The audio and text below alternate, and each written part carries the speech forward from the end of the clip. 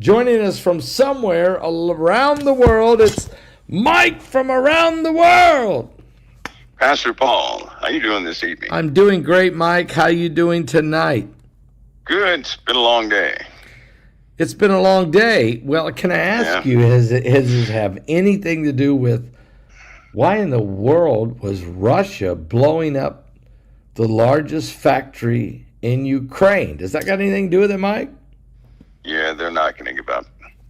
They're not, are they? They're not going to give up. No, they're not. Actually, they've become quite aggressive in what they're doing, and the U.S. has no choice but to, defend itself. So we're starting to get to that point. Okay, when you say the United States has to defend itself, it's because we're not going to have a peace deal, are we, between Russia and Ukraine? It does not look like it. Not right now, at least. It really doesn't. Putin is not going to give up the idea of, going into that territory and to have it. He's on that, in that line of thinking. There are conflicting, he says very conflicting things. He had the meeting, yes, and everything, but I believe when he went back home, it was like he used this meeting to get the pulse of the USA, to see how far the USA would go, to see how things would go, what would happen. But, these guys are, he wants his country. He just simply wants his country. When you say he wants his country, in other words, he wants Ukraine because he wants to go back to the former Soviet Union. No longer, he's never, he probably will never settle for the idea that the Ukraine belongs to anybody else but Russia, right? And when, that accident happened when that nuclear power plant failed, that was it. Russia split up, and he was upset about that whole incident. So he is somewhat of a loyalist to historical ideals concerning Russia, and he plans to restore it. He wants to restore it. That's in his mind. And keep in mind, this guy, he told the USA before he went into Crimea that he was not going into Crimea, right? He told the USA prior to going into the Ukraine, he was not going into the Ukraine. I remember that, yep. So this is a guy who will look you in your face and say one thing and order his troops to do another.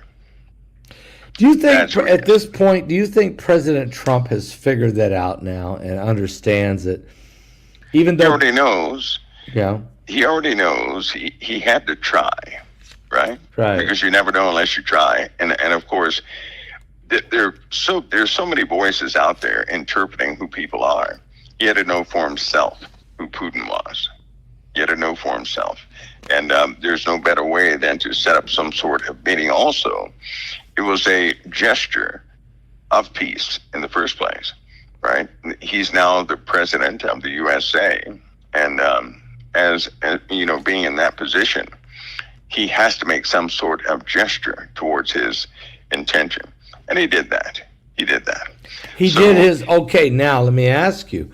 Now that President Trump has made the gesture, met with Putin, suggested heavily that Putin and Zelensky should meet tomorrow. That's not going to happen. Trump's not going to like being lied to his face or made a fool to his face. Where do you see this going from here, Mike? Well, after tomorrow, after the numbers come out, because tomorrow's a big day for America. Right? What do you mean? What do you mean the numbers? What do you mean? Financial numbers come out tomorrow. Okay. And so, the markets will respond based upon what's said. But after that, he already has some plans in the making for that. Different things are on the table. It can become difficult for Putin, but see, there's almost like a unrecognizable force sustaining Russia right now. The consensus is Russia is broke, correct? You're right. That's the That's consensus. what we hear. Right. They have financial trouble. So why did they just double the manufacturing of their military weapons and military vehicles? Right. Why did they recruit? They didn't just grab people off the streets, but they're building up a force that's quite strong, full of mainstream Russian troops. Putin has two armies. One he has recruited from the world, and that's what people have been saying. That's what the Ukraine has been fighting. And then, of course, he has his own troops. There's a lot of propaganda out there. It's very difficult to trust what's on the internet, because one side will say the Ukraine is winning and Putin is finished today. And, of course, the other side will say the opposite. So it's very difficult to gauge. But time is telling what the true story is. The Ukraine is hurting. Here's the fact about the Ukraine. If the U.S. does not continue to give money to the Ukraine, to give weapons, ammunition, all those things, they're done for. They're going to be done for. The Ukraine is surviving because of NATO and because of the USA. That's why they're surviving. Essentially, it's our war. And Putin is not happy about that. Remember, he said if any U.S. weapons are used in this war, right, that the world would pay for it, big time. Yeah, he did. Well, we crossed that red line a long time ago, and he reminds everybody about once every week that we have crossed that line, and he will deal with it. So he has activated all of his just about all of his nuclear forces. He's made some pretty prominent moves in that province of the UK. He's still talking about, but it's not bravado. Putin is quite serious about his nuclear option. In fact, he's so serious that the nuclear procedure has been changed in Russia. It's been altered. So at any moment, he has the authority, right, based upon attacks on his military and any U.S. or NATO movements to utilize nuclear force. Now, when he did that, he just did that about 2 months ago. The whole thing has changed. How do you feel about it, Mike? I mean, let me ask you a question personally. You've been in the intelligence agencies, intelligence apparatus your whole life. Do you believe that Putin, I know Putin is doing this, and he'll up the game and change procedures to keep everybody off balance, thinking he's really willing to pull the trigger. Do you believe that he's willing to pull the trigger? Is he gone that far, or what do you think? He loves his nation, right? Yes. He loves his nation. And you have to think of Putin like similar to President Trump, but in this way. He loves his nation. His nation is a communist nation, yes. They have different ideologies than we have, yes. But he loves his nation, and he loves those people. Now, they are Russians, so they have different procedures. They have different ways of doing things. He will do anything to keep his nation alive. And when you have a person in power who is being pressed on every single side, it makes him very dangerous. Very dangerous. He does not have the luxury of taking a chance. He already took a chance, and it cost him an entire country. That's in his mind. That's in his heart. And he will do anything for his people. So when it comes to nuclear war or something along those lines, weather has to line up perfectly for that. Conditions have to be right, but he'll do it in a heartbeat. Okay. That's going to depend on the aggressiveness of NATO, as far as what the U.S. will do in the Ukraine, because I can almost guarantee you that if we start building up anything in Ukraine, which is that it gives me a moment of pause. If we begin to do that in Ukraine, he will respond with greater and greater force. And nobody has seen his mainline forces yet. I know a lot of people say they have, but they have not. So you're saying he's fighting with two different armies. The army that he's recruited from all over the world. Or conscripted, yes. Yeah, or bought with his own money with the government. And then the army that he has, his Russian army, that he's using as well. Let me ask you, what does President Trump feel about the situation? Where does Trump go from at this moment from here? Well, he has a good handle on many prospects of Putin, but again, Trump is going to have he's going to have the people of America. That's going to be his best interest. Now, he is building up defenses of the USA.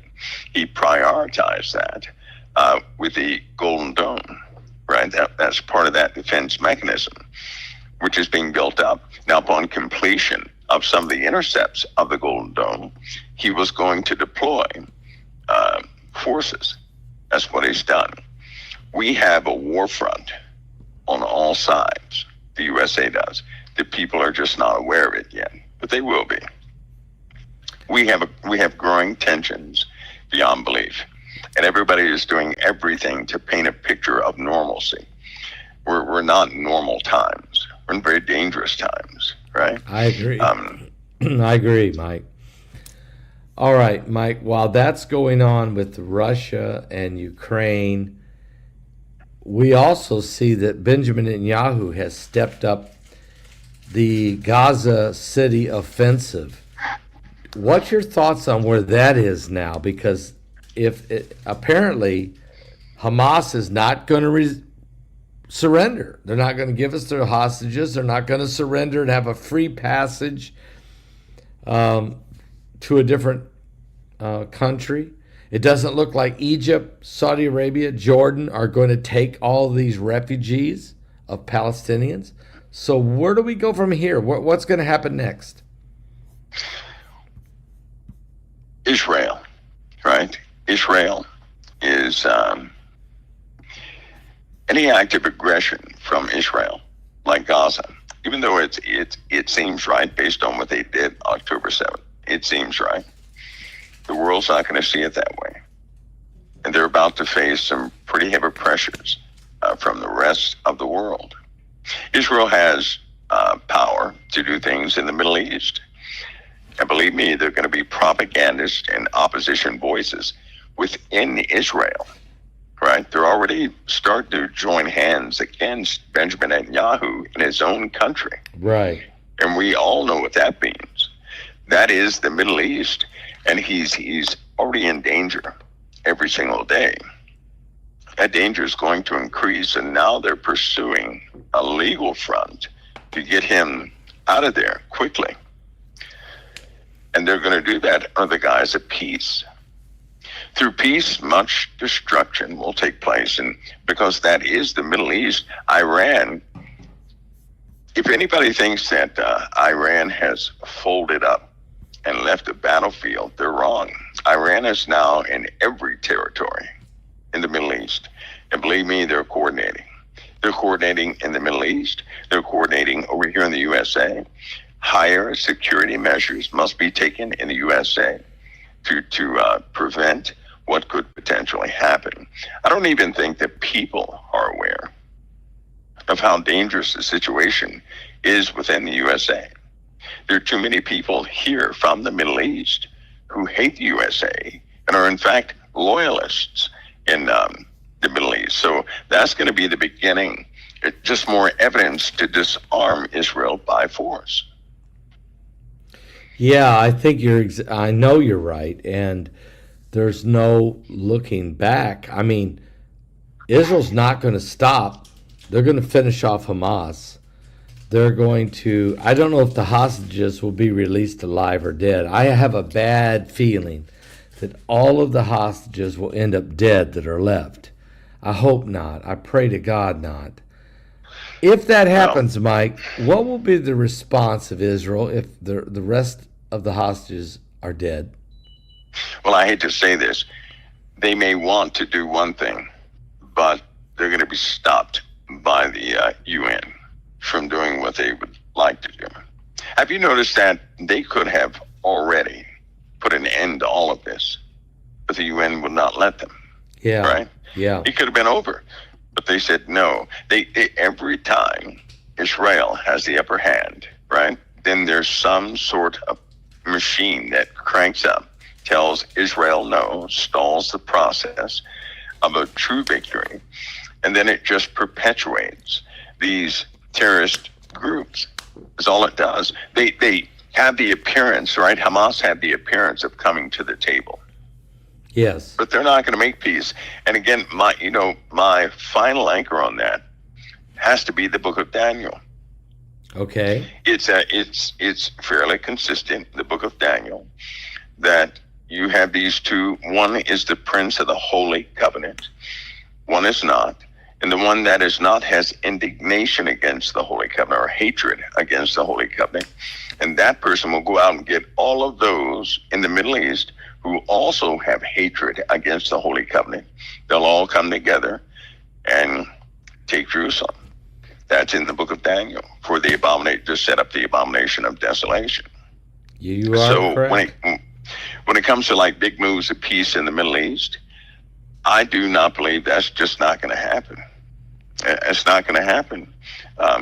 It always appears as though it does, and every single time, Israel, somehow they end up paying the price. Every single time. But I believe this time, the USA is in danger also. I believe the USA is in danger this time likewise. Because biblically, no one can go into Israel and keep it for 3.5 years when the USA is up and standing. So my question again is, what happened to us that we could not intervene into a 3.5 year siege in Israel? That's my question. So something is you're always bringing up that 42 months in the Bible that says they're going to be underfoot, and it's significant because it's one scripture says time and half a times. I think it's in Daniel. Another time it says 1260 days, which on the Hebrew calendar is exactly 3.5 years. 42 months is exactly 3.5 years.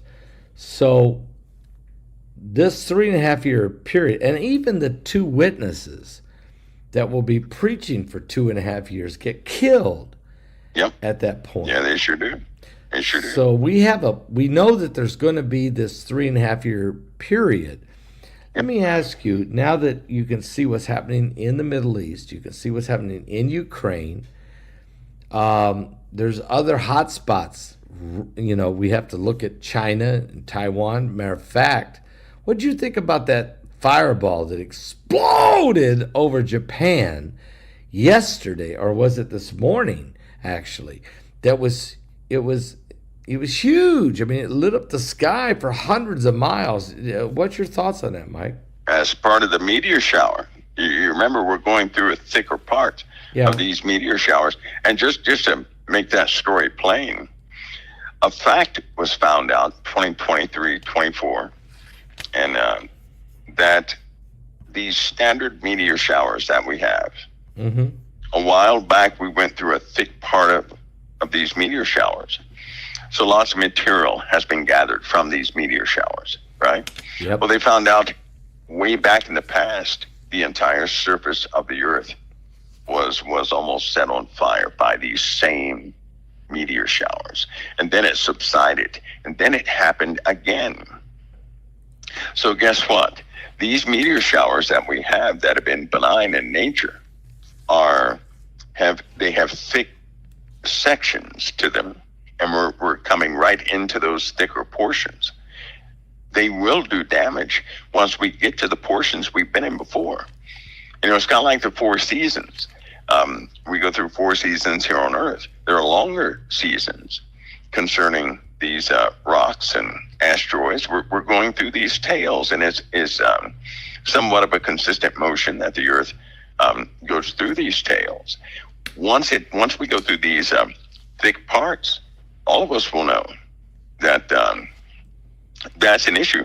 They will be publishing some papers on these meteor showers, and people are going to start hearing this statement, that the meteor showers that were responsible for destroying much life on this earth, we have been going through for some time now, but we're about to go back through the thick parts of these tails.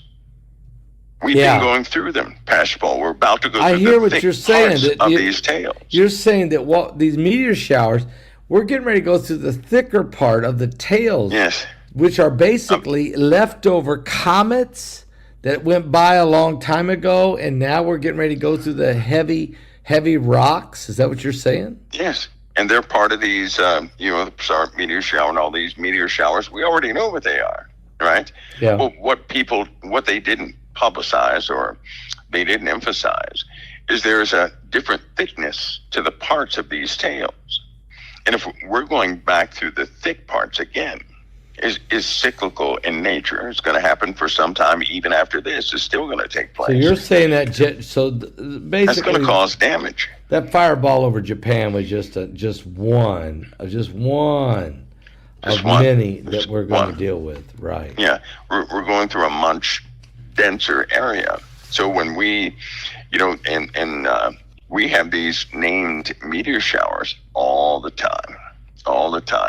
And now we're going through thick parts of few of them. It kind of startled some of the researchers that they found the materials from these meteor showers, right? Because they know the materials. They know what they have left behind.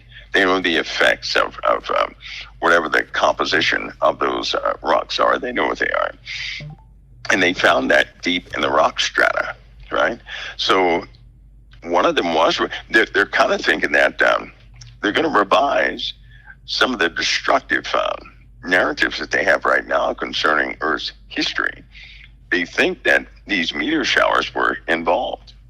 They can't explain it any other way. Now, it is based on their findings, but they're going to also prove that by optics, right? They're going to start looking at these things. And once we find out, I think that will cause people's hearts to fail them for fear a little bit. Yeah, because it's already destroyed civilizations.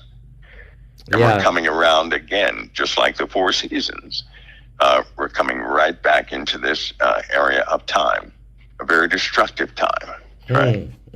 Okay.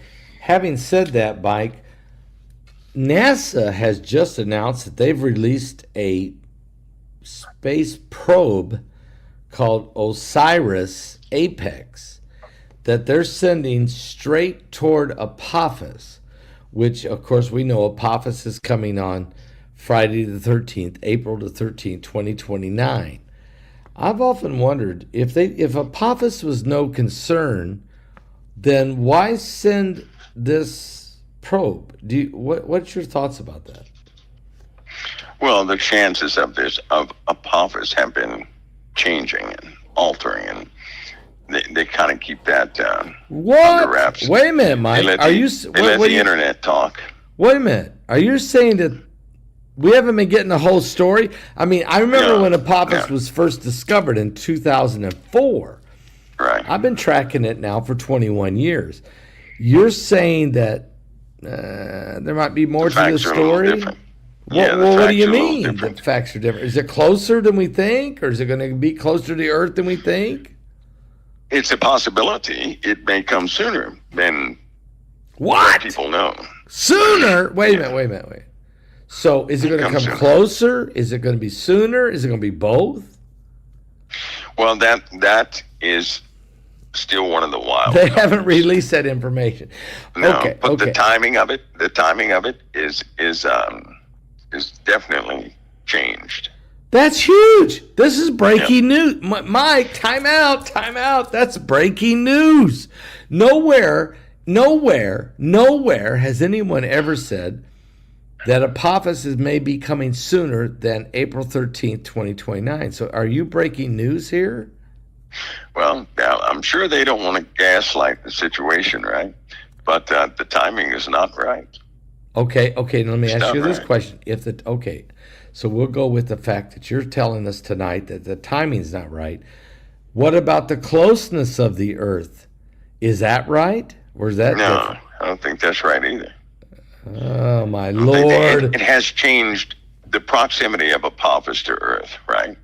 It's all been about the keyhole at first. Yeah, I remember you talking about that. They calculated the orbit and the keyhole, but that's been revised 6 times. 6 times. Okay, I appreciate you being honest with us tonight and telling us that it's been revised 6 times, because I'm going to tell you, Mike, it's the first time I've heard this. I'm going to be honest with you. And I've been studying this thing for 21 years. Now, I can only go by what media releases to me. I don't have access to what you have access to. But you're saying is they've been making adjustments to this thing all along, and it's 6 times adjusted. And because I knew when I saw that today that they were releasing, NASA had sent out a new thing called, a new probe called Osiris Apex. I said, whoa. There's something up. They would not spend billions, probably $5 billion. And I don't know if that's the right number. Right. But would you say it's pretty close? Yeah, if they're being honest, I doubt that's the right number either. Okay, I'll guess it. $1 billion. You wouldn't send a $500 million probe to check on an asteroid that you already know is going to miss us, unless you're saying, I'm not saying, Mike, that it's going to miss us, that it's going to hit us, but you're saying they've made 6, so it's not going to be so in other words, is it coming sooner or later than April? Well, they made some adjustments so that it's going to be a different, obviously it's going to be a different time period, not too far off, maybe. But then again, I heard at one point it was 2 years off. At another point, I heard it could come 6 years before. What did they say? Not 6 or 4 years before its projected date. Whoa, this is 2025. It's coming in 4 years. So we're also in a very different part of existence, right? Of space, and anything could be out there to I got you. cause that object to do some pretty weird things, right?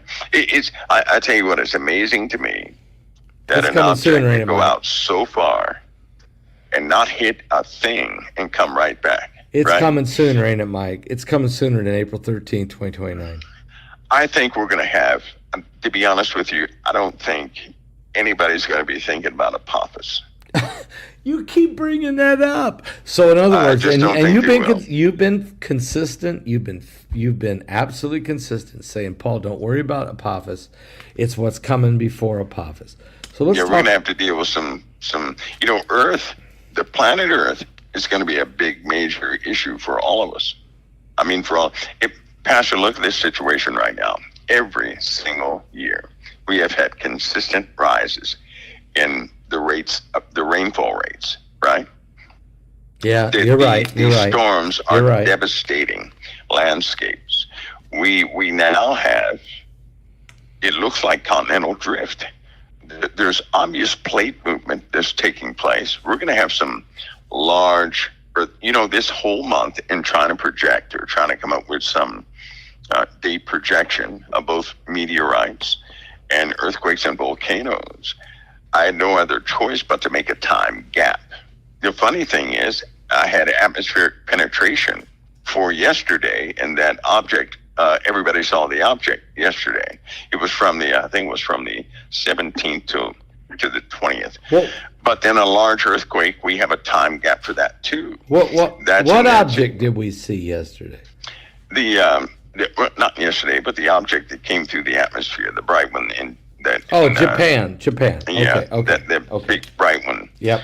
But there's so many things, there's so many instabilities, and that episode that happened in Russia really changed parts of the Earth. That's true. In a big way. It's going to really mess some of the timing up for quite a few things. And we know there's continental drift taking place. That means we're going to have more 8.8 earthquakes, right? Oh my I think God. I issued in August 11th, from August 11th to August 24th, a warning of 8 point plus earthquakes. Yes. That will be taking place, right? Yes, you did. Yes, From you the did. 11th to the 24th. Yes. So, because the plates they're not going to stop. They've begun, in this weird tight motion, and things are happening. But it's almost like it's not emphasized. We're also going to see continents, right, that will change their altitude. In other words, somebody may be above sea level today, but they may not be above sea level 2 months from now, right? Okay.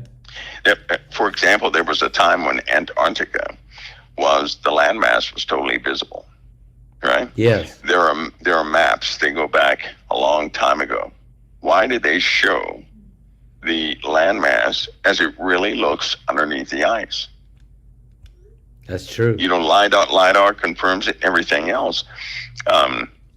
There's too many things happening right now, and so the geo situation in the Earth, that's something that nobody can reckon.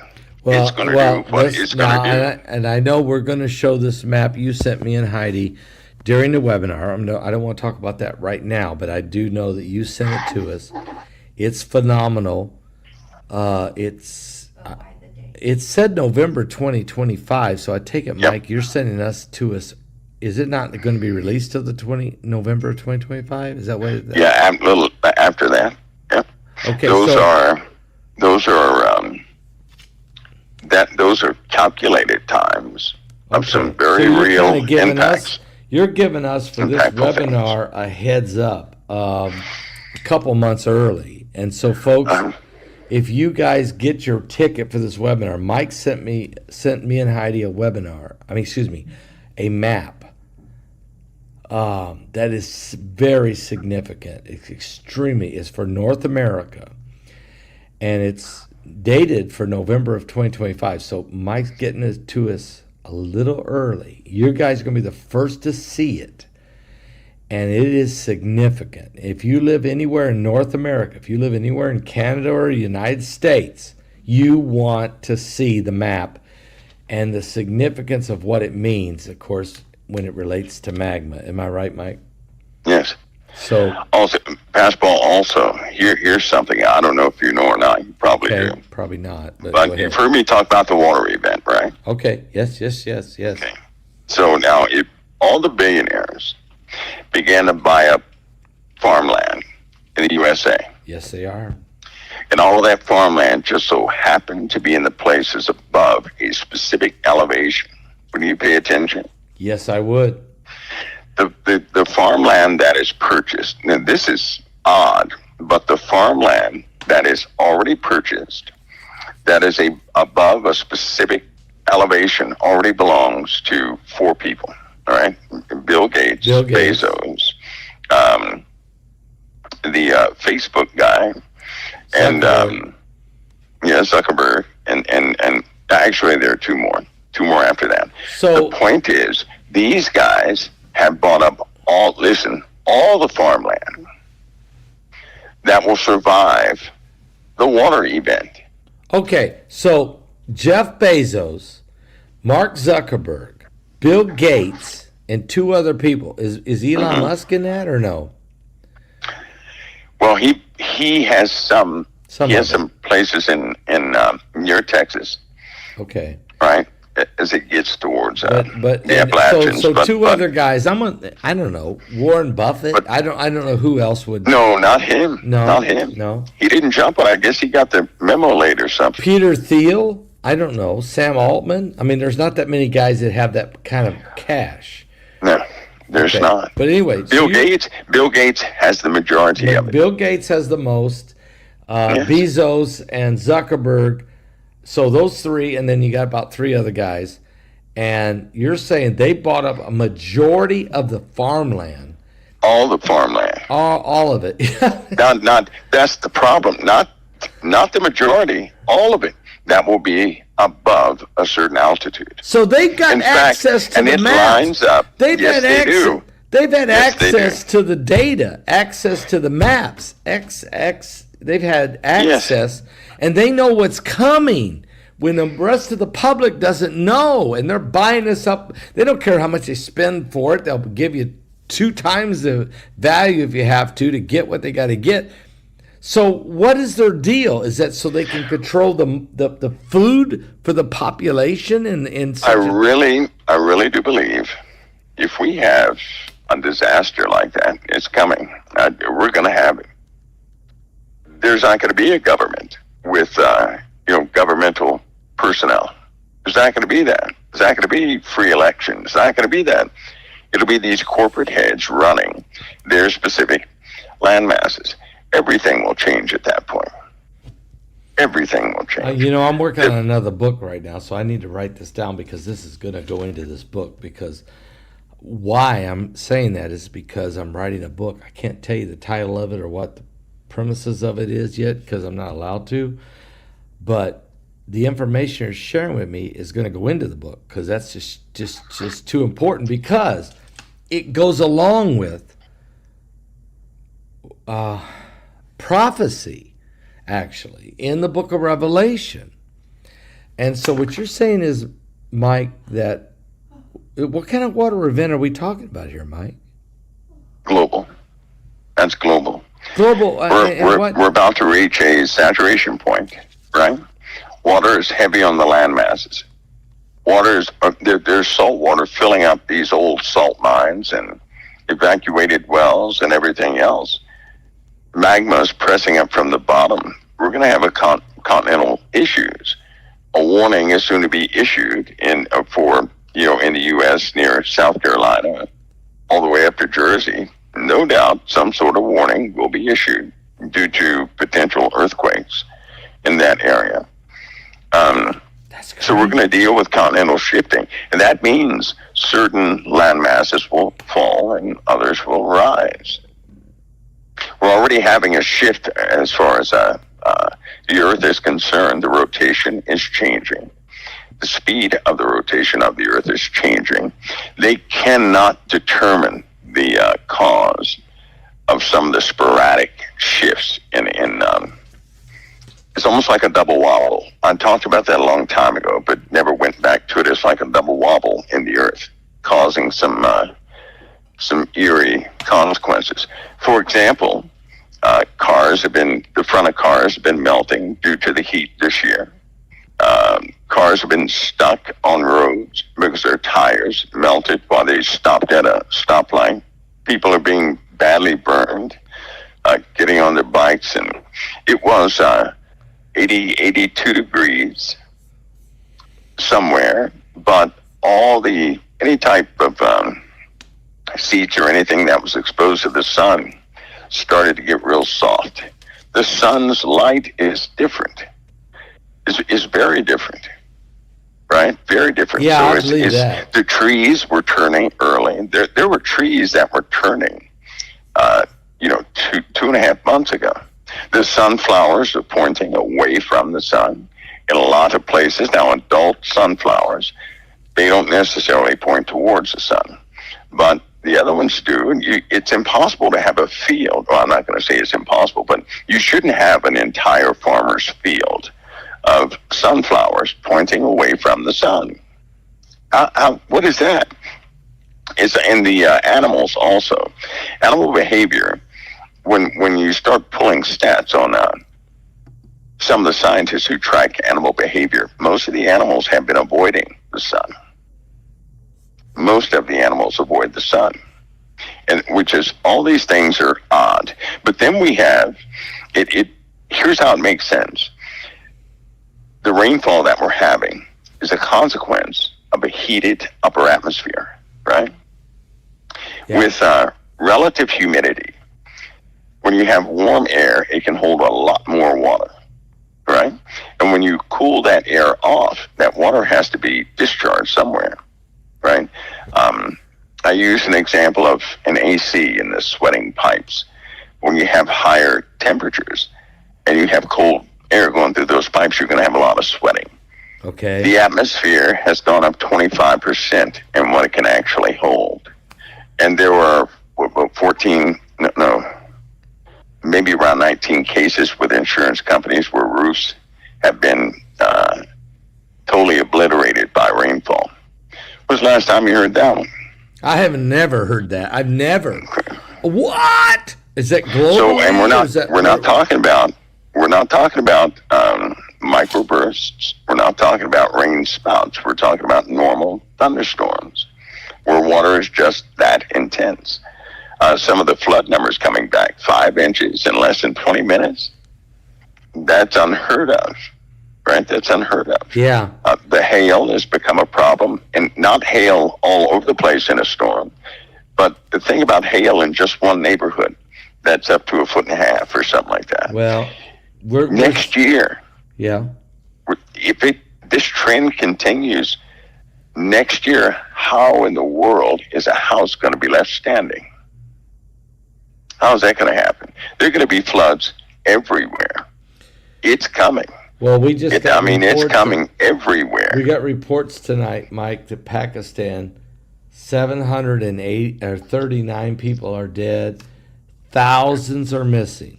It was an incredible rainstorm that hit in Pakistan. We're hearing that. I mean, Mike, these things are happening. They're not. It's like what you said was going to happen.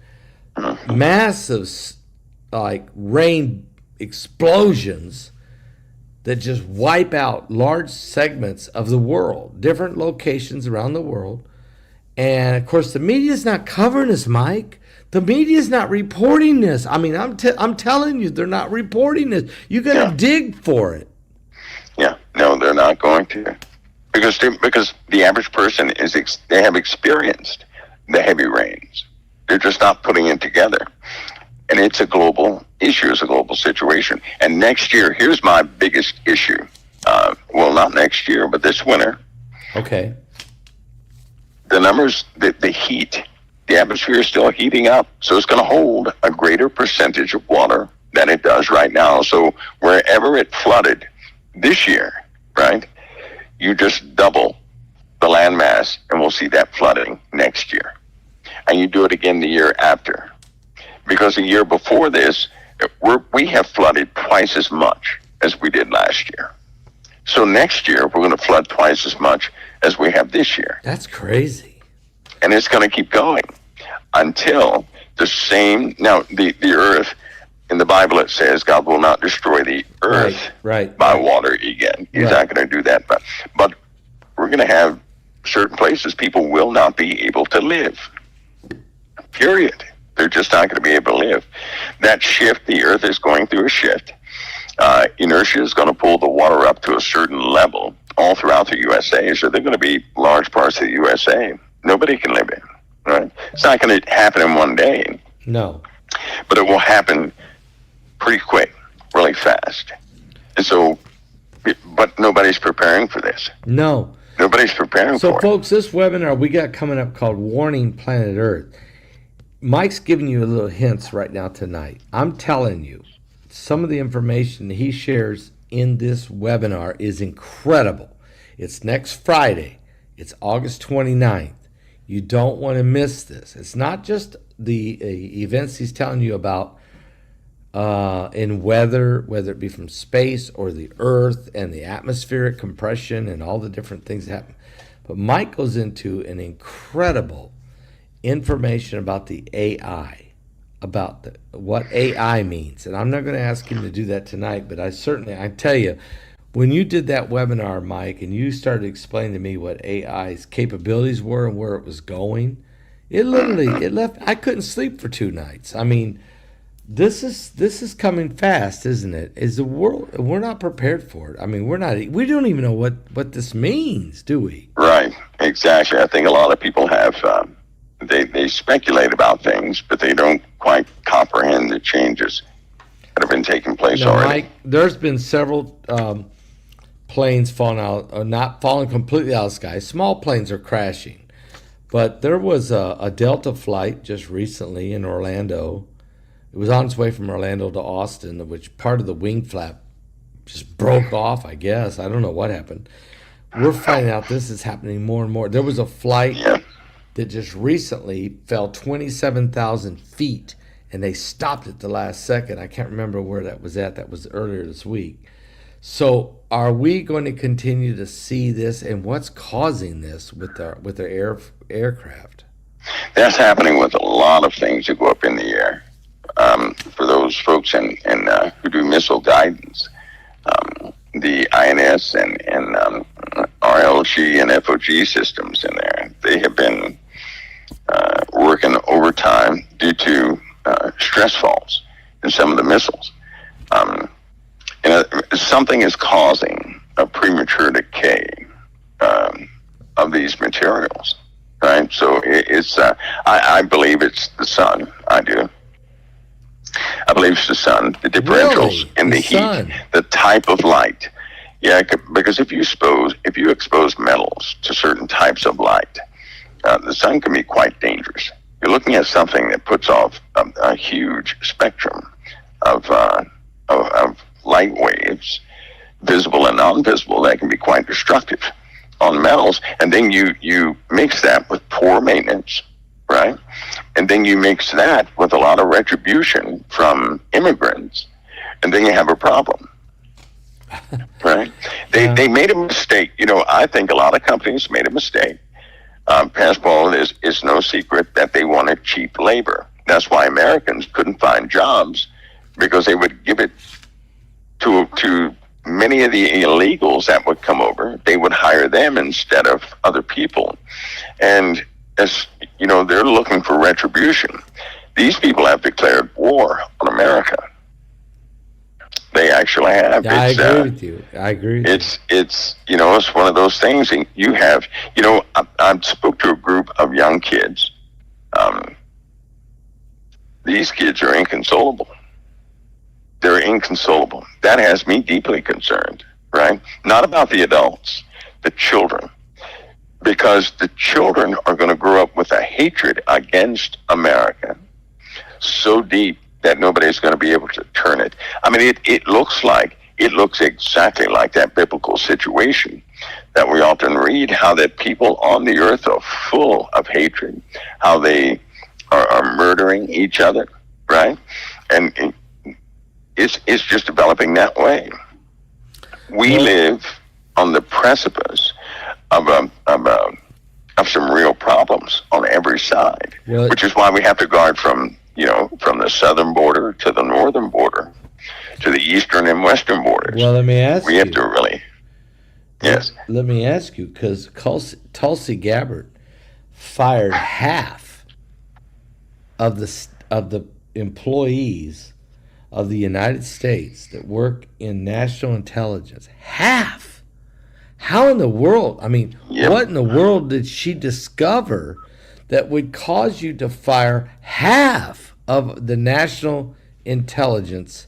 Interviews. But what? Okay, is it what, because what they believe? What is it? Absolutely, you can't have people in intelligence who would. First of all, when you're in a governmental position like that, nobody's in there to practice democracy. They're there to preserve it. And they have certain functions in those jobs. So they can't compromise, or the entire republic starts to suffer because of people like that, doing favors for this person and doing favors for that person.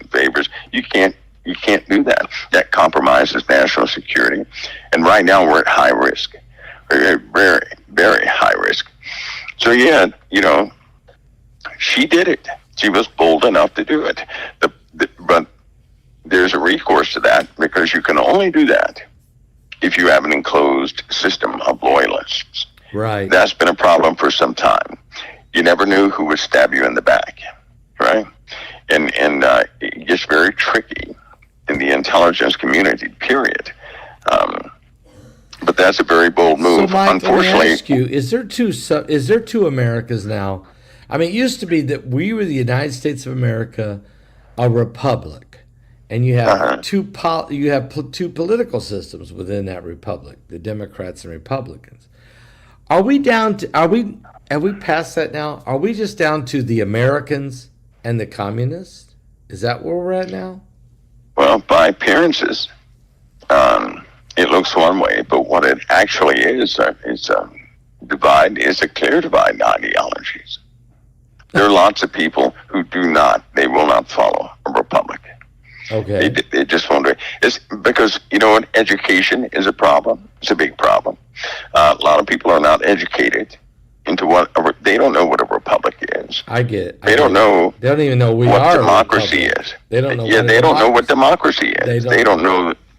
They really don't know. No, they don't. They know from YouTube, but that's not real education. They're not being taught it in school, in civics. Because their parents don't know. You remember when they said you can't correct your children anymore? That thus began the breakdown, right? Yeah. And kids were able to turn their parents in. When that happened, discipline was lost. And now kids demand, and that's a problem. You have a whole generation out there who are raised and they truly believe that they're owed what they've been receiving. So it is a type of entitlement built in due to a lack of education. But I think that's our responsibility, though. We have the ability to educate any and everybody we come in contact with. But a lot of people, they don't talk to their neighbors. And then their neighbors are hostile if you do try and talk to them because you didn't use the proper pronouns or something of that nature. So, I'd say we have 5 Americas is what it looks like. But one interesting thing is this. The governors have finally began their process of division, of a final division. We're seeing right here in this nation. It is happening. We're seeing it in California. We're seeing it with Texas, Illinois, New York, Florida, and I'm sure before it's over, all 50 states, you're going to have to draw a line. Are you blue? Are you red? People are going to move to the states that are more based on how they feel. We're dividing this country. Where do you see we're going the next 10 years, Mike? Do we last 10 more years? Well, we'll have, let's see, on the conservative side, you'll have 2 camps. On the Democratic side, you'll have 3 camps. That'll be 5 different places in America. Tell me, that's interesting. So we'll have, tell us what those are. 2 camps among the Republicans, 3 against the Democrats. You have your traditional Republicans, right? Okay. Who still have ideologies based in the middle aisle. You have another base of the Republicans who believe in loyalty and root values. I'm going to call them root values, which means they consider the founding ways, right? But you have new conservatives out there who they have, in a traditional sense, they do things based upon these modern day policies. Well, right? Okay. So who are the first Republicans that you call? Well, no, are they MAGA? Is MAGA? You have MAGA, and you have the Mitch McConnells. Are they the first one, MAGA, or the second one, MAGA? I don't know. I say no, not the MAGA base that exists right now, right? Mm-hmm. Is very different from the first MAGA base. Okay, I got it. It's very different. But that base is growing by leaps and bounds. Yeah. Traditional conservatives is slowly they're kind of being separated. They're being separated. They're not going anywhere. They're not going, but they're smaller. Would you say that's right? MAGA's bigger than the Rhino. Absolutely, okay. Absolutely. Okay. Because MAGA is the people, right? Yeah. That's what that is. Traditional conservatism. They forgot about the people. Yeah, that's the ruling class, the Republican ruling. Okay, so now let's go to the Democrats. Who do you got here? You got 3 groups? Oh boy, yeah, you got 3 groups. Talk to me about. You've got your main Democratic group, who is let's call them the biggest group, which is your citizens, lots of citizens, people who have generalistic ideas about democracy, but still inclusive with everything else with democratic ideologies. Are they the old school? Are they the old RF? Yeah, you call them that. You could call them I would call them the Clinton Democrats. Okay, we'll call them the Clinton. Right. Okay. I think anybody before Clinton, they're not just, they're pretty well don't gone, exist. Aren't they? Yeah, they don't exist. All right. But then you have the new Democrats. Okay, who are they? Right. The ones that they have no idea what Democrat means. Okay. Though I'm you have sorry. that new group, the rebellious group, I'll say. The Okay, rebellious group. rebellious, good They're word. quite rebellious. Okay. And then you have somewhat of a reserved group of Democrats that make no noise, right? They still vote Democrat, but they don't make noise. Well, Right? where's the They communists? assess things. They're very quiet and they assess things, right? Well, Democrats, by and large, they may not know it, but they are exercising communistic ideologies mixed in with the Democratic Party. Well, which ones are which one would you say, is there a socialist group within the Democratic Party? That is part of the Democratic Party. Because socialism is common when things are commonly owned, right? That's when nobody really makes money themselves, but everything is in a communistic fashion belongs to the state, right? Well, are they the Democrats who believe that That's everything that we should take from the rich to divide among the poor?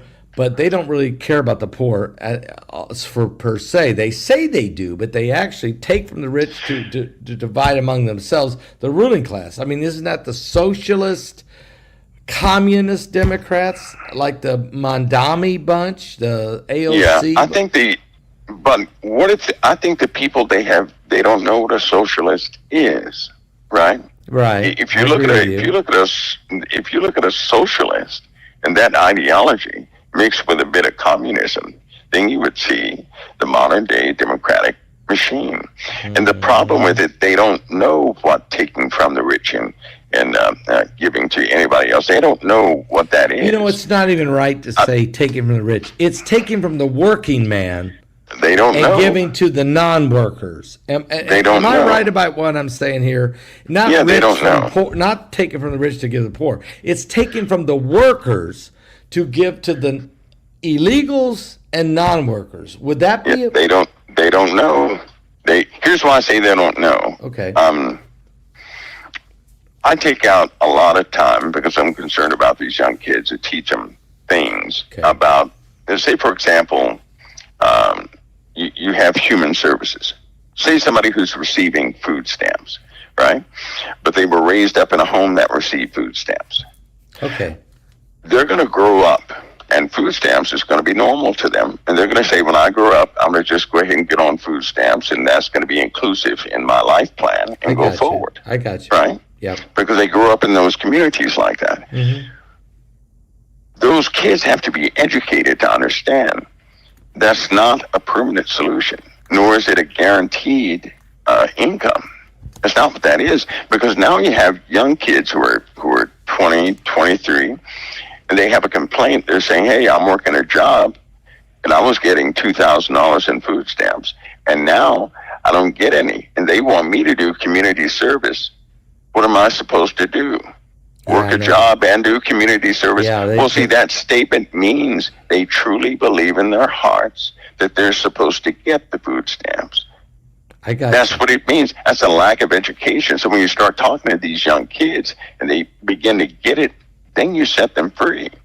The Democrats hurt the Democrats when they don't educate the young children to emphasize the state is helping you out or helping certain demographics out to get you on your feet. But when you get on your feet, sow back into the nation. Right? Yeah. That's not being emphasized. That's not being taught. To sow back into the nation. That's not being taught, Mike. That they need to see appreciation for the nation would be a good thing, but that takes people who are willing to educate the masses on things like that, right? So how do you feel about this guy who's running for governor? I mean, for mayor of New York. That shouldn't be allowed in America. That's a communist. You know, in America, in America, that should not ever be allowed. I mean, not ever. Anybody who has socialistic or communistic tendencies, they should never be allowed to run. Mike, he's going to win the election.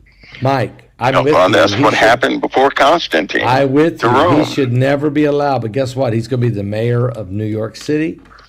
And I predict the next governor of California will be exactly the same as Mandami is of the New York City mayor. Then You see what's happening, the next don't you? mayor of Chicago will be the same as Mondami, if not the governor of Illinois. I don't see this thing slowing down. I mean, Do you see what's happening? Yeah, I do. I see a divided country of the haves and have-nots, and I don't know how the workers and the non-workers. I don't see how where this is going to go. It can't sustain itself, can it, Mike? Well, the Bible says it will not. It won't. It clearly won't. It will not. Whoa. And again, something happened to America to stop us from interceding for Israel. Oh, now We do not. Okay. We don't help Israel out. There you go. Nobody can occupy Israel for 3.5 years if the USA is standing. So then our whole system changed. Wow, that I was a believe great we're living. point. We're You living in just- that time where it's starting to change. You We're just starting pivoted. to see how it You changes. just pivoted that America's demise is because of its rejection of Israel at some point, which will create our demise, and that must be going to happen, or Israel doesn't come under 42 months of where it comes They're under trampling underfoot. Yeah. Yep.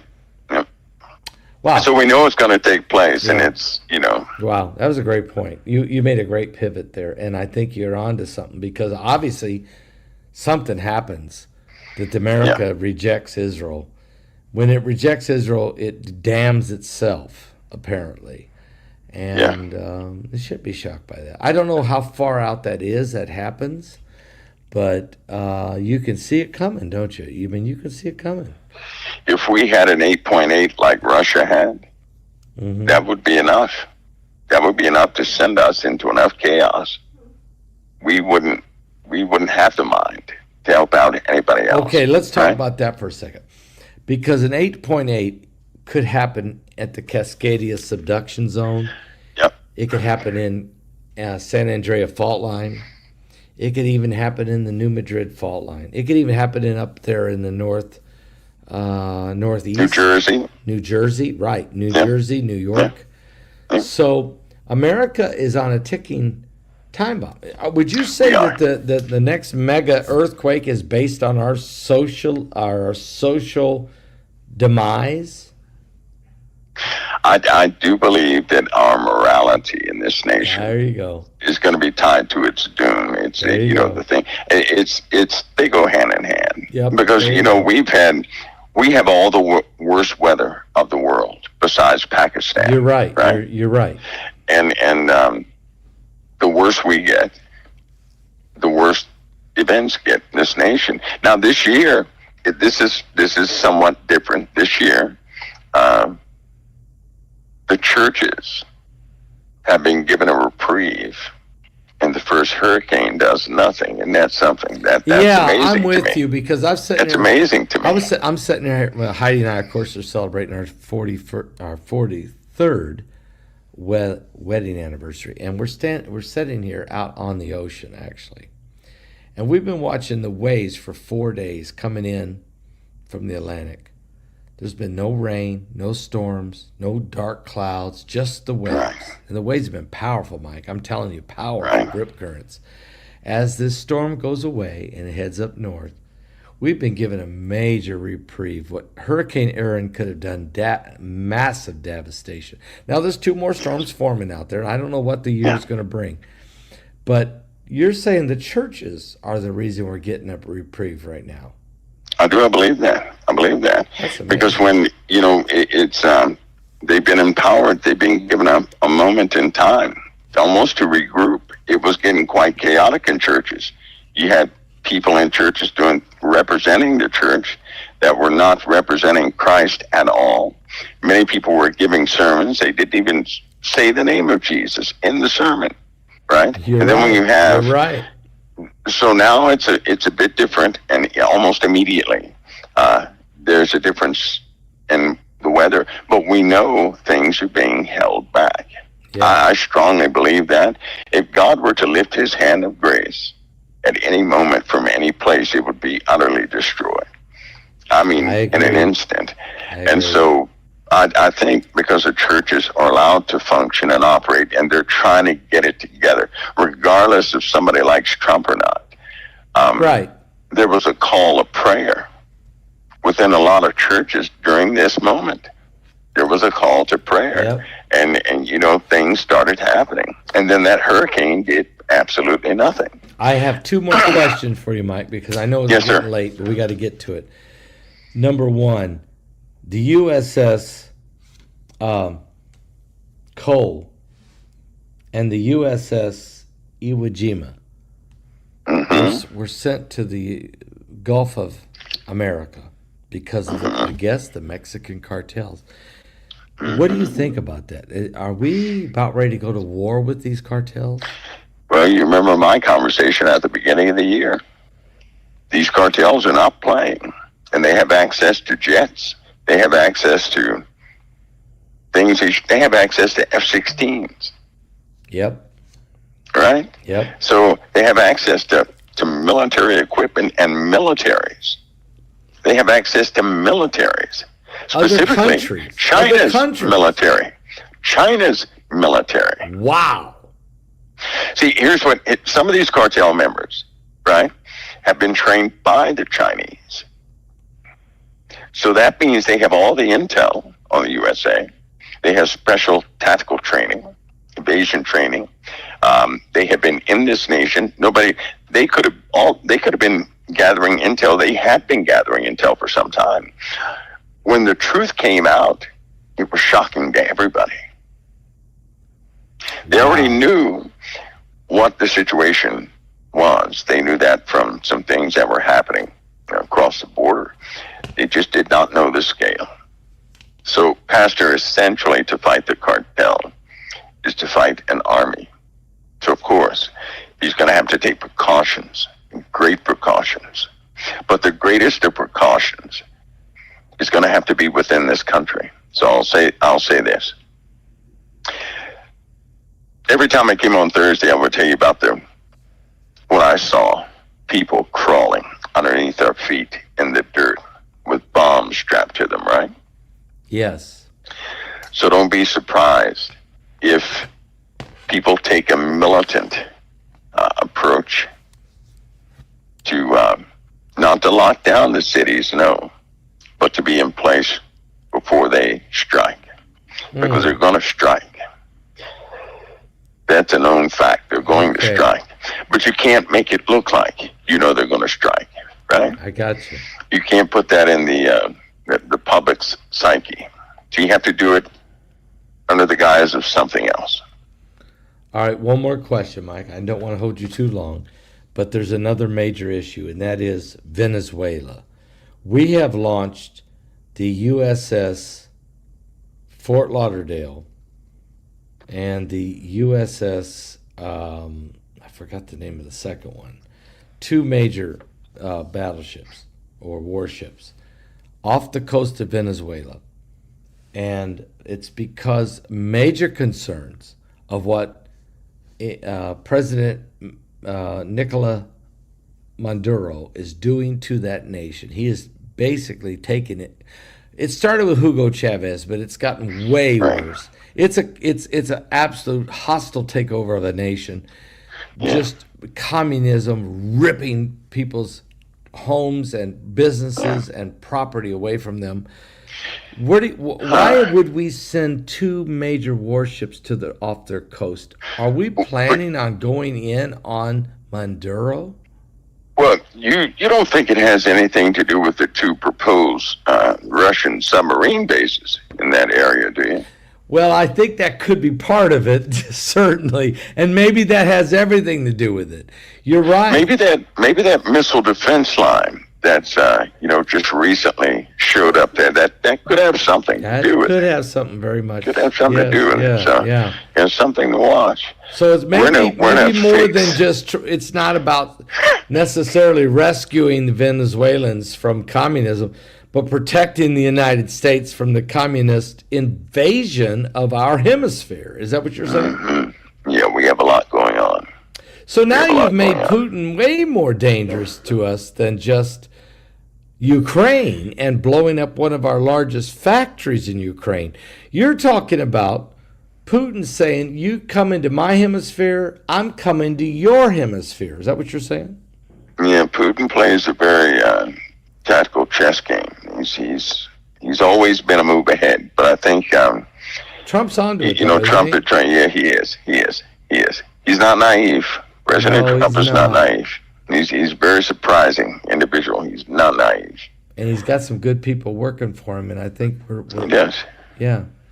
I And appreciate that you thing, being a part of our intelligence as well, Mike, to be honest with you. I hope that people are praying, Pastor Paul, for President Trump, because yes, he has good people around him, but there's still serpents in the grass. I agree with that. Well, we'll be There's praying. serpents in the grass. Mike, next week, of course, this webinar is going to launch, Warning Planet Earth. It's going to be a good one. I know your presentation was just incredible. I even had to go back and listen to it a second time. And I know when the people listen to it, they're going to be highly impressed and also hopefully awakened to the reality of the time we're in. So I want to thank you. Absolutely. I want to thank COT's base of break. I'm going to give everybody a chance to pop in here. I'm going to cut on a couple of more streams. We'll begin, but do you guys know that how many of you guys track sunflowers? Or know anybody who is a farmer who has fields full of sunflowers? Something in the last 3 years has been happening that is quite odd, this year more than most. Sunflowers normally face the sun. Right? Now we know when sunflowers, they become mature, they don't face the sun. Right? They don't do that. They face anything. But normally a sunflower will face the sun. I've noticed a phenomena a couple of times. Sunflowers are facing away from the sun, perfectly away from the sun. Perfectly away from the sun, right? Somebody asked me, they said, well, Mike, what is it?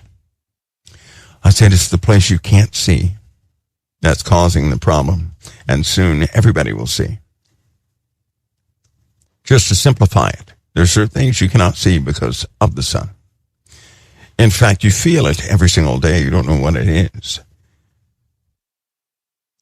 Something is there. You just can't see it.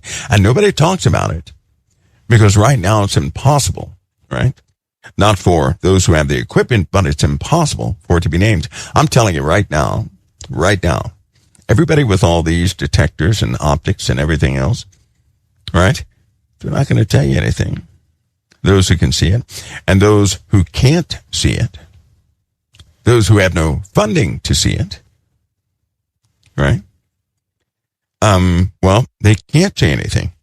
And if those who do know it, who are at the university level or something like that, if they were to ever utter it or suggest it, their funding is cut off. So they're not going to say anything either. But the sun can shield unbelievable things. It's impossible for us to see it because of the sun. Impossible. But there's something called cause and effect. The sun will not always shield it. The sun will not always disguise it. It won't. The nature of the sun will surely be known. And when these objects are detected, people are going to look at these scientists and other people and say, why didn't you guys tell us anything, and why couldn't you see it? Why were you blind to it? It's in the numbers. It's in the numbers. The problem is many people cannot interpret the numbers, right? They can't sell it. I want you guys to keep this in mind. If you are a scientist and you have no ability, or your colleagues have no ability to verify something, and if that verification cannot be replicated at the public level, you can't utter a word, because if you do, you're going to get your funding pulled. There are many people who ask all the time, especially about this UFO subject, what about those people who know about it in high places? Why won't they say anything? They'll never permit somebody to say anything that's going to be taken seriously. It'll collapse you may think it won't collapse things. It will. If there were proof, let's give a scenario, short scenario, then I'll take a break. Let's say that, for example, Dr. Avi Loeb, right? Let's say, for example, what he suggested, right, is right. Let's say it is a ship or probe or something like that. And him and his team found that out. I'll tell you right now, I do not believe. There's nothing within me that believes. And it does give me a moment to pause because I know how evil people can be. They will not permit him to tell anything outside of a specific narrative. Do you know that? Do you really think they would permit anybody to tell anybody else what it is? Do you think? You think? I don't believe that. I really don't believe that. Some people make me nervous. Should they find the truth of something like that? And if there's one thing I know, everybody on earth is touchable. Everybody on earth is touchable. And if you start treading into those areas, often people find themselves by themselves. But if you ever hear of a scientist, you keep this in your mind, who has evidence of something, right? Prominent scientists who have evidence of, not a YouTube scientist, but a real scientist. If they have evidence of something, and they're talking favorably of some type disclosure, something like that, and all of a sudden that person changes his or her tune, and they drop the entire subject. They've probably been approached. Likely they have been approached. Some people have seen the toughest. Some of these scientists are pretty tough, right? They're pretty tough. Not so tough when the weight of the world is weighing upon them. There's still evil people in this world. And if they want something to be kept secret, it's not. In fact, nobody knows secrets, even to this very moment. If something ever leaks on the internet, do you really believe it's a leak? It's not a leak. It's not. Everything you see on the internet, it's impossible for something to be leaked on the internet. That's just impossible. It is. It's not going to be leaked. They know about it. There's nothing leaked. Everything is fitting into a narrative. It truly is. And some people are saying, one more thing, some people are saying, hey, do you know about Project Bluebeam? And they've gone too far. They said, well, they say a UFO is coming. That's what they say. They say a UFO is coming. That's what they say. They say a ship is coming. That it could be hostile, this, that, and the other. And this Project Bluebeam, well, let me explain something to you. Do you really think that people would know about a false flag before the false flag? Nobody has ever named a false flag except what people call spiritual kookies. Nobody has ever known about a false flag prior to a false flag. No one has successfully told anything about a false flag before a false flag ever came. Nobody. Do you not? They know everybody talking on TikTok, on social media, on the internet. They know every single subject. If somebody ever had the truth of what they're planning or what they're doing or something like that, that person wouldn't even, whatever they have to say, would never reach the public. There's no way anybody can say anything on the internet. You have to go through different channels. Just to let you know that. Now, spiritually is different. Hear me on this. Spiritually, people have named false flags. And everybody missed it because it didn't come from a prominent source. But oh yes, people knew every single false flag has been spiritually disclosed prior to it happening. No one in the know has ever come forward and told anybody about a false flag, and the public knew about it through any official channels or any popular channels or avenues right, or venues. But when it comes to those who are spiritual, it always comes forward and everybody ignores it. You know that? Spiritual things are largely ignored. They're written off. Nobody pays attention. And do you know what? Everybody is always warned spiritually before anything ever happens. It never fails. That will never fail. But the public does not listen to spiritual kooks, do they? No. They go for the people who know everything. Right? Thus, they don't know and they will not know. They don't. If something is known, then that's not the direction to look into, is it? It's not known. And because they compartmentalize things, there's just no way that people outside of certain groups would ever even know the capabilities of that group. There's no way. There are 4 levels of science.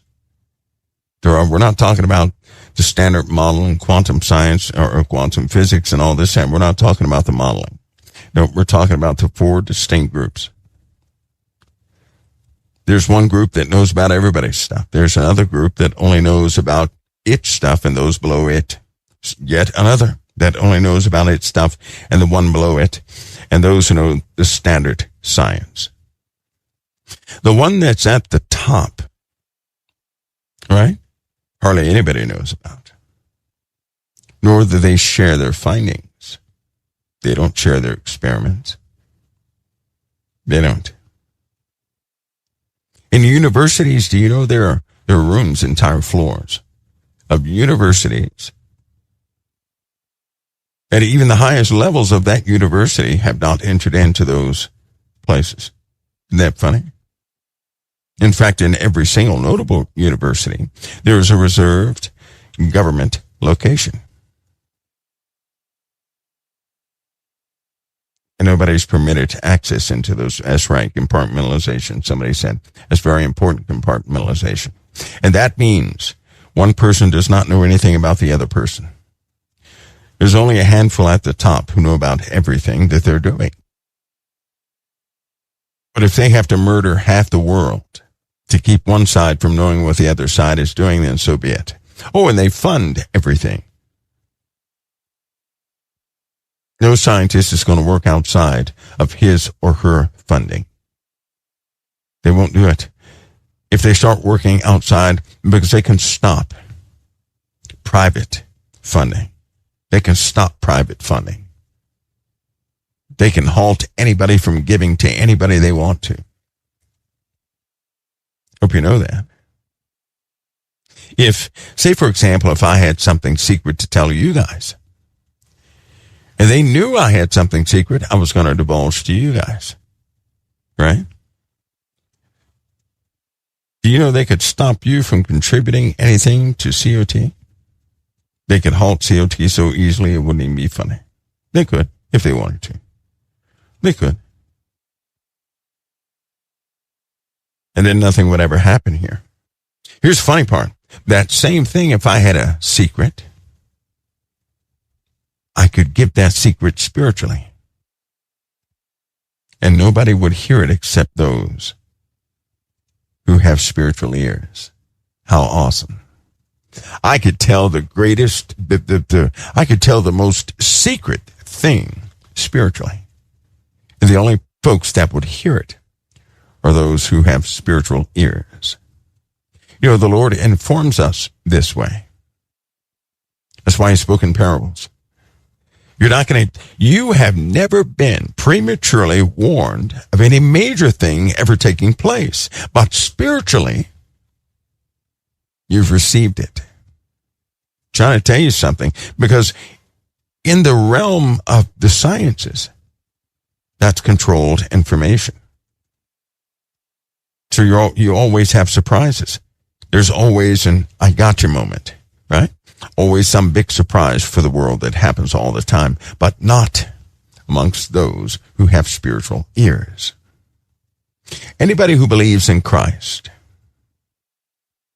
has been given the ability to resolve spiritual things.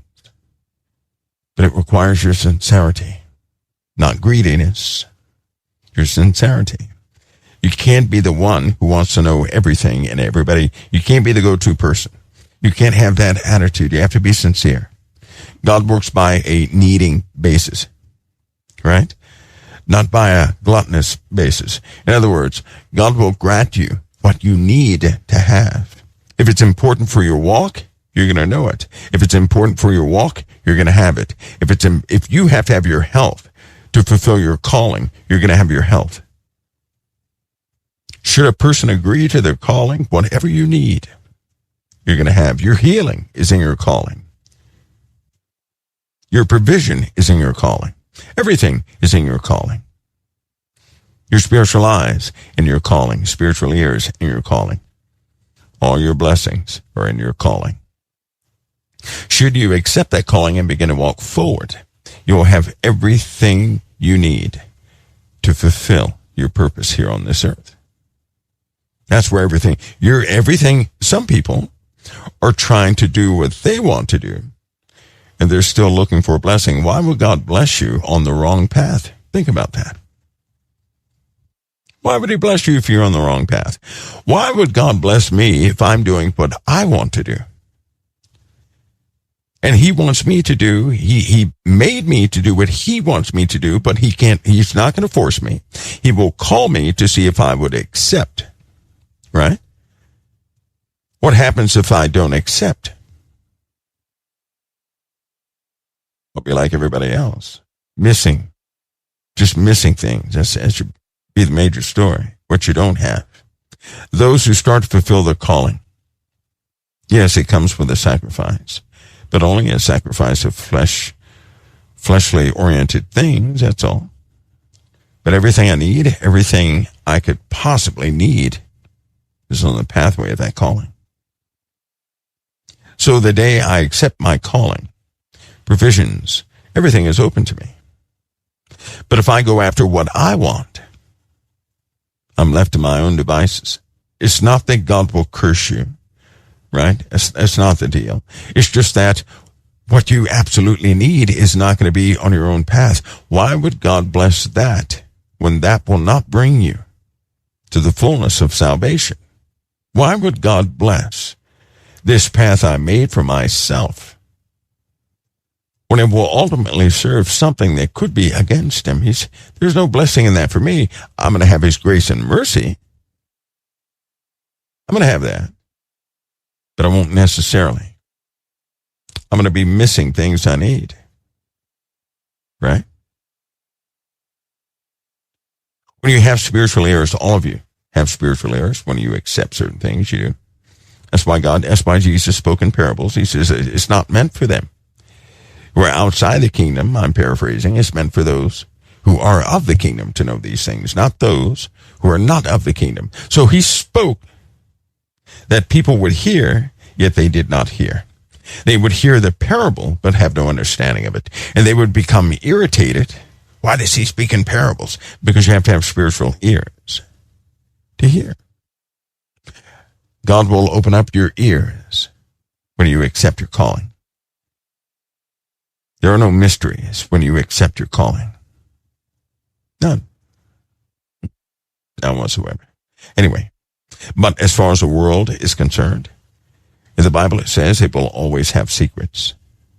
There are men who know the truth, but they hold that truth within themselves and they won't release it to anybody, and those men are cursed. They're cursed. Still others are willfully ignorant of the truth. Knowing the truth, they follow the opposite thing anyway. They will never divulge their secrets. The Bible tells us that clearly, that the world may know certain mysteries that they knew from the beginning, but they will not disclose it. They use that as leverage. No king, right? There's no king who has an earthbound kingly mindset, who loves to be a king, who's going to give up his throne. They're going to do everything they can do to keep that throne. Do you know why? Because a king is going to look at his subjects and know the labor he imposes upon them, the hardship he imposes upon them. Do you think that same king would want to endure the hardship of another king? No, they will not. So a person in a high position is not going to easily let go of that high position. They're not. So when you're dealing with the world, there are certain things the world's going to know. These people in the world will know. They will never divulge. They'll let the whole world die before they give out any information, all of it, so they can protect their position. I'm going to talk about that when I get back. There's something with the weather you need to know. Something about billionaires that you may not know. And they have done something. And I'll give you a moment to pause. I'll be right back in a few minutes right here at the Council of Time. Turn this down for you guys. All right. All right. First of all, you guys know the increase in the weather that we've been having, right? The increase in rainfall, the increase in ice melts. Ice melting is a big problem. It's a huge problem. And because we have all these weather phenomena, let me explain this to you guys. How many people know about relative humidity? How many people know about that? Have taken a serious look at the physics behind relative humidity. You ever wonder how the dew point is calculated and all the elements that go into that, right? How can you have dew when it's cold, right, water, but also dew when it's warm? You ever think about that? Temperature and moisture, how that works? So let me explain something to you. You might understand the weather phenomena a bit better. First of all, have some clarity in the understanding that these days, these rainstorms are dropping. A lot of rain, right? A lot of water.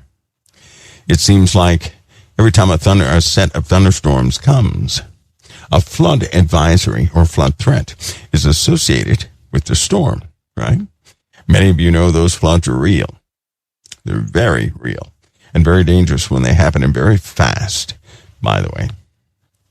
But why? What's the deal? Well, first of all, before you know anything about that, right, I want you guys to think about the sun. The sun. Do you guys know that the sun has been melting cars? Yes, cars. Listen, in Arizona this year, in a few parking lots, the cars were warped. When the people came from work and went to their cars, the cars were warped. Warped, ladies and gentlemen. There have been cases where the paint has been just stripped off a car, bubbled up. Other cases where headlights have melted. A whole row of headlights has melted. There were some other cases where some cars were parked in a parking lot. Parking lot's been there for a long time. And the people came out. As they would come out, they would find that their car had submerged in about a 1/4 inch of the asphalt that was underneath it. It just sunk into the asphalt. Right? Many of them drove away and half their tire was stuck in the asphalt. That happens. There have been times on the East Coast, it's been so hot, the poor little ducks, right? Ducks that had been around for a long time, and geese, they could not walk on the ground. They couldn't walk on the ground. There have been other times when people's shoes have melted.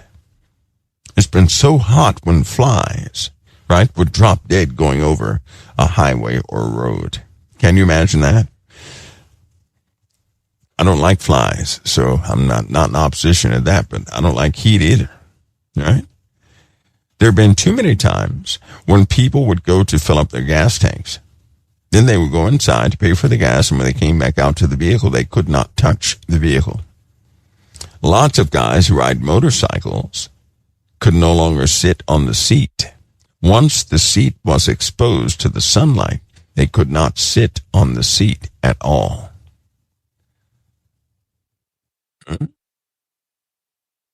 That means the sun, something is different. Something is really different with the sun.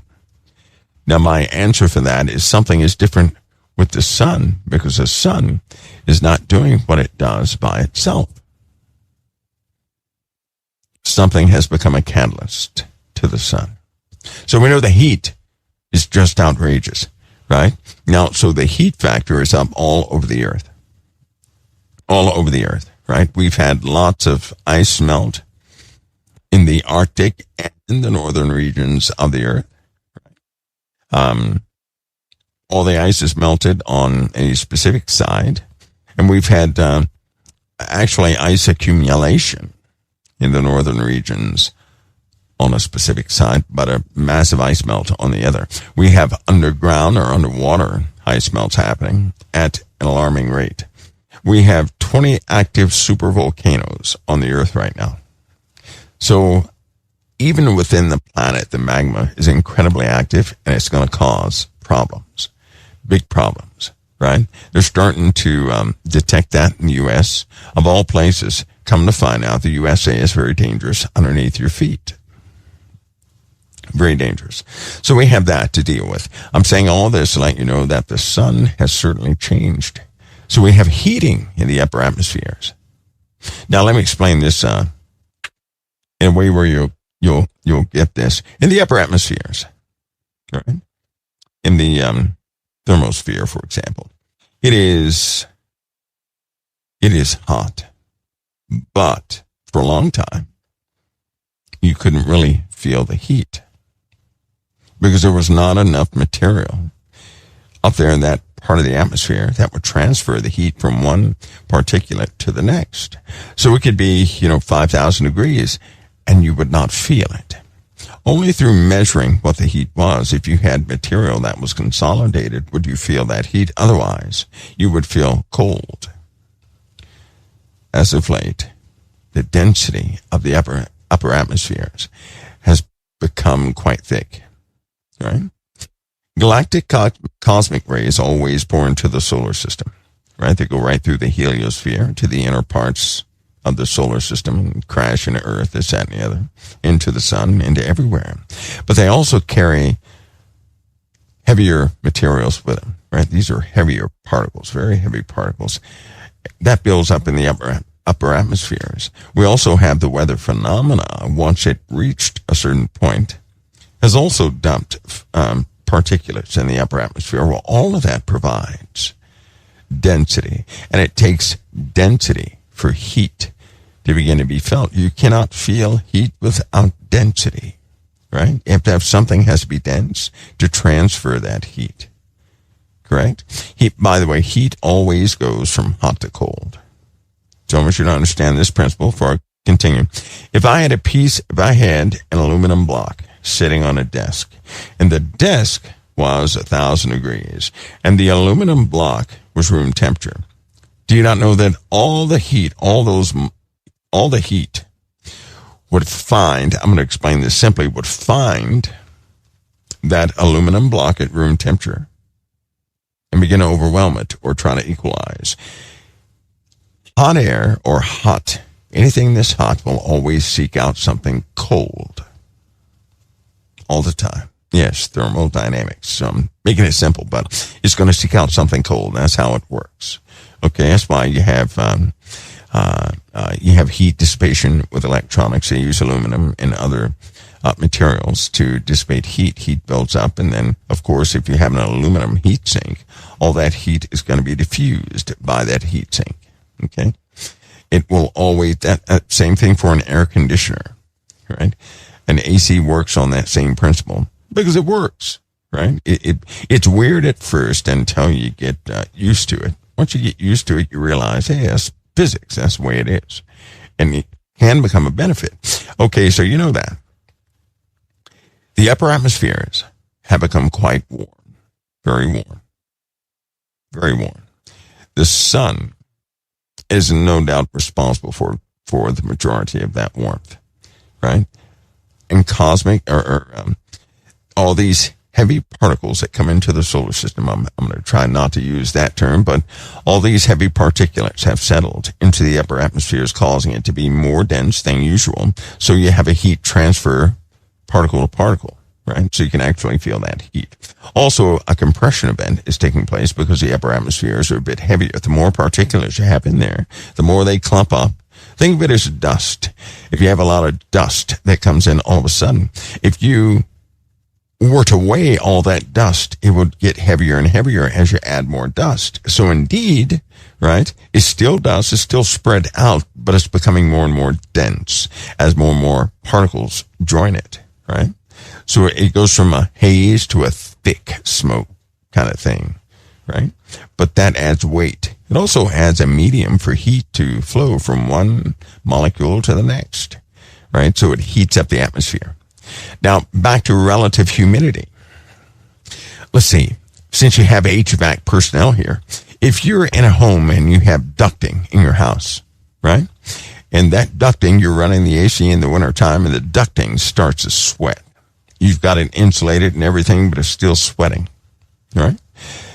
Once the difference between the temperature of that pipe or whatever it's running through, the ambient air reaches a certain level, right? If that temperature is at a specific point or above a specific point, you can have a lot of sweating off your vent tubes and everything going in there, right? Because if it's warm enough, right? If it's warm enough, that air is going to carry a lot of moisture. What you HVAC people, isn't it for 32 degrees, I believe it's 10 grains, right? For 32 degrees or something like that. And if it's 70 degrees, I believe it's something like 20 grains, almost twice as much. And what that translates into is water, moisture, right? I'm sorry, if you were to cool 70 degrees down, it would hold 20 grains, right? So that's moisture, water. So think of it this way. The warmer it is, the more cups of water the air can hold, right? If you cool that air down, those cups of water that you had have to be released, right? They have to be released. Thus you have condensation, right? So the hotter it is, the more moisture the atmosphere is able to hold, right? The hotter it is, that's why ducks sweat, because you have a heat problem, especially in attics. You have a heat problem outside. That ambient air is still warm and humid. Even when the humidity outside drops, if you have that warmth and then you have that cold piping, it's still going to draw all the moisture, right, to that pipe. Remember, that hot air is going to seek out to balance itself, so it's going to reach those colder materials, right? So all that water condensation is going to form on there and start dripping all over the place. So you're going to have a problem. Now think of the world the same way. We have the sun, which is hot. We have the atmospheres, which is, heated up by the sun. They're becoming hotter as the sun puts off more heat. The earth puts off more heat from the bottom and the top. The atmosphere is going to become warmer. Well, if it's warmer, it's going to carry greater and greater amounts of water, so that when you have a storm, all that water is going to fall to the surface of the earth. All of it. Okay? So the warmer it gets, the greater the potential of the atmosphere to carry moisture. That means that's why it's becoming just incredibly humid. On days when it shouldn't be humid, it's incredibly humid. That's why when storms form, they now carry almost twice as much water as they used to. Right? Clouds over your head are heavy. They're very heavy. But since everything is warmer, they have an ability to carry a lot of moisture. So when you have a rainstorm, you don't necessarily have to have a microburst or anything else. Those clouds can carry a lot of moisture. Now when we have a thunderstorm, you have these flood advisories and flood threats all over the place, right? You guys have seen some of the rainfall, and we're not talking about a microburst. We're talking about rainfall that overwhelms an area almost instantly. I believe this year they recorded 10 inches of rain falling in 22 minutes. Okay, that's ridiculous. That's unheard of. It almost sounds made up. That's what it sounds. When you first hear something like that, understanding the dynamics at play, it sounds made up. It sounds impossible. You go back and search the records, you're going to find worse than that. And we're not talking about a microburst, right? We're not, back in the day, they would have a microburst and it would rain like sheets of water so heavy that it would take the oxygen out of the air. You don't have the ability to breathe inside of a storm like that. But the average thunderstorm is dumping too much water. It is. It's dumping too much water. The hail is unbelievable.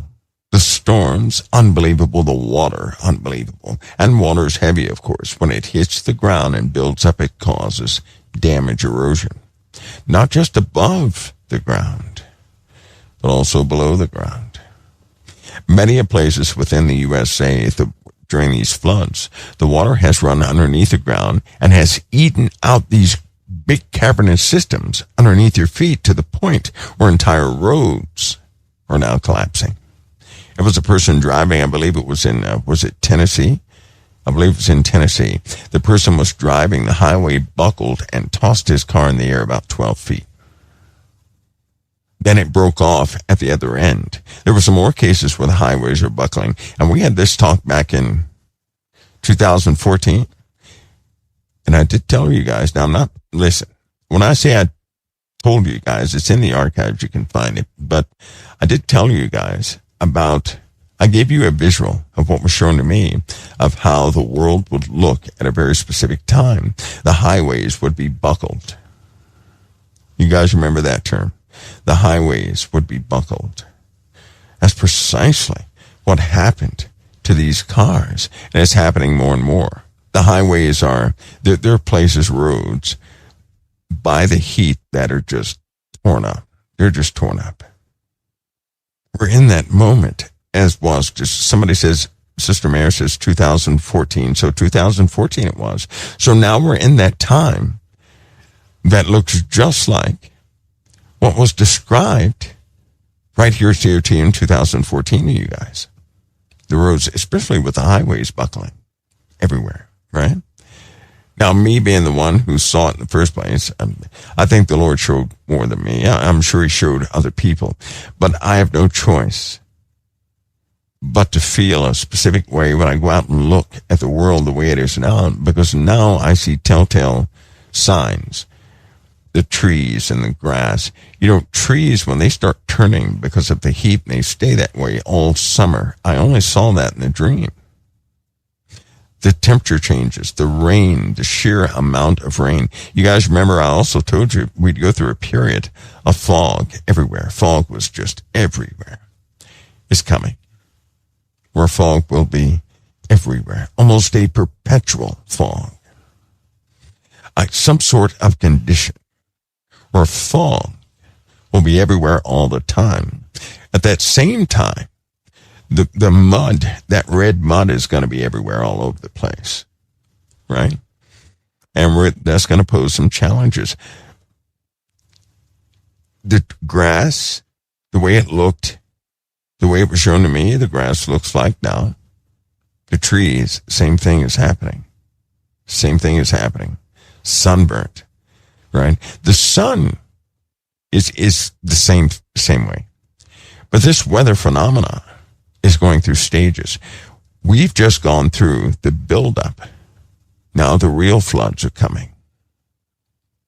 The water is coming. The water event is coming. And that's what I want to talk to you about. The water event. And evidently, something the billionaires know that you may not. You've heard that term, water event. I'll describe it when I come back. But evidently, the billionaires know it too. I mean, they really know it. And they have put their money.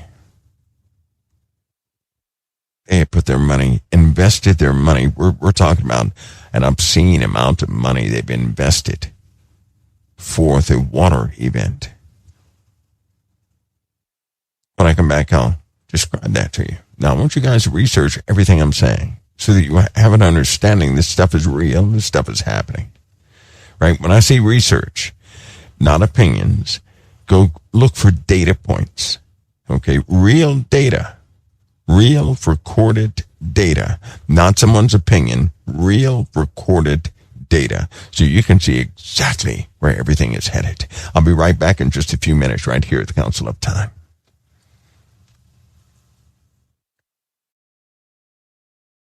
Let's continue, shall we? All right, so everybody so far, you should have gathered that the atmosphere is heating up, right? It's really heating up.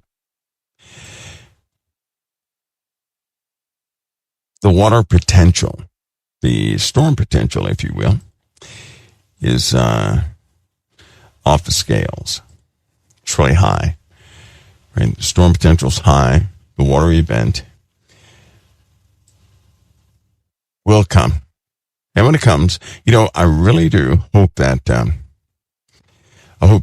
everybody's in a different mind space, heart space, and soul space when it comes. What I mean by that, hope that you guys are not shaken by these things. I'm going to say something. Everybody is not going to participate in the water event. The Lord determines that, not mankind. All right? Now, before I go any further, I'm going to solve something. You know how a lot of people, when a storm comes, and people have this habit, they'll say HARP did it, or, this system did it, or they did it. Can I share something with you guys? With the Lord, if you go back and look at prophecy, didn't the Lord say that he would, at Jericho, that he would take care of his people prior to Jericho? He said he would do that. Right? In fact, he had already prophesied what would happen. He did. He prophesied what would happen. Now, if you didn't know the story of Jericho, you would think by reading the prophecy that God would knock the walls down, right? Or that he would breach it somehow, right? Their defenses would come down. But at Jericho, he instructed them to do it. So then you could say Jericho was a result of humanity. You could say that. Now I'm bringing this up to let you know something. With the Lord, when he declares something, he does not give us his method. He simply tells us what will take place. He does not give us the method. With prophecy, it's important that you understand it's a matter that something will take place. How it takes place is God's determination. He can use anything he so desires. All right?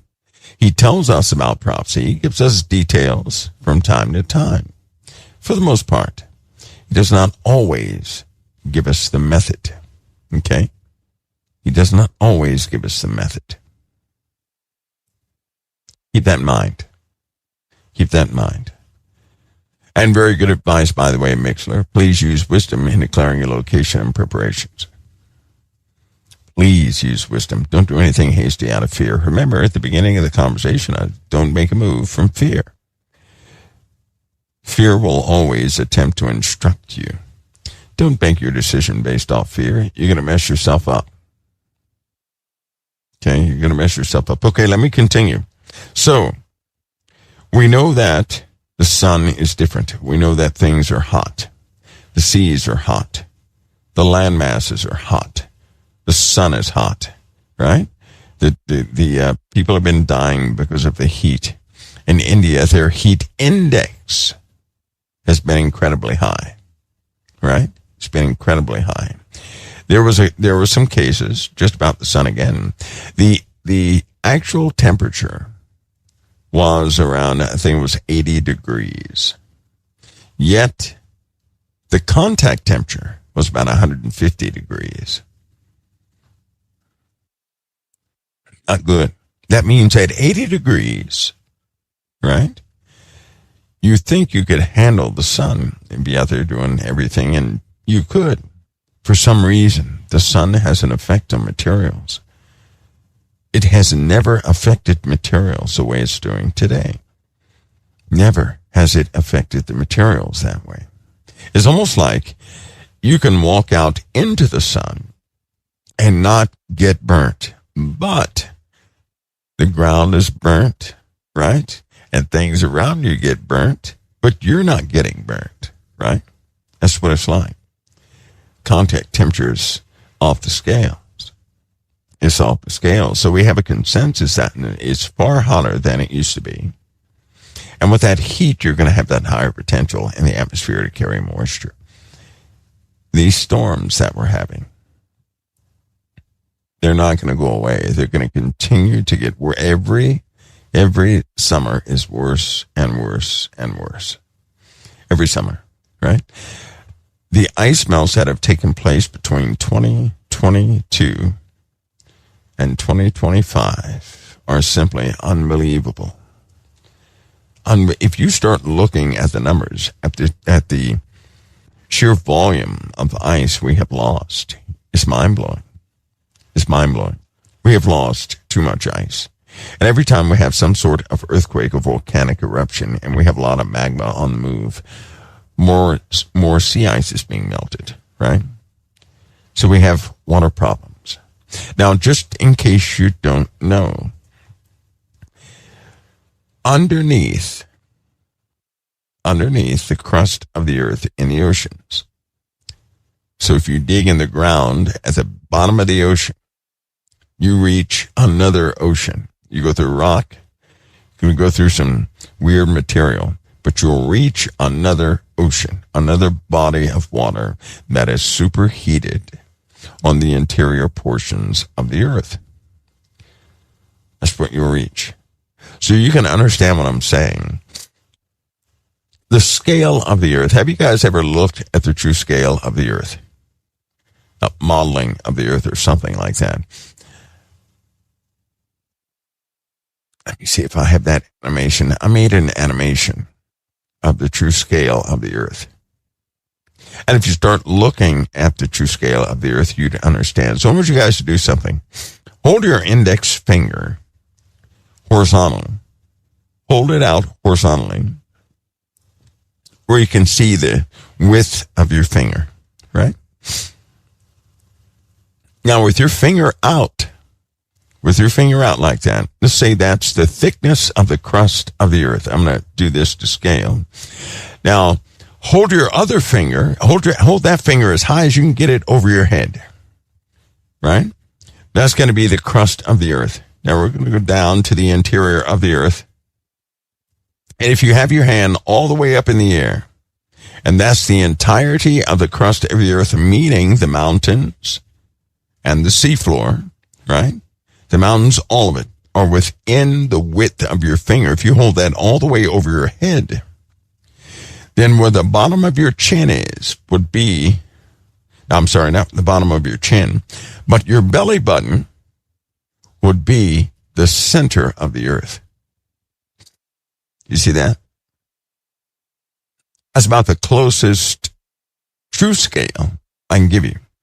So from your belly button, if you hold your hand all the way to over your head and hold your index finger out, that index finger would be the width of the crust of the earth, including the mountains, the Himalayas, all of it. So that means, yes, jets would fly within, right, the width of your finger. And if you go all the way down to your belly button, that would be the center of the earth. So the crust of the earth, look how far up that is. That's where we live. That's where we get oil from. That's where the bottom of the ocean is, and even deeper, even below the bottom. That's all of what we know is right there at our fingers. We haven't gone any deeper. We can't go any deeper. All that in between there is still our planet. If there are things in there we know nothing about. So think about that. We only live on the surface of the earth, and if we go to the bottom of the ocean, we still only live on the surface of the earth, and an aircraft only flies at the surface of the earth. Think about that. Just think about that. The earth is huge. It is huge. It's huge. It's large. It's inconceivable To think that your fingertip, right? They're drilling for oil where your fingertip is. The bottom of the ocean and everything else is still within your fingertip. You're looking at miles down just there where your fingertip is, and miles up. Now think of this, please, because all the underground caverns, all these discovered underground places, all the underground facilities, all these neutrino detectors that are deep within the ground, all the oil rigs and everything else have not gone below the width of your finger. Everything is still done within the width of your finger. My goodness. And yet we think we've conquered everything. So, within the earth are oceans, superheated water. They're capped off by rock or high pressure areas of molten rock, but they're capped off. They found 3 so far within the earth. One of these oceans, and I'm calling them oceans, just think within your fingertip is a ball full of superheated water. One of those things could fill the oceans of the earth. They found 3. That's a lot of water. In the Bible, when the fountains of the deep were opened up, water came out. Right? No wonder. Because there are 3 of these big, huge blobs that could fill up all of the oceans. One of them can fill the earth, the oceans, replenish the oceans. And some. Think about that. We're like little, you guys know about dust mites, right? We're like little dust mites living on the surface of our skin. For a dust mite, the dip on your skin, one of the indentions, for example, on your knuckles, one of those indentions would be the size of the Himalayas to a dust mite. We're like that. We're like that. Okay? We're like that. So that means we only know stuff about the surface. We can't penetrate, but so far there are barriers we simply can't get past. I want you guys to visualize the scale, right? Because the earth is huge. And there are potentials.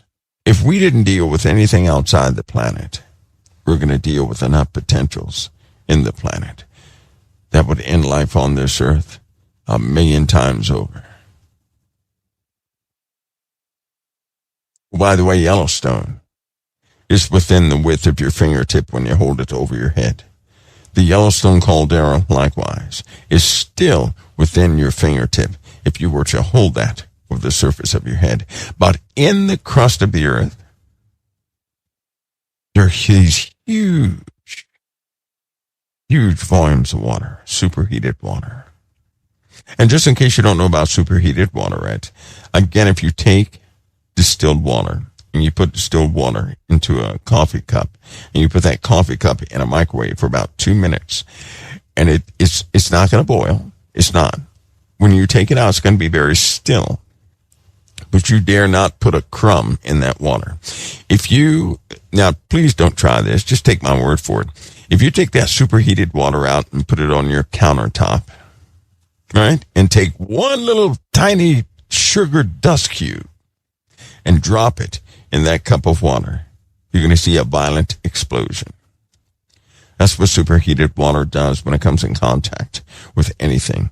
It will immediately, that superheated water, the temperature is higher than the boiling point. So when you drop something in there, you're going to have a violent reaction of a heat transfer to that object that would simply just explode it. Right?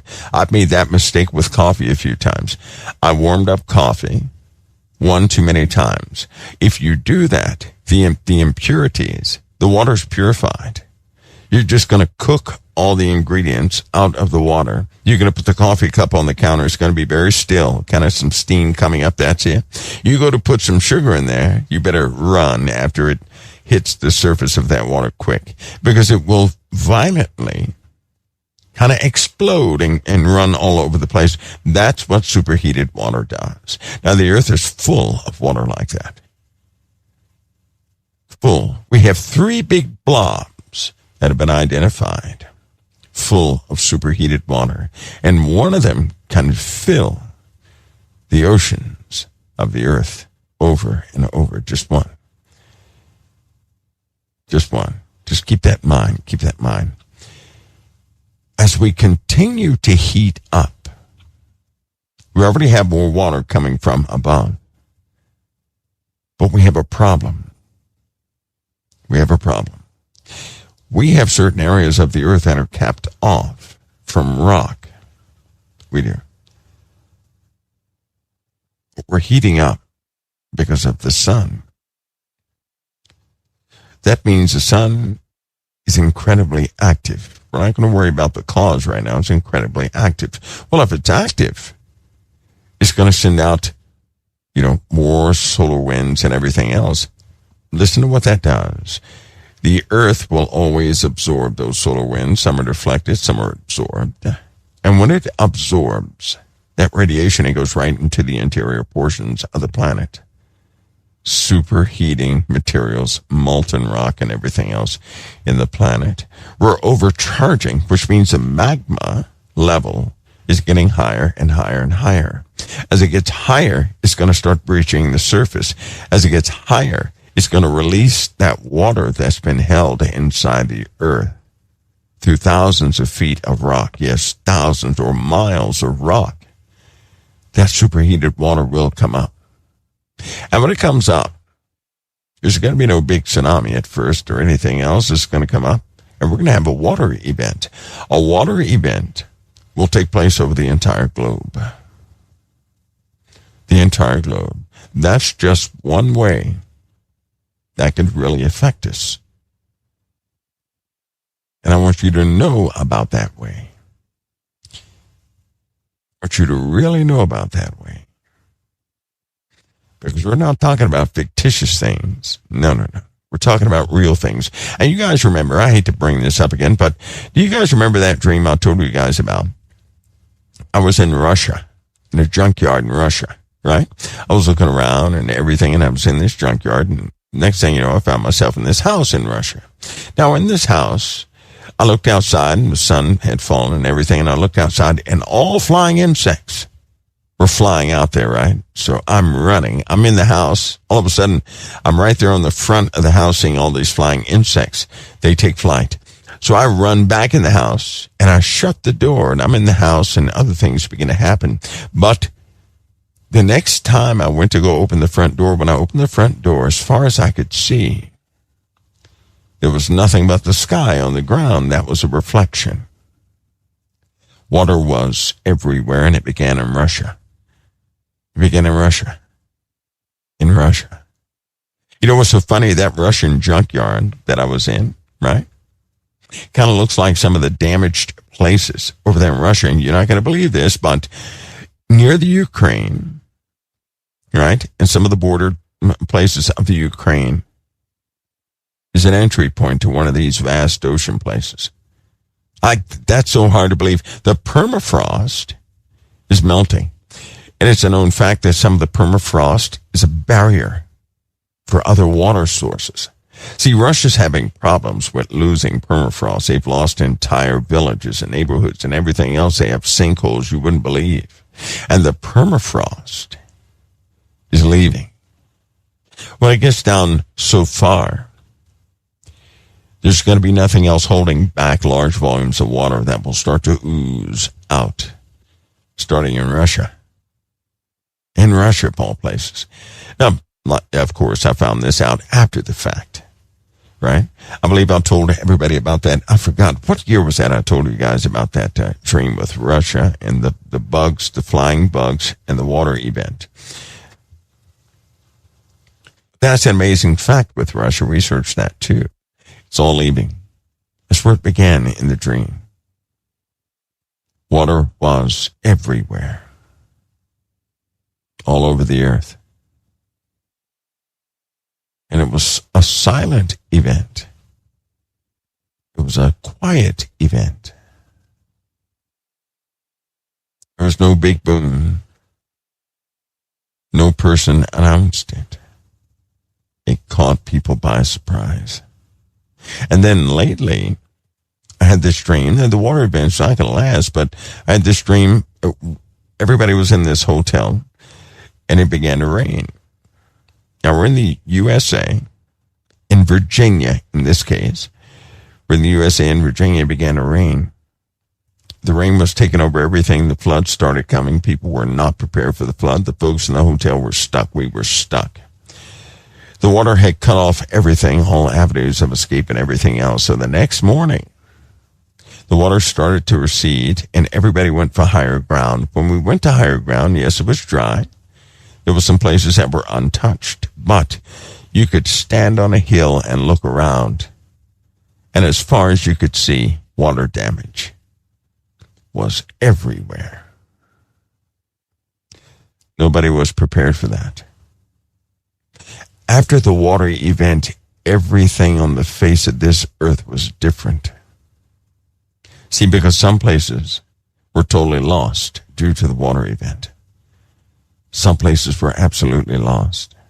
The water event caused a great instability in the earth, which opened up cavernous regions of the earth. Earthquakes. Can you imagine the sheer weight of water all over the earth all of a sudden? Of course we're going to have earthquakes.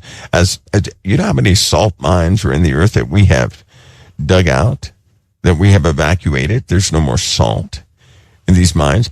Now that means the water's going to fill these places up, and sinkholes are going to be the consequence of that. Once the ground is saturated, it will not hold the weight up top. So we'll have city-sized sinkholes. If this were true, if what I'm telling you is true and the earth is going to be flooded, then they would map out all the low-terrain places, right? And all the high-terrain places. And then you would have all the high-terrain places would become valuable places, right? So let's look at the USA. If that were true, then everything in the USA above a certain sea level would be priceless. And if I were a billionaire having access to information, and if that were true, I would know about that. Let me tell you this one fact. This is going to get you. You ready? Do you know that all the land above a specific altitude, that if the earth had a water event, now listen to me carefully. If the earth had a water event, there are certain places that would be above water and certain places that would be below water. All the places that would be above water have been purchased by one of four people. Bill Gates is one. Bezos is another. You guys starting to follow me? That means all the land that is above a certain point has been purchased by a billionaire. Only one of four. Bill Gates, he owns most of it. And when I say every piece of land, I'm talking in California, if the water went up to a certain level, you'd have an island chain, right? Only the pieces above water, that island chains, are purchased as farmland by Bill Gates. Elon Musk has bought up his parts. That's why he's in Texas, I know, because they don't have income tax and that stuff and people think about, but also because of its positioning, right? Also, Mark Zuckerberg, same thing. Same thing. And only in the areas above a specific point, the average person can't do that. So you know what that tells me, and you should wake up to this. When something happens, they're going to own that land. People are going to have no choice but to live on those lands. And when they live on those lands, you're going to have these rich people who own those lands. They're the ones that will sit in a seat of rulership over the people.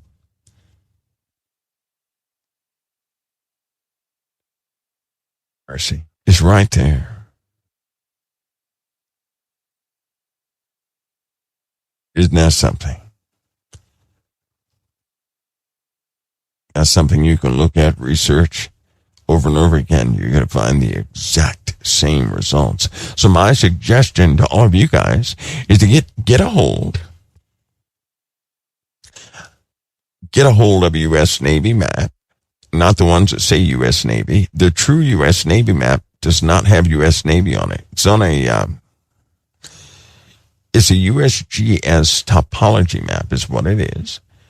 The U.S. Navy has augmented that map to show sea level rise, so is the USGS.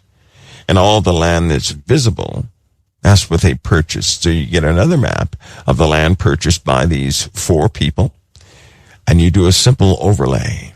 And when you do that overlay, be prepared to fall away, just fall out of your chair, because these guys know exactly what's going to take place. Do you not know also that other billionaires have shared the co-op with some of these billionaires? In other words, if you got the land first and I knew it was coming too, then I'm going to make a deal with you so that we can have some sort of dual ownership over the other land masses that are above a certain sea level. That has also happened. They're not buying any land that's below a certain altitude. They're not buying any land that's vulnerable by way of its rock strata, because there may be a problem where it sinks back into the earth. They're not buying that land. And you know what? You would think that would just be in the USA. Wrong. It's in China also. And you would think it would just be in China. Wrong. It's in Europe also. And you would think it would just be there in those places. Wrong. It's in the Middle East also.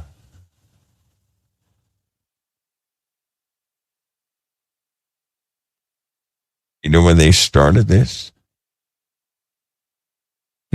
Anybody? What they have now, it began to happen in 2023. 2023 they started. It is now 2025.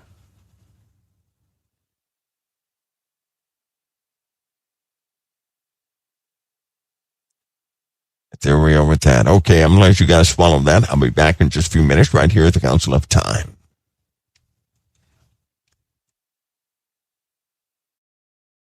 Buddy, there we go. Now, before anybody makes any moves, you have to have an understanding of something.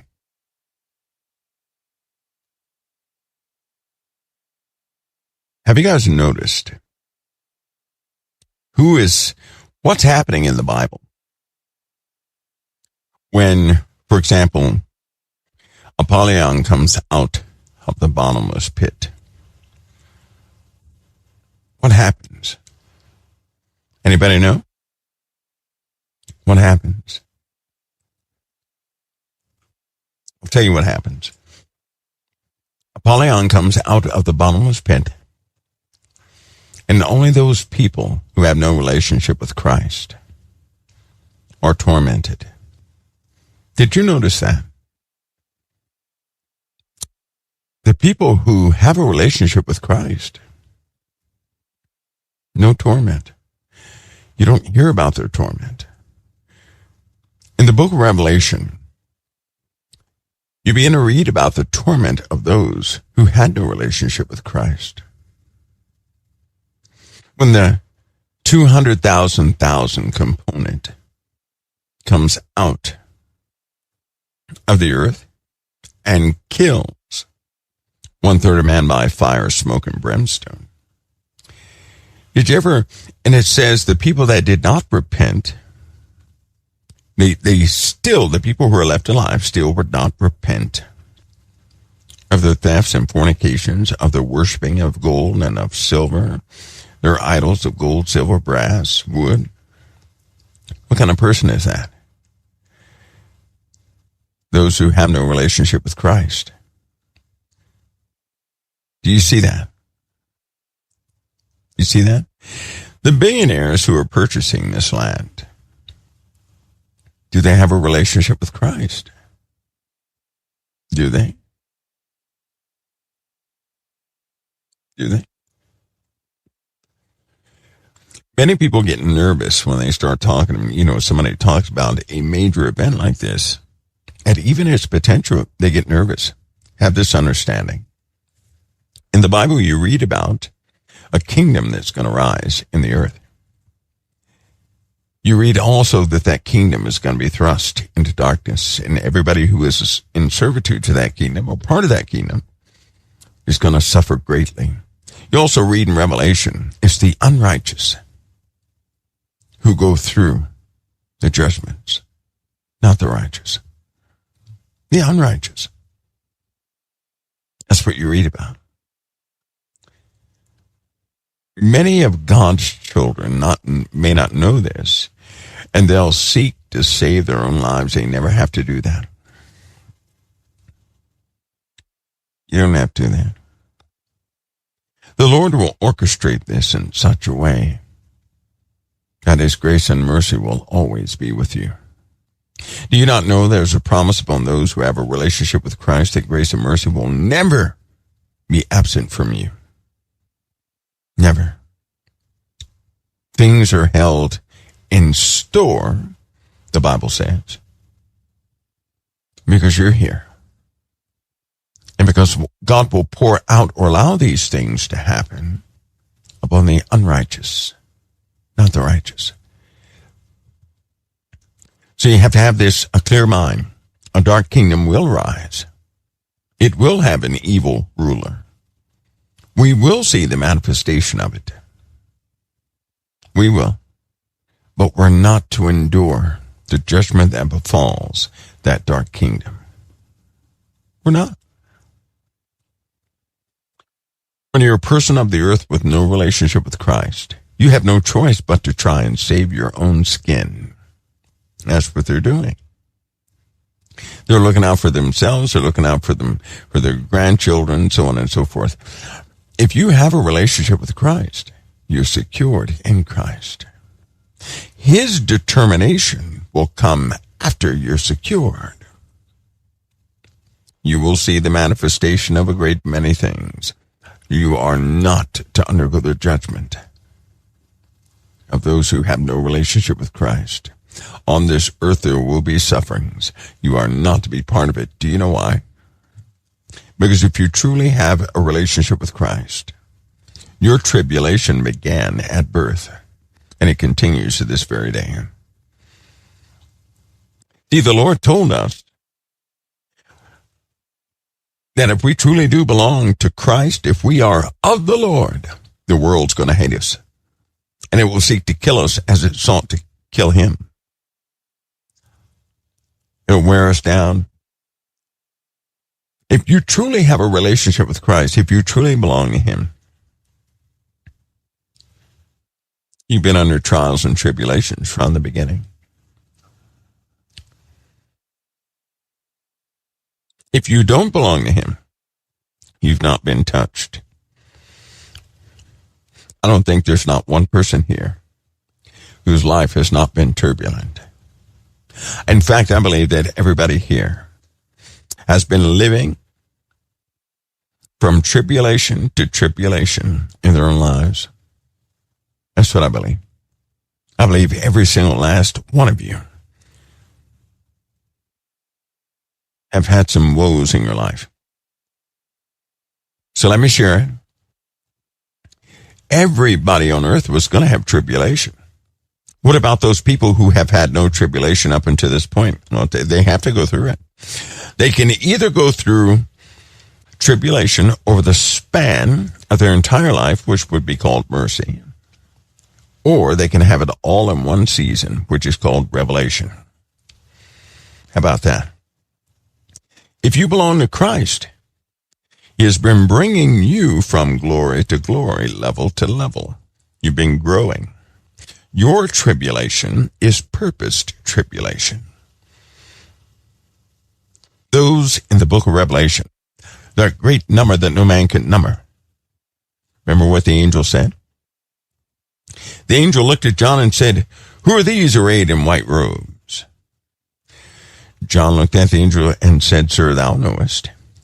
And the angel, almost it seemed like in the reading of it, the angel couldn't wait to tell him, these are those who came out of great tribulation and have washed their robes white in the blood of the Lamb. Did you hear what I said? They came out of great tribulation. That's your life. That number that no man can number has been building for a long time, long before you ever got here.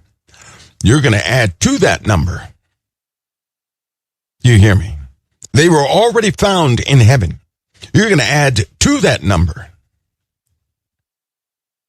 From generation to generation, people have been undergoing their process. You're going to add to that number. No man can number everybody who's been on the face of the earth who had a relationship with Christ, who are loyal to the Father. Nobody can number that number. Nobody. No man can number that number. After they're found in heaven, did you notice what happened on earth?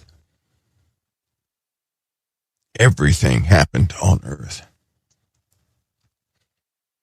And in truth, the only ones the Bible says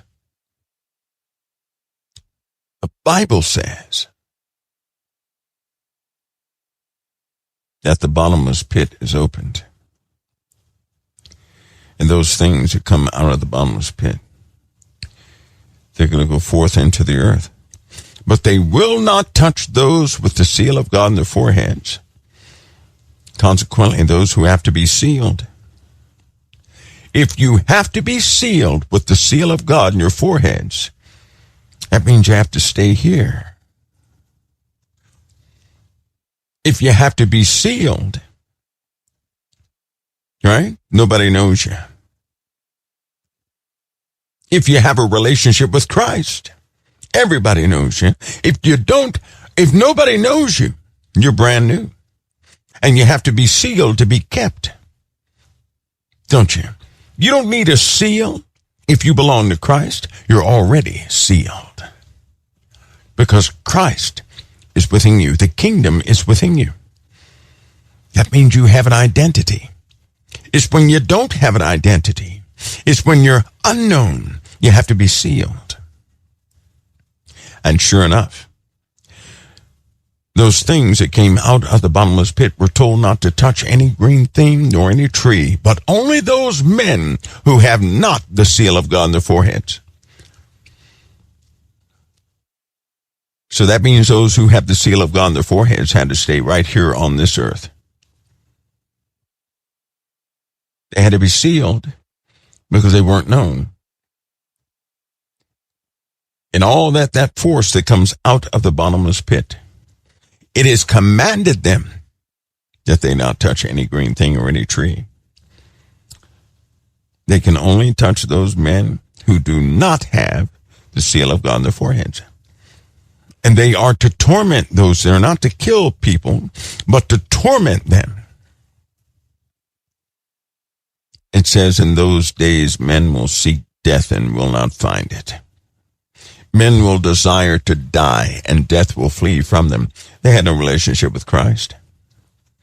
Those are the same individuals that make up the kingdom of the beast. Those who say yes to the beast, they're going to stay right here on this earth. And they will undergo what God pours out. You are not appointed to his wrath. If you're not appointed to his wrath, you're not appointed to his wrath. But you will be redeemed from the earth. It'll be finalized. That's what's coming for you. So do not make a decision based on fear. Your life is not like the life of those who have no relationship with Christ. Don't you know that? Leave your life in the hands of the Messiah. Because it is the Messiah who said it is the will of God that he not lose any of us. That does not mean you're not going to transition from this world to the next. No. It means you'll never be lost. You'll always be family. It is the will of God that you will always be family. You have no need to fear what your Father will bring about on the face of the earth. You know that, don't you? See, because it is an angel with the key to the bottomless pit that must loose the pit. I call that the warden. They can't free themselves. Demons cannot free themselves. If anything is in hell, it has not gotten out. It can't free itself. Our Father's not flawed. He's not flawed. Don't do anything out of fear. God did not give us the spirit of fear. When you're afraid and you make a decision, you're going to make that decision based upon a voice that is not your Father's, but the voice of fear. God has not given us the spirit of fear. So because he has not given us the spirit of fear, do not listen to fear. Not one more day.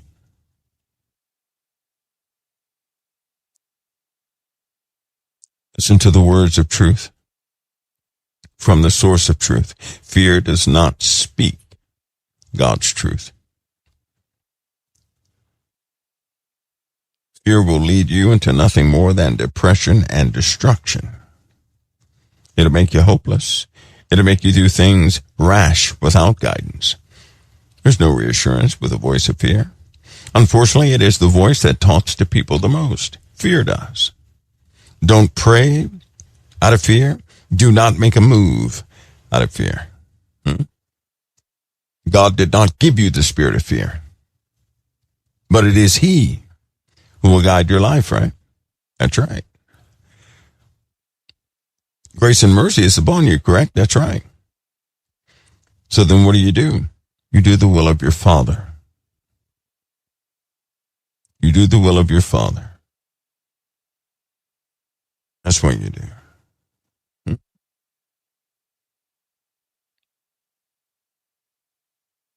The Lord will look after you. He looked after me. And I'm hard-headed, and he looked after me. I've had people fall to my left and to my right multiple times. I've been in two places. I was the only one that walked out. I was in a place where I didn't walk out, but everybody else walked free, but the Lord still preserved me. He grew me in a way that is beyond belief. The Lord will keep you, and that's why you're kept. He's not barely keeping you. All of it's purpose for your process, for your growth. You're growing as family. You're being qualified even further than what you were. The restoration of all things is happening right before your eyes. The power of the holy people is being distributed throughout the earth. A certain number of Gentiles will come into the fold. And when that number is complete, and that power distribution is complete, the Lord will bring everything to a close, and you're in that season. And the Lord tells us what? Don't fear what man can do to you. What man can do, he can only do to your flesh. But fear the one who can destroy both the flesh and the soul.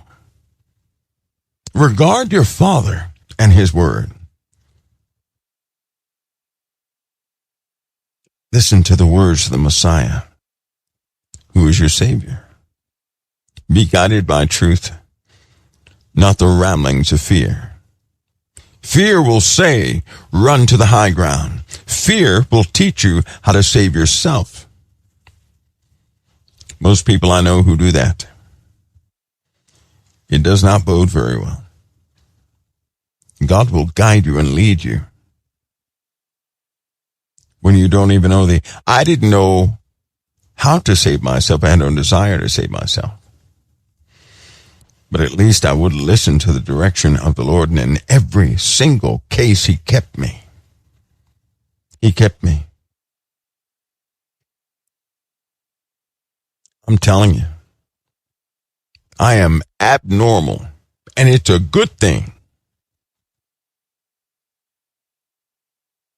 I should be broke down like a lab monkey, but I'm not. I am not.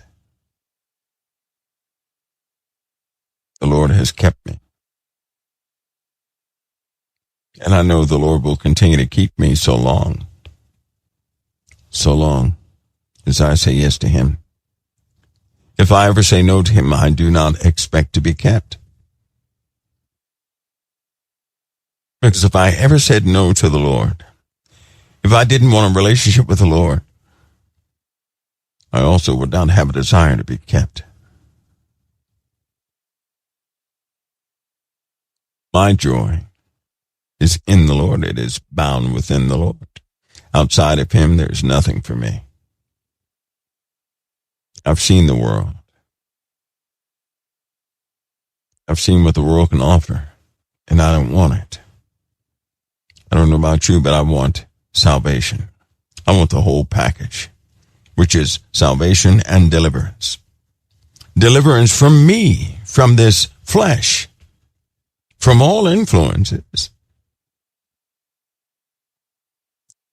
Not to mention Jesus Christ.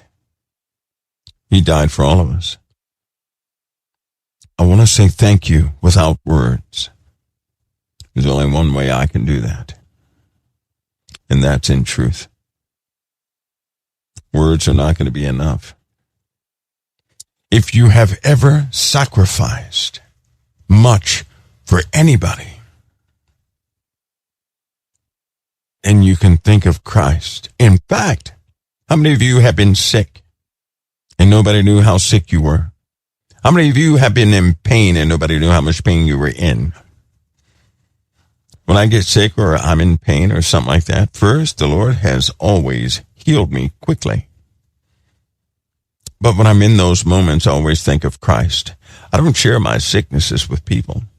I don't do that.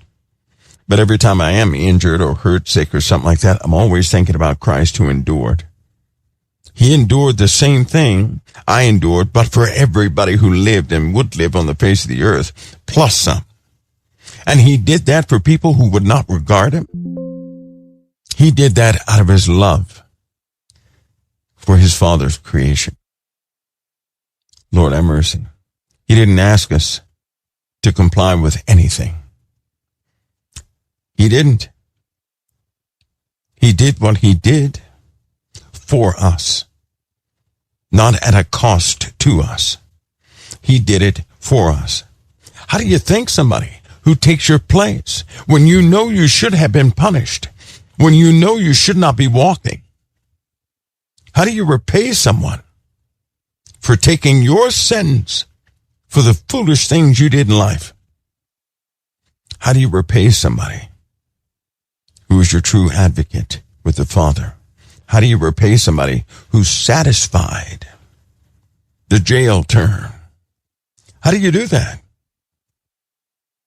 That won't happen with words.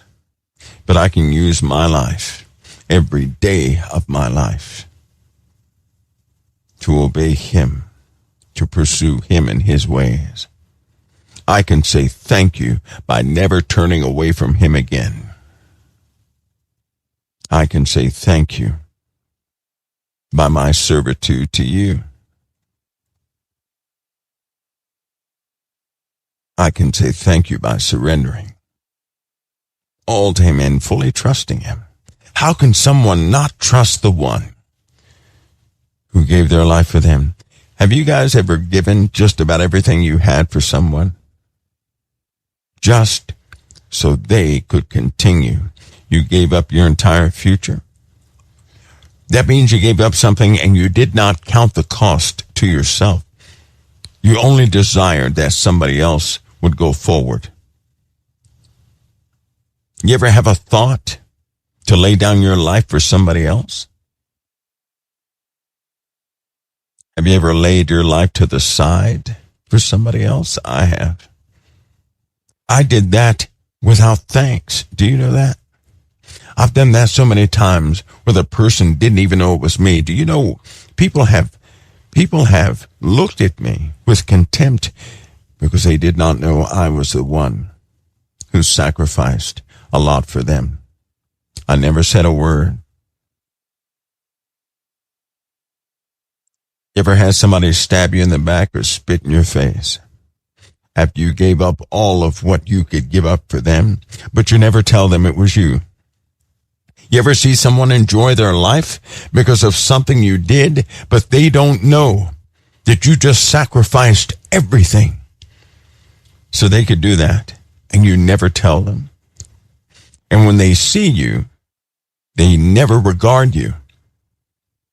They don't regard you as one who made everything happen. They'll never see it.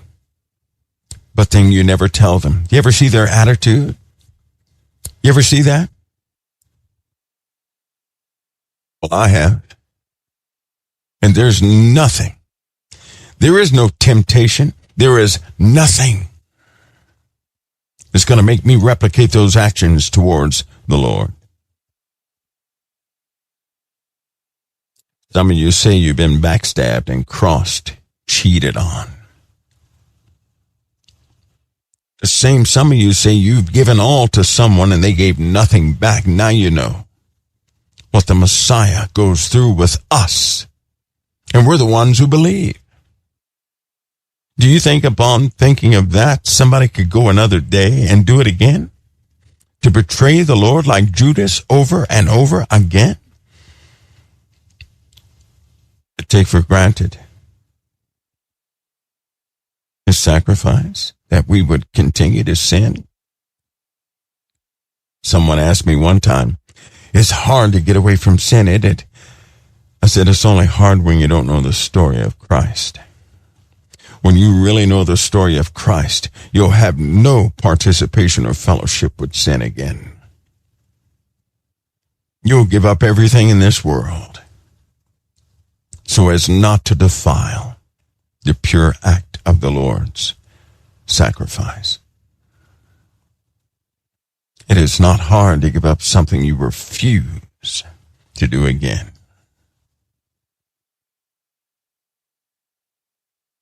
I have no desire to crucify Christ again. You know what it is to be crucified by the world? Have almost a lifetime of servitude. And then to be turned on afterward. Have nothing but accommodations. One still try and control your future, and because you say, no, not this time, they discount a lifetime of service. You ever have that happen? You ever have someone make you choose between your faith and your position? Because you can't have faith in a certain position. And how many people would give up everything for someone who wouldn't even acknowledge them? Because that's what the Lord did for us. We didn't acknowledge the Lord every day of our lives, yet he gave up everything for us. He felt pain for us. He endured what he endured for us. And when you think of the Lord's sacrifice, instead of thinking it happened once and for all, right? That was a supernatural sacrifice, was it not? He descended into Sheol. The Bible says he paid the price in full. We think in linear terms. What if somehow the Lord endured an eternity for each of us in punishment? If a day is as 1,000 years and 1,000 years as a day to the Father, what if the Lord spent a lifetime, an eternity, for each of us in Sheol?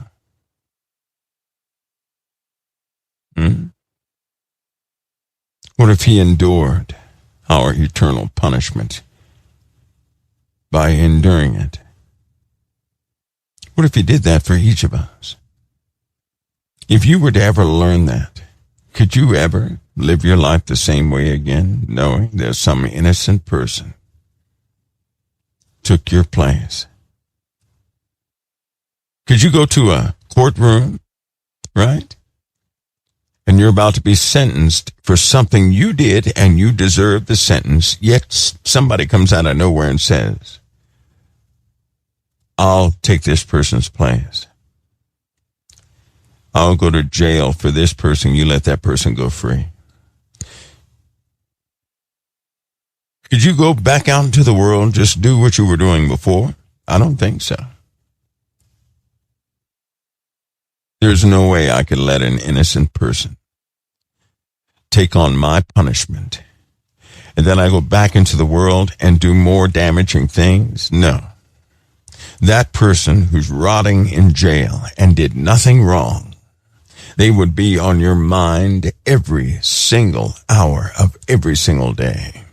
You wouldn't be able to live with yourself. I wouldn't be able to live with myself. Yet that's exactly what Christ did, didn't he? He paid the price in full. We think in human terms. Oh, he just died for a few minutes and then that was it. Nope. What if there was so much more to that? He did all of what he did so that we could be forgiven. Should we accept?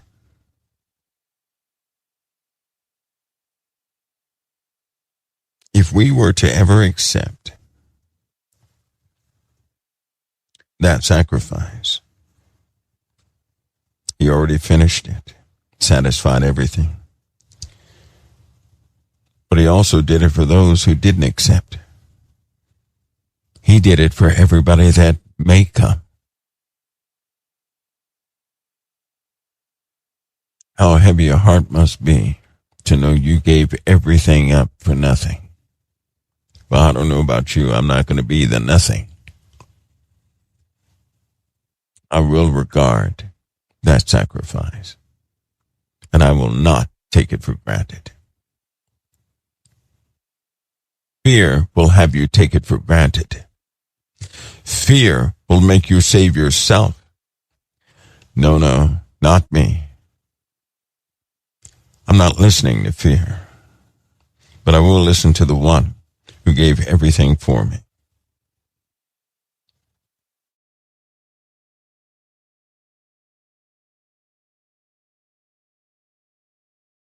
COT's stay a little positive through it because he already knows it's going to end.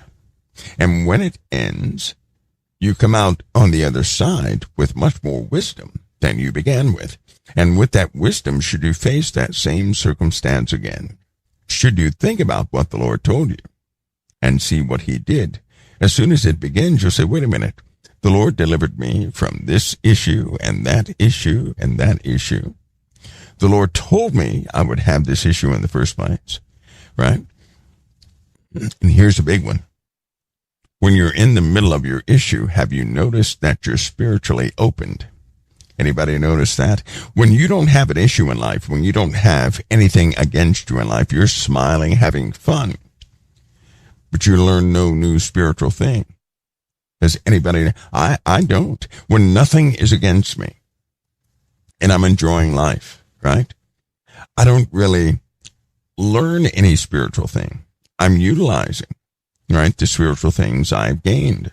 But when I have a problem, when it's one of those, the worse the problem is, the more spiritually opened I am. And when that happens, I can actually see the truth of the word. I think it's awesome. I have a deeper understanding of Scripture, a deeper understanding of everything that's going on. In fact, one day in my life, things had gotten so bad. Listen to me. I prayed because when I first understood this, when I first saw it, I said, my goodness, everything is opened. My understanding is opened. My hearing is sharp. My sight is sharp right in the middle of this problem. I feel close to Christ. I said, Lord, I'm not trying to be funny. This was my prayer. I said, Lord, I'm not trying to be funny, but I don't want a time that'll make me distant from you. I want this time. I want to always hear from you. I want to always have my eyes and ears opened. I do not want life handed to me. I don't want a freebie. Because I notice when that happens, I'm dead. You can lose yourself. Most people want to be happy, right? That's what the world taught you. The world taught you that silliness. Just go out in life and be happy. And people walk around saying, oh, I just want to be happy. What they don't realize is in their time of trial, there's a closeness with Christ you cannot have unless you have issues and problems in your life. Now, I'm not telling you to go out and start those issues. No, you're going to have them anyway. I'm telling you that when the world is not so favorable to you, and when you turn to Christ, because you cannot turn to the world, and you give him 100% of your attention, right? And everybody has turned their back on you. You have time with the Lord. You do. You have an intimacy with the Lord you never had before. You have understanding on a very deep level. You didn't even know existed. And you grow beyond everybody around you. You really do. And on the other side, you come out with wisdom that you can actually utilize to help people. I mean, to really help people. See, it's one thing to tell somebody, if somebody's crying and somebody just walks up and says, oh, well, everything's going to be all right. That's a lie. That's a big lie.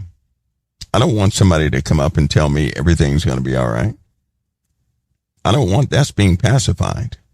As for babies, and it does not address the problem. It doesn't. No, I would rather somebody come up and discuss the issue and they say, hey, I know all about that issue. I've been through that several times. That same thing. And then proceed to tell me, hey, this helps you grow in this area of life. And that thing you can't do because you have no self-control? Once this is over, you're going to have all self-control in that area. Oh, and by the way, that problem you couldn't get rid of? The Lord will guide you down a path during this trial that will strengthen you to finally overcome and have the victory in that area.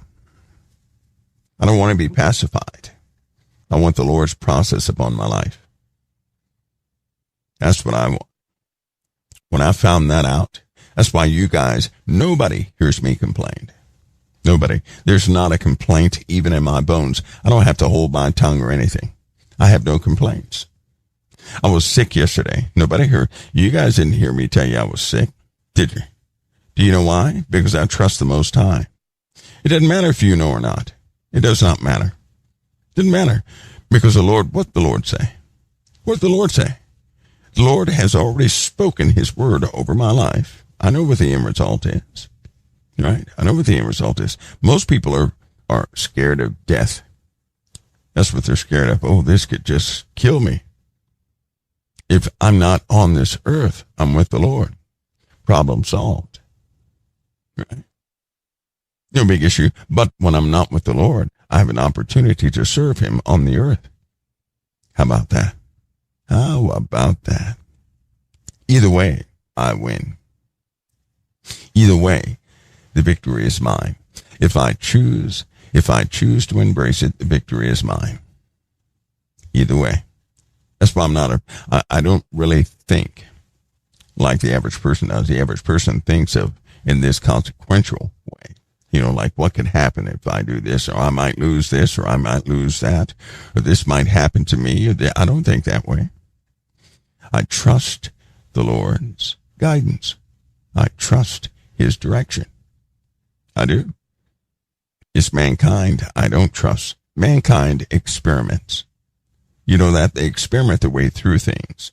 And when they find certain things, they simply enslave others by everything they find. That's the world's way. That's Satan's way.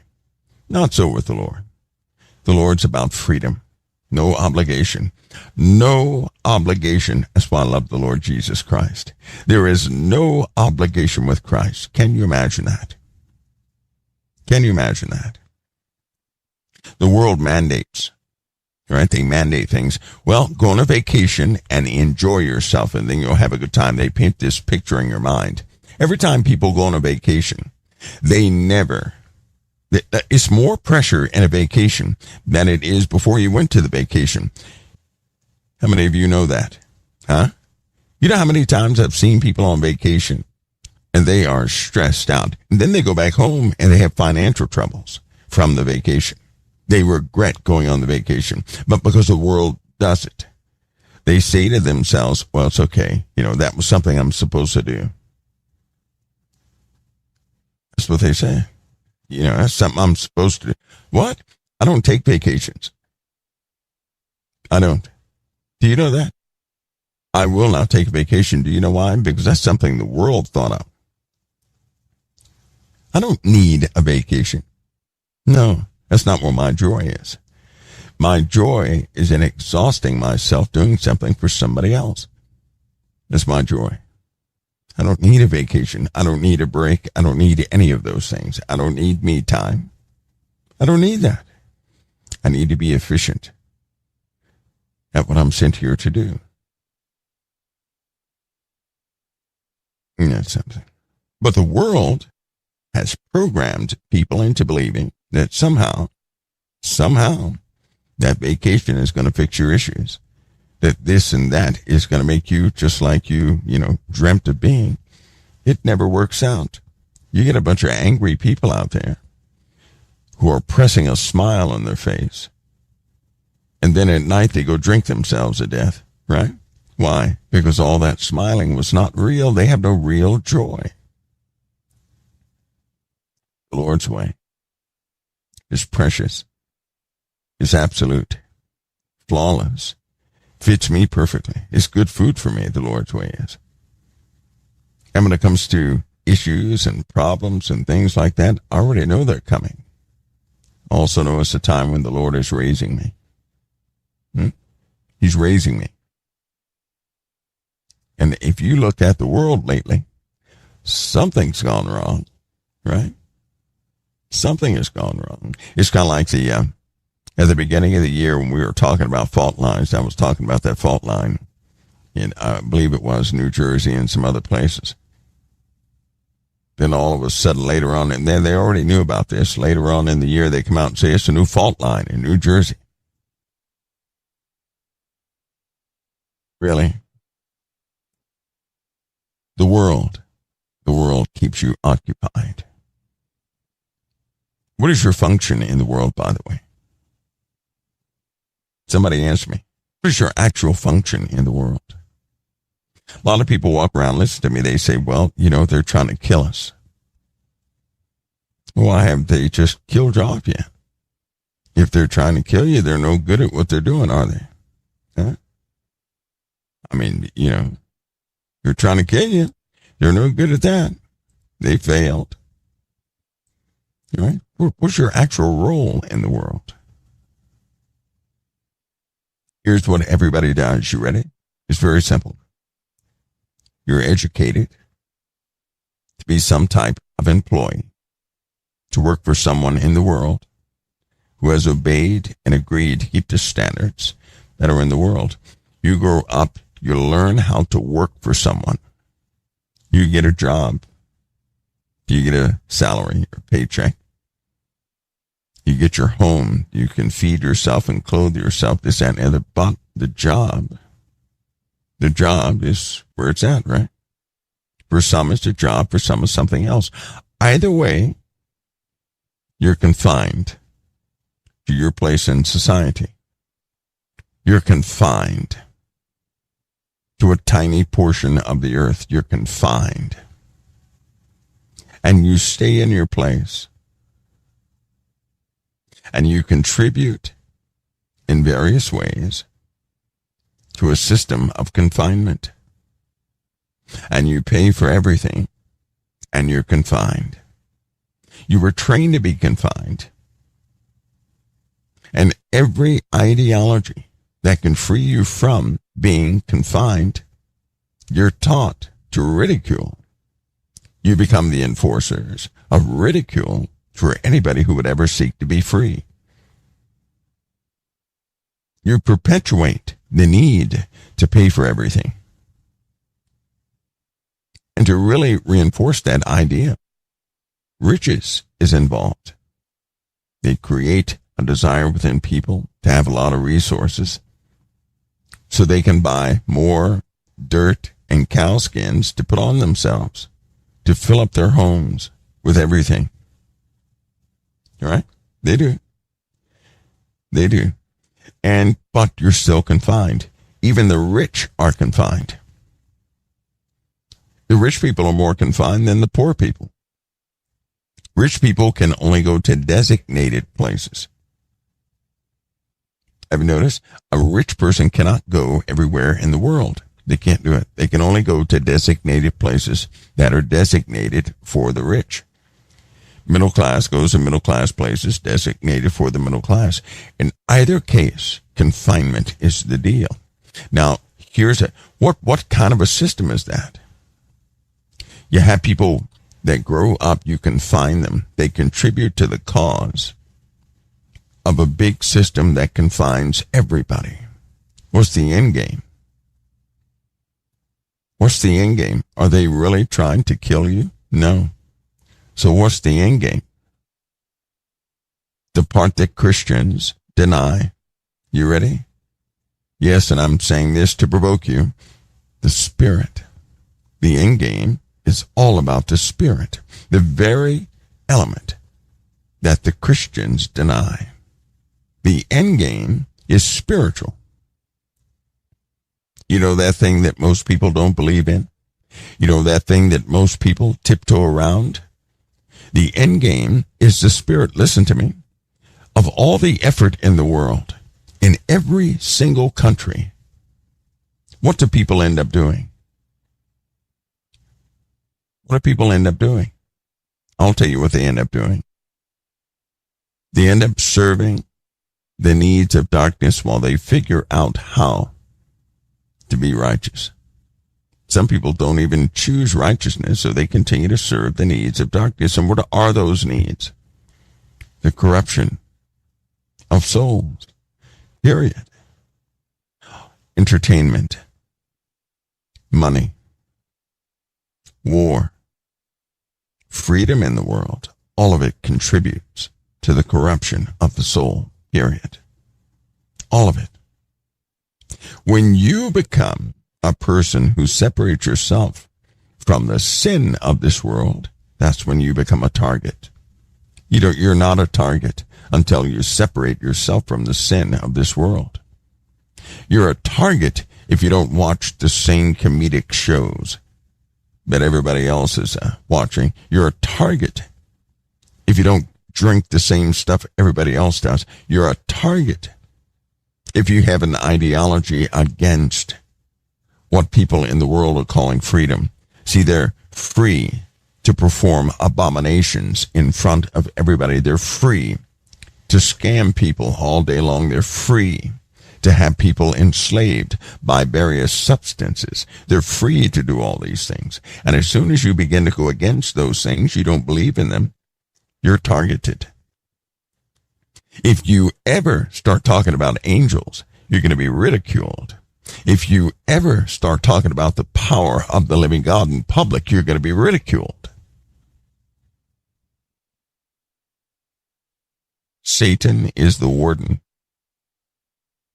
People are being raised on this earth to be enforcers of policies of this world to everybody else.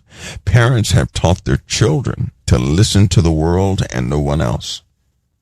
By and large, parents have not taught their children to obey the living God. They taught their children to go along with the flow of whatever the world tells them to go along with. When a person began to believe outside the system, everybody came down on that person and laughed at them and scoffed them right back into their confinement. Nobody breaks confinement. Nobody can go free. And if anybody starts to go free, that's when the entire community comes against them. Isn't that something? They don't want to kill you. You're already confined. You're not going anywhere. You're stuck like Chuck. You're doing exactly what they want you to do. Living inside of an illusion. They have convinced you by speech that you're free. They show you things on... You know why people watch television and movies so much? It's the only time they can escape their confinement by way of their own imagination. They watch a movie and for a moment, they're on a ship. They're not in their homes. For a moment, they're in a different land that does not have so much political vices that you can't talk about anything. They're in a different place altogether. Sci-fi is so popular because you're not dealing with elements of this world. People drink a lot and they like to party and go to bars to escape their own confinement. If home was happy, no one would drink. But it's not, and people need a way of escape. That's why those philosophers had invented gladiators, to allow people to exercise those hidden desires that they have, to allow them to escape an avenue to vent their anger. So the whole thing doesn't blow up. And they have subdued you without drugs. They pacify you with entertainment. So long as you have entertainment, you will stay put. If you ever turn all entertainment off for a week, you start getting antsy. You know what makes you sit still for an hour? Entertainment. Pop on a movie and all of a sudden you have an escape. And if you don't think it works, then you haven't been living on earth. You've not been living on earth. If you don't believe entertainment works, you're incredibly blind.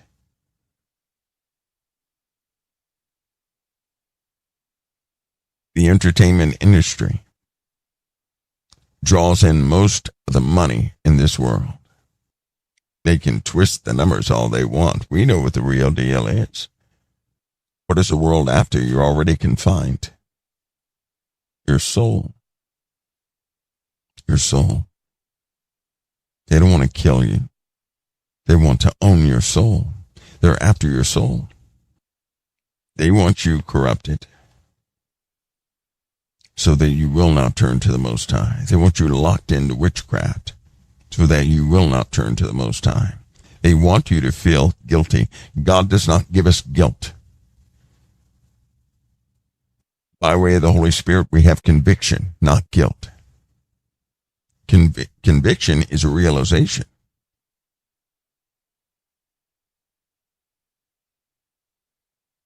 Guilt is something different. God did not give us guilt.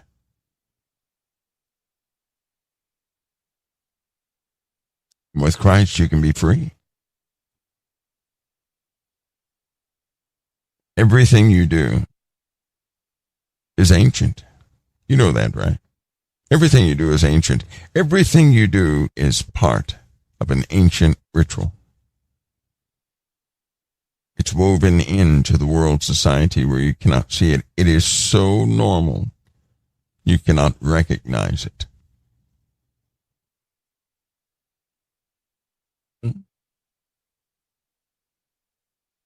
And everything God hates, isn't it funny how everything God hates, if you looked up what God hates, everything God hates is the number one practice on earth. Of course, they're after your soul. They're after it.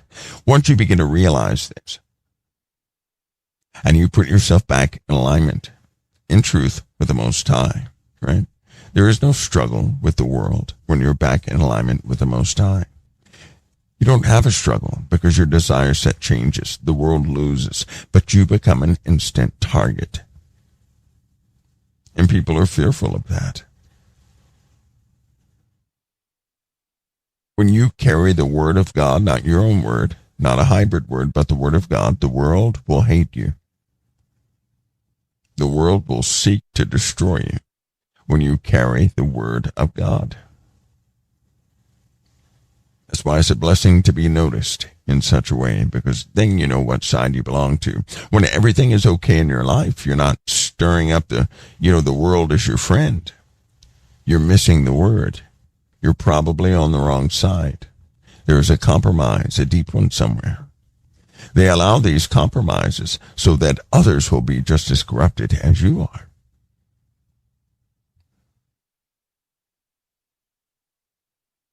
You know what? The Lord came and he opened our eyes just a little. And he opened our ears just a little. In fact, if you have a relationship with Christ, you know something is not quite right here on this earth. You can't put your finger on it. But you have these natural repulsions against certain things in the world. You rise up spiritually at times and you don't share that with other people. You know certain things are not right. Many people go along with things and they convince themselves, hey, I'm going along with this. And now I'm in the popular group that has gone along with it. That's why I will never take sides in politics. I will never take sides in politics. Never. I'll never do that.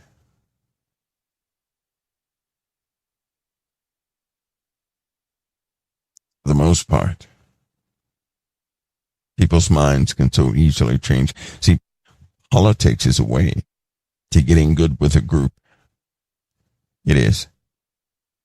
Most people out there, you don't have to confirm it because there are repercussions if you confirm the truth of your real beliefs concerning politics and people in politics. But most people pick specific sides because their family did it. Most people pick specific sides because it puts them in good with a specific group.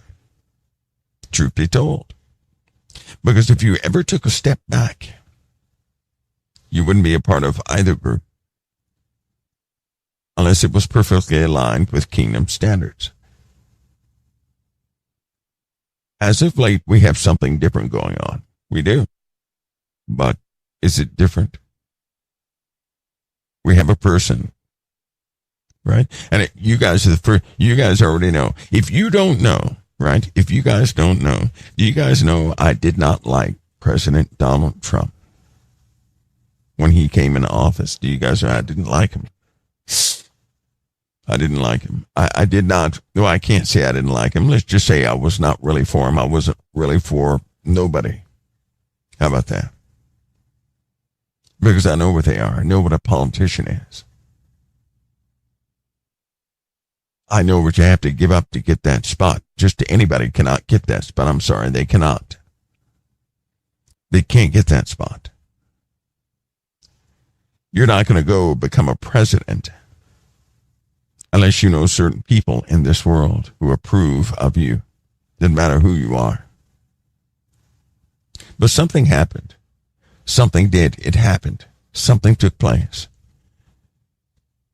I saw something before it ever took place, and I thank God he showed me. It was right before Obama became president.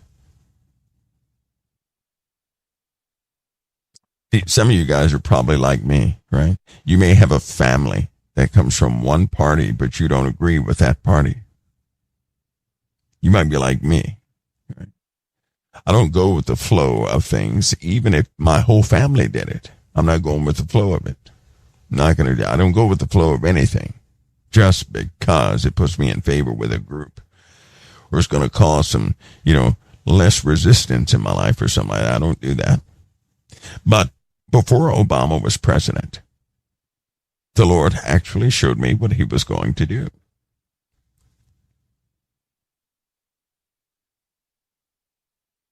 People were complaining, weren't they, before Obama? Large groups were complaining. We don't get what we want. That's what they were saying. Didn't they? They said, we don't get what we want. The Lord showed me what he was going to do. He put somebody in power that would represent a lot of people who said, we're not getting what we want. Things would be different if we had someone to represent us.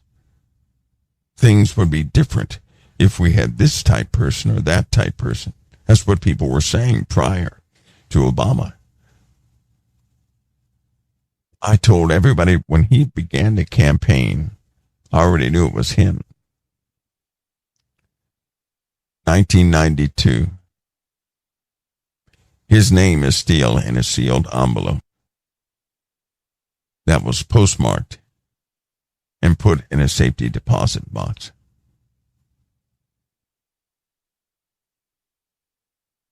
That's just amazing to me.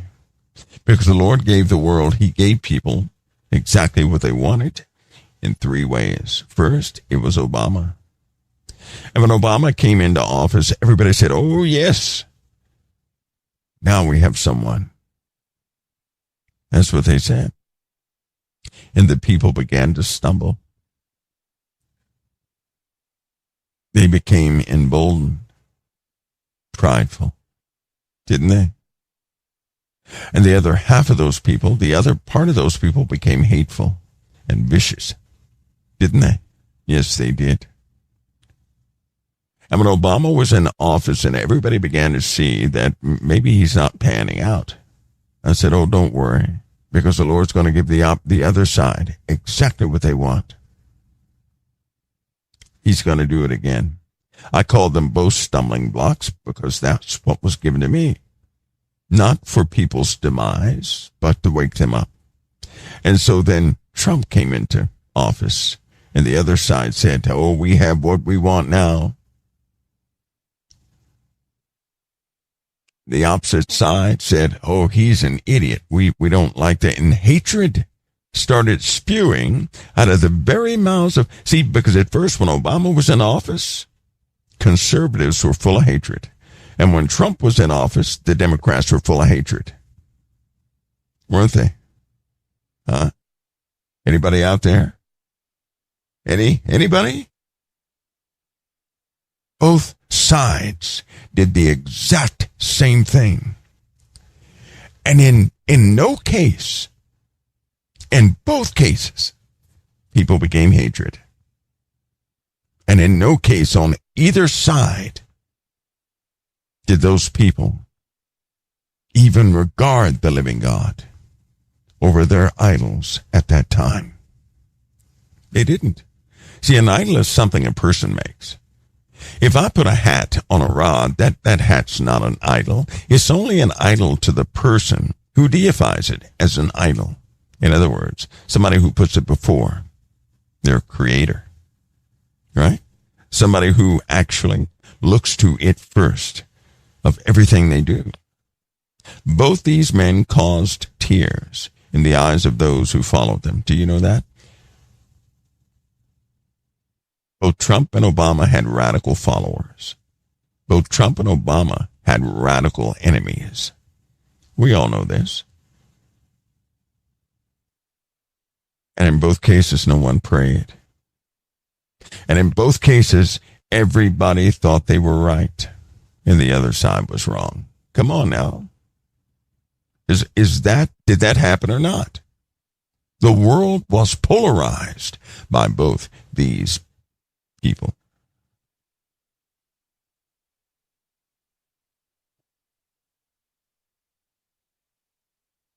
And men began to worship them.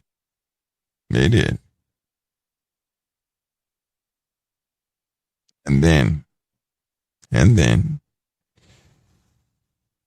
both had losses. And in their losses, did you notice how they blamed the other side? Then they began to sling all this illegal stuff and assign blame. No one took responsibility. The people, the citizens, did not take responsibility. The citizens did not. Families broke up over both these men. You know what? In my household, there is nothing external from my household that can ever interfere with my household. There is no external person that's going to cause the household to break up and fall apart. The Lord exposed something, didn't he? Now, why did the Lord do that? For correction, so that we can mend the breaches before his decree comes forward, so that we could see what we were truly doing and correct it in our lives and to purge ourselves of following men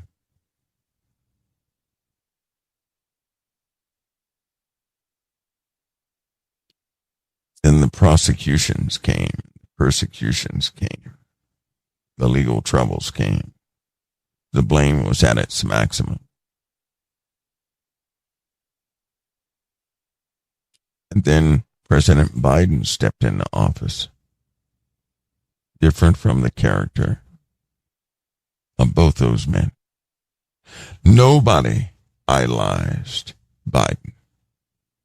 Nobody worshiped Biden. Nobody. Did you notice the people during that time? Confused, as though they had no leader. Correct? God put somebody in office who nobody could worship. Nobody would worship, who had problems, who was obviously going downhill quick, and everybody noticed it. And still no one took responsibility, and everybody blamed. And then it started turning. Trump began a campaign after Kamala lost, and it was a deep upset for the entire Democratic Party, and Trump began to gain ground, but something changed. It changed. The people started seeing something else. Started to. It's not quite there yet. They began to see something else. They began to see something else. I'm telling you this because I'm also tell you what's about to happen. You don't have to believe it. Just keep living. When Trump campaigned, nobody wanted Biden because everybody began to identify that something was, about to test our nation, and it caused a real fear. And people had a consensus, and Trump was voted into office. And Trump immediately began to correct things as he saw fit. But then the change started coming. Here's what the change is. While, yes, everybody has their, parties get behind their people. But in this case, people began to see America again. They did. They did. Beyond the words and the promises, beyond all of that, people started to see the situation they were in. You know, that just recently started, right? They're starting to see America again. People were so entwined. They were so wrapped up in the blame thing. They couldn't see the country anymore. And slowly but surely we were losing it. Something has just recently changed. It's an opportunity. It is. It also comes with a great warning. Not my warning. Our Father in heaven really does not like pride. He does not. Should people be lifted up by pride, even in the midst of known problems, He's going to bring us low. He did not do that yet. Not with Obama. Not with Trump's first term. He didn't bring us low. He did not. One represents a well-known establishment. Just so you guys know this. One represents an establishment, and one represents a different type of establishment. Obama represented the establishment. He did. Trump represents a different type of establishment. Both have a base, but one you have been dealing with for some time. You were.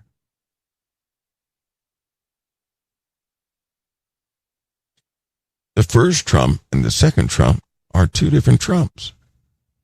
They are. The first Trump was somewhat vicious. Because people were vicious to him, he was vicious back. And he caused viciousness in the nation. The second Trump is a bit different. In that change, something humbling has come. Something you may or may not be able to see. But let's just say this. Something is on the president's mind heavily. Something has caused humility within the president.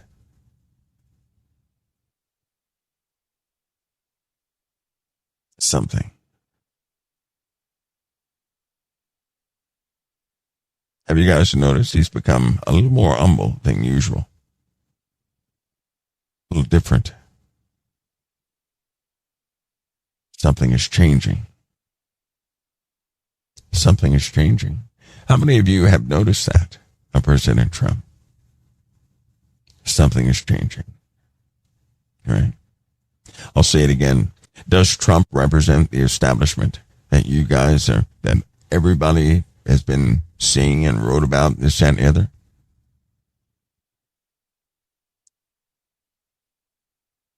Not the establishment you're used to.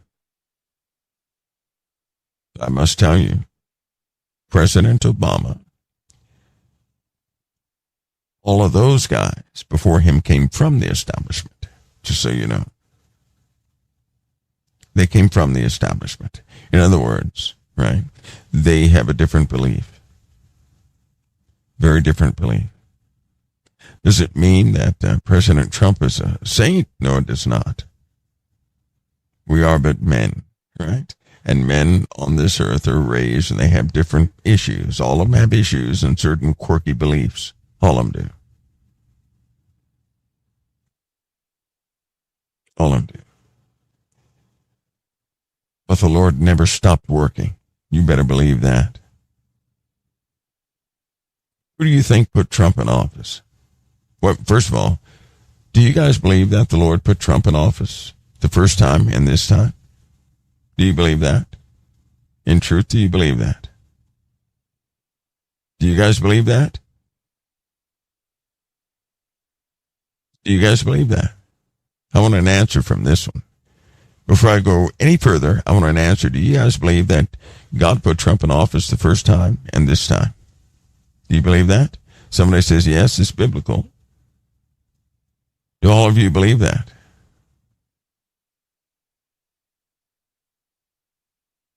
For the most part, I'd say quite a few of you believe that.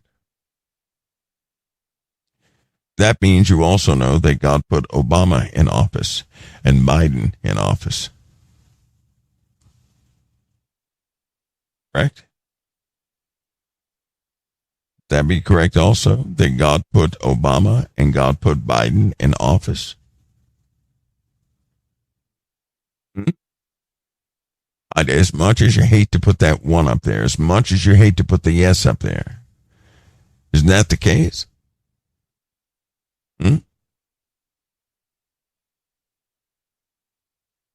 Okay, so because he put all of them up there, the next question is, why would God put those individuals in office? Why would God give two groups of people who rule the USA, two distinct groups of people were given a representative? Two distinct groups were given a representative as president of the United States, yet our situation was still the same.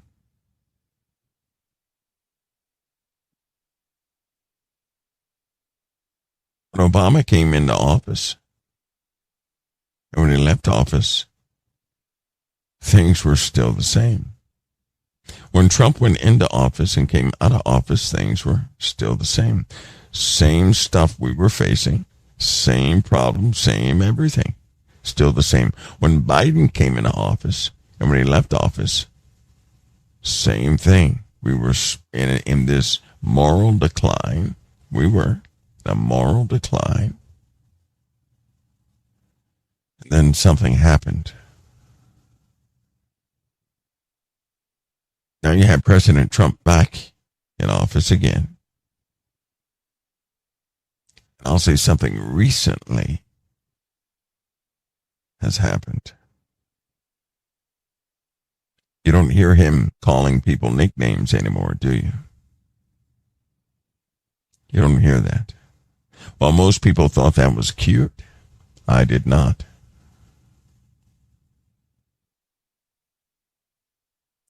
When you win something, when you're appointed to a position, you never gloat over your enemies. When you see a person in trouble, you never degrade them in their trouble. You know who taught us that? The Most High did. Stay your tongues from someone in their calamitous moment. Have no opinion, lest the Lord put that same calamity upon you. The Lord is at work always.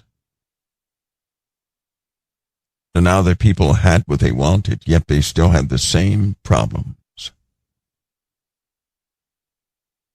Here in the last hours, God has sent another representative to govern the people.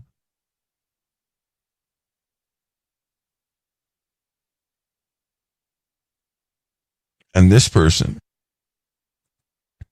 is not the same person. He's not like he was the first time. No. This person is inclusive. This person is doing things. Maybe not everybody agrees with it. It carries some sting, right? It does. But the same person went through a process that the other one went through likewise. It's just that the other one wanted nothing to do with politics following that.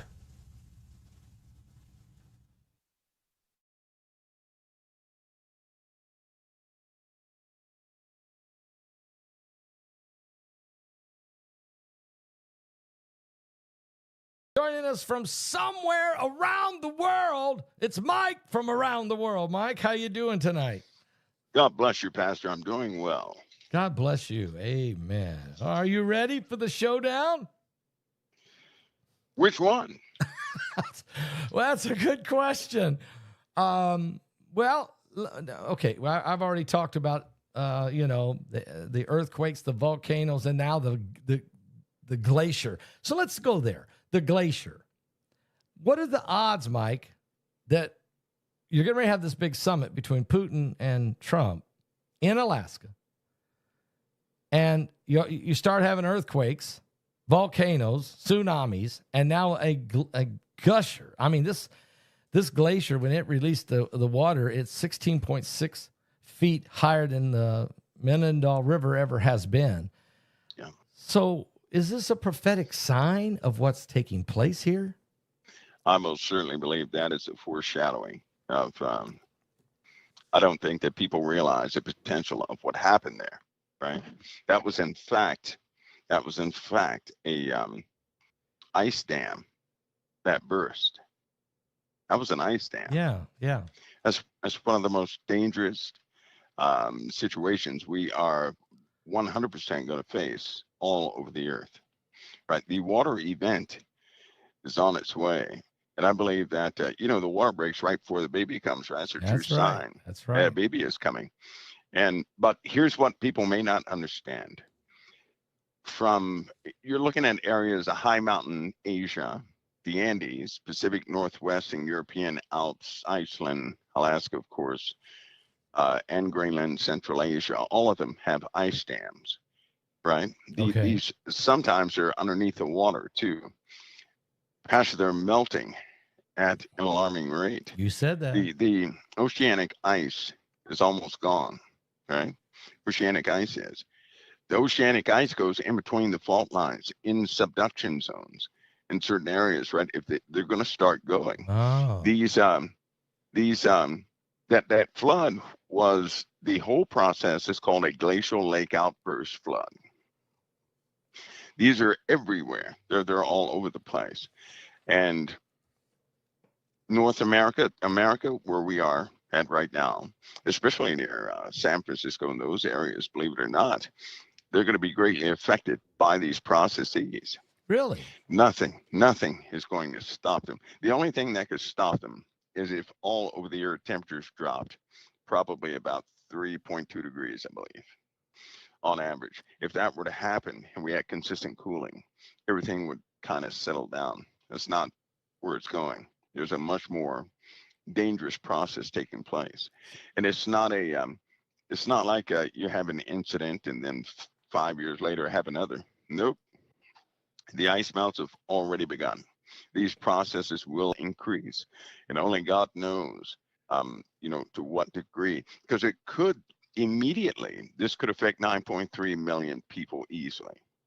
Okay, And when I say I want to ask you because I think I heard you yes, say it. You're saying that the ice that's melting affects the fault lines in San Francisco area? yes, oh yes, That's probably yes, what caused these 8 oh yes, quakes today? Okay.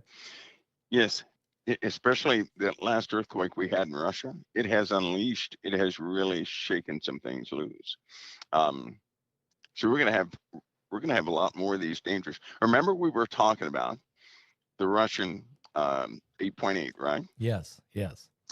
And in the Pacific plate, remember, right across, if you go diagonally from that 8.8 plate, where do you end up? Cascadia subduction zone. There you go. There you go. And so that's the opposite side of the plate. And that's going to continue. It's not finished. It's by no means finished. Many of the sensors that they have in the ground to measure pressure, temperature, and all these different parameters, they're safeguarding that data. And the reason why, it's normal to have peaks in data coming back from these sensors, right? Okay. It's not what's happening. It's consistent data. The peaks are not happening. When a sensor puts out consistent numbers, that's a solid number. If it peaks and drops every so often, that's normal activity. That's a good sign. That means the Earth is recovering, but it's not recovering. So we have a buildup of pressure on one side of that plate. That means it will pop. And when it does pop, right, because it's such consistent pressure, it'll pop in 2 places. Each one of those places, well, it's going to have to be at least an 8.9 or higher. Okay, because Standeo talked about this in the webinar. I recorded him this week, and he said something very similar to what you're saying. I don't want to give his thing away, but it was amazing. So you're saying this thing will pop, and you're talking San Francisco, the San Andrea fault line in that area. Yes. Yeah. 8.9 or higher. Or higher. Yeah, I'm betting on the higher part. You're looking at that in 2 places simultaneously, and then that will unleash everything else. That will most certainly shake loose everything else. So these are the more bigger concerns. Not that the war between Russia and Ukraine is not important, because thousands of people have been dying and it's going nowhere. So let's go there for a second, okay? And then I want to come back to the earthquakes, because you're blowing my mind on that. But since we're talking Alaska, let's stay there for a minute. Trump and Putin tomorrow. I've gotten some information from some insiders that there's a lot of chatter, and you're the only one that can confirm it, of a potential false flag to try to derail this thing. Is that a possibility? Yes, it is. Very much so. I hope that people are, especially Christians, when you're facing a severe challenge like this, and the end result could be catastrophic globally. Technology is not going to fix it. Nothing is going to fix this except a change of heart. The only one that has the power to change the hearts of men is our Father in heaven. Yes. Nobody else does. Amen. The saints are required on this one. The saints are. In fact, I believe some of this activity is almost like an attention getter to let people know that they need to stand up and be involved. This is their moment to take a stand. They need to be involved. Because I do believe, based upon the believers, the earth is kept or not. Not based upon the unbelievers, but based upon the believers. I in agree. fact, doesn't it say that in the word, that the earth has been held, has been kept? Yes. Right? Judgments have been held back for us. It's for our sakes. Yes. For the believers' sake, not for the unbelievers. Which means this earth is absolutely 100%. It will implode. And God's determination upon that time is geared towards His mercy is towards those who believe. And so when we see these simultaneous activities unfold right before these major events, I do believe they are from the Father. It's a clear message, and because it that kind of that's the only thing that wakes us up. And when it happens over and over, it's beyond coincidence. Would you say the Sea of Galilee turning blood red, would that be a coincidence? All of it. Oh yeah. Or is that Galilee, a sign? Sea of Galilee. Any other lake would be, that'd be another lake. But Galilee? But Galilee at this time, right before they're scheduled to have talks. So you're going to have, but I'll tell you something, Pascal. When you try to, there's a principle that happens in life. I believe that everybody can identify this principle. A lot of people in life, they'll say, well, they'll be at home and they'll say, if I can get rid of this one problem, I'll be okay. I believe everybody is mature enough to have noticed that when you rid yourself of one problem, another one comes up in another area of life. So if you get rid of money problems, you may have relation problems. If you get rid of relational problems, you may have another issue. That means there's always an attack. Evil is always at work. Satan never sleeps. He never does. In this case, if, say, these talks are successful, right? Yes. That will be purely up to the believers, but you're going to have this transference of activity into another area. So the believers, they're going to have to really cover everything. They're going to have to watch if there's specific areas of expertise and really pray over those areas. Right now, we have in America and in other parts of the world, we have an uprising of people against their leadership in a way that I've never seen it before, right? And this is global. And the people for about a month, it's hard to see what's happening in Russia. About a month and a half ago, people were questionable regarding Putin, right? Do you know what's happened lately? No. What's happened? They're becoming patriotic behind Putin's resistance to the world. Is it because they sense he may be going to do peace and end the war, and they don't want war, and are they happy about that? I think they're believing the propaganda, right? When Trump came into office, he started to shake things up so bad. You had too many people were talking, right? Right. And so that really multiplied the amount of people who were telling a narrative. Those people who keep saying America's evil, and those people who keep saying, all these negative things, you see that happening in New York. But people that are saying America's evil, this and the other. The people in Russia have begun to adopt some of those voices. Okay. So now they're believing against the West and the movements towards peace, right? Which is causing a weird patriotic movement happen. And Iran is no different, right? There's something happening with propaganda, and media is reaching them. Evidently, it's not the media that we consume. It's a different type of media reaching them, somebody else's message, causing them to get behind this anti-West operation, right? And it's growing. So we're going to see. We will know after these talks. I don't believe that in the first day. I don't believe people are going to have an answer to what they think. Right. I do believe there could be some stalls. There could be some, initial agreements that were miscommunicated and come back. I think it's going to be a drawn out situation.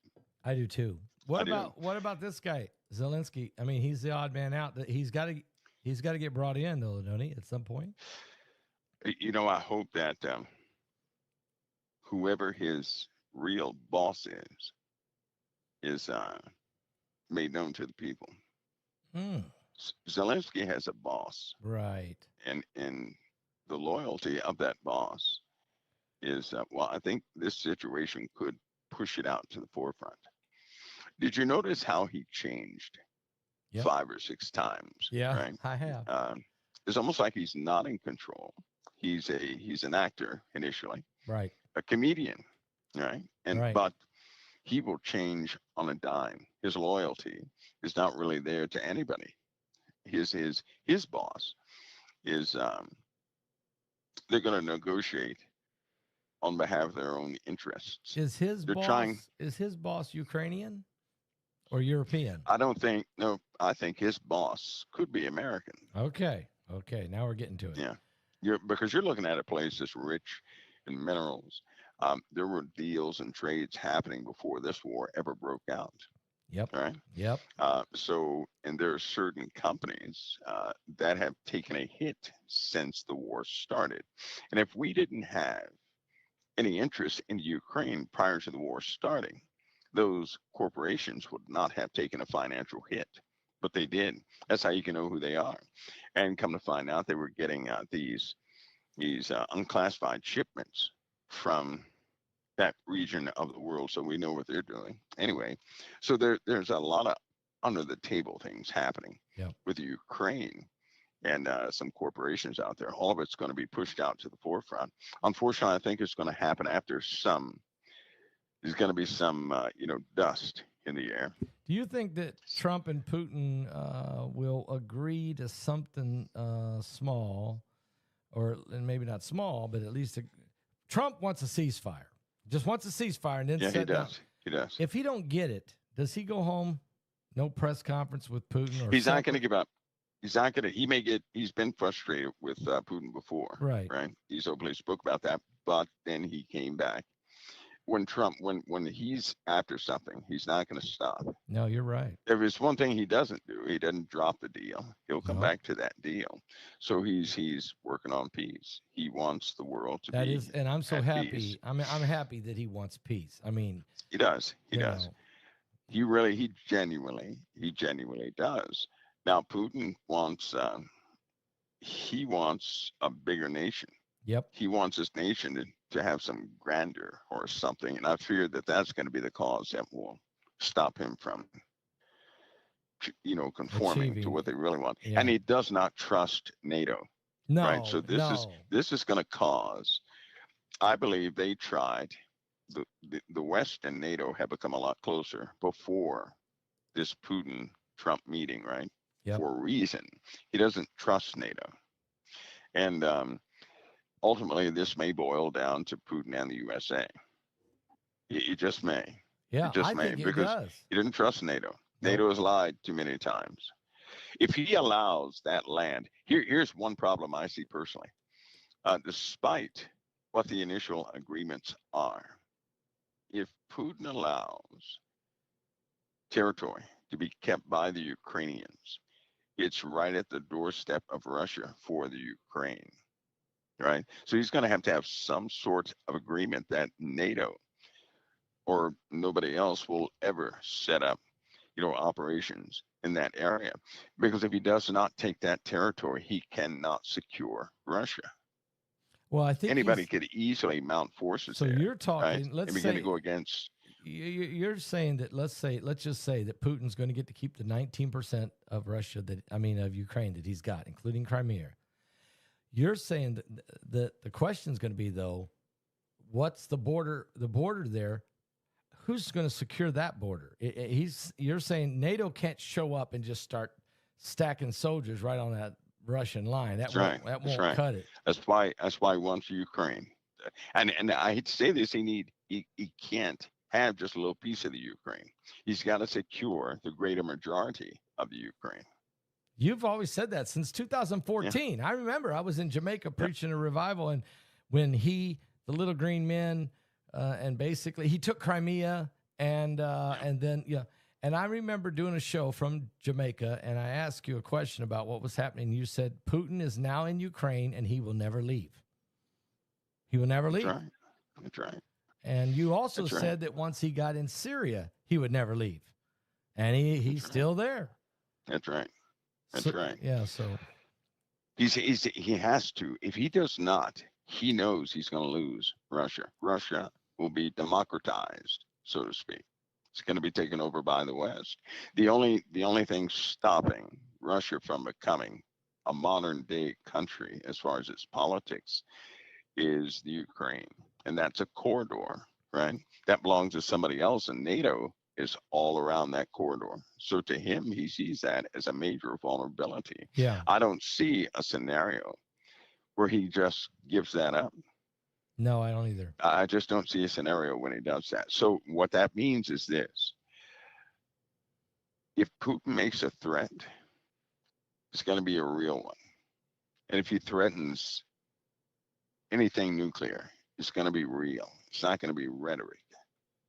It will not be rhetoric. It's going to be real. He understands who he's dealing with Trump.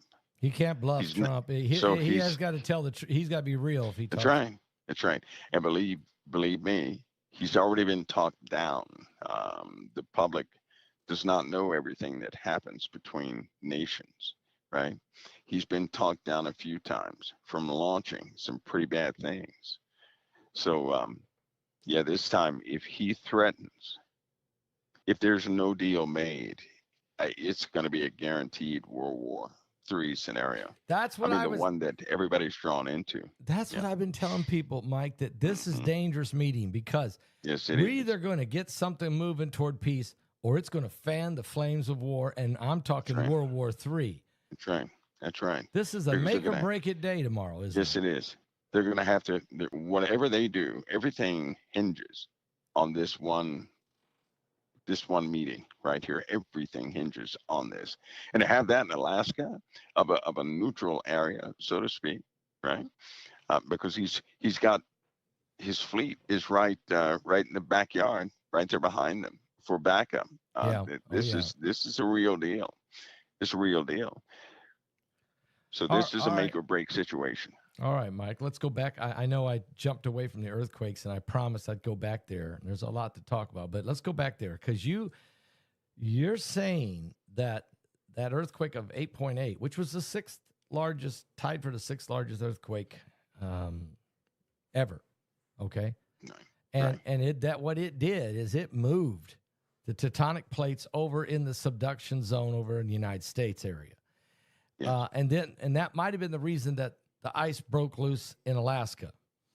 And with the ice breaking loose, that means that the ice caps are melting, and underwater the ice is melting. That's lodged into these crevices of these fault lines. So you're saying that we're on the verge of a 8.9, 9.2, 9.5, whatever in San Francisco. I mean, that's or somewhere along the San Andrea. Would you say that? Yeah. Yep, right along that Pacific plate, we're going to have some big problems. Peru, for example, right? Peru and the Nazca plate, the Coast plate, Caribbean plate. We're going to have some activity from those plates. The Coast plate is a fairly new plate. It's new, the whole bunch, and there's no way it stays stationary. Now, it's still going to be the cork, right? Because it's holding the pressure of the other plates back a little bit. It's a good gauge to see where the plates are moving.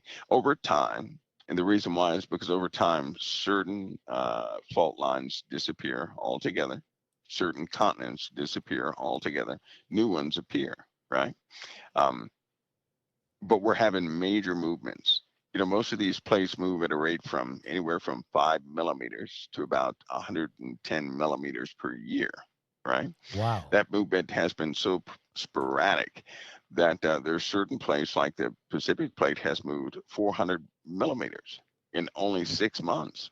And it's starting to warp, right? So the Pacific plate is warping. It's actually warping itself. You have the southern side moving faster than the northern portions of that plate. So it's doing some sort of a twist type deal. That's going to cause some major instabilities.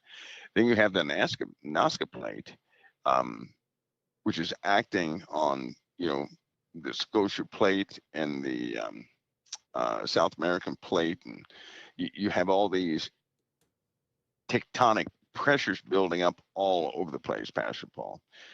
We have this melt event in Alaska.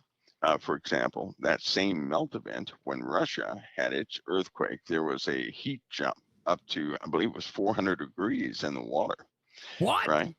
Now, you may ask, how can you have that? Nothing is boiling. If you take distilled water, if you ever want to make superheated water, here's an experiment, but don't let kids do it. take some distilled water, right? Okay. Put distilled water in a coffee cup. You put it on high for about 2 minutes. In a You microwave. take it out. It's not going to be boiling in the microwave. It's not going to be boiling, right? Right. Then you stand back and drop a pinch of sugar in it and back off. As soon as that sugar hits, it's going to be a violent reaction. In fact, anything that hits that water is going to be a violent reaction. Okay, that's what's sitting under the ocean, superheated water. Fastball, Wow. that water with these earthquakes that we're having is starting to let that superheated water come up. I see. And when it hits the seawater, a violent reaction it has. In fact, they still haven't come out to tell people what happened in the area of that 8.8 in the ocean. But the same thing is going to begin to happen in the Pacific plate, the Juan de Fuca plate, near up there where Alaska is and everything else. We're going to really start seeing some pretty violent activity coming from the oceans with these earthquakes. And the earthquakes are they're going to magnify, both in frequency, duration, and also magnitude. Now, when and I know the 8.8 earthquake happened, tsunami happened, but 7 volcanoes erupted simultaneously, including the big one that had been dormant for 600 years. Yes. I'm going to ask you a question. If and when the plate over in Cascadia subduction zone over by Washington State, it gives. We have a 9.4 earthquake or something like that. Does Mount Rainier, maybe not even that big, maybe 8.8 again. Does Mount Rainier blow? It hasn't done anything for, I don't know, hundreds of years. Does it blow too? Well, sadly, it's Mount Rainier is already waking up. It's already waking up, right? I'll tell you right now, it does not need any shaking to do its damage. I believe the walls are thin. It's having more and more geoactivity out in that area. But yes, it could. Yeah, and here's the part. You don't want an earthquake like that in the Pacific plate. No. Because you have 3. I know everybody knows about Yellowstone. I'll give a hint of Tamaulipas. I'm always talking about Tamaulipas because I want people to understand that Tamaulipas has 2 brothers in the Pacific Ocean, right? Okay. These are massive volcanoes. These are world enders. Let's put it that way. All of them are world enders. You're looking at a tube that goes down to an endless source of magma. If they blow, it'll make Yellowstone look like a pinprick, right? So you're looking at a volume that's indescribable. There's no way anybody can measure. And it's up in Alaska. No. It's in the Pacific Ocean. Oh, you're talking about the one in the Pacific. There are 2 unnamed, I don't know what you call them. They're not super volcanoes. They're much, much bigger. That are just like Tamaulipas, right? Okay. They're just like Tamaulipas is one of the biggest volcanoes in the solar system. It's gigantic. In the solar system. Well, there are 2 more in the Pacific Ocean.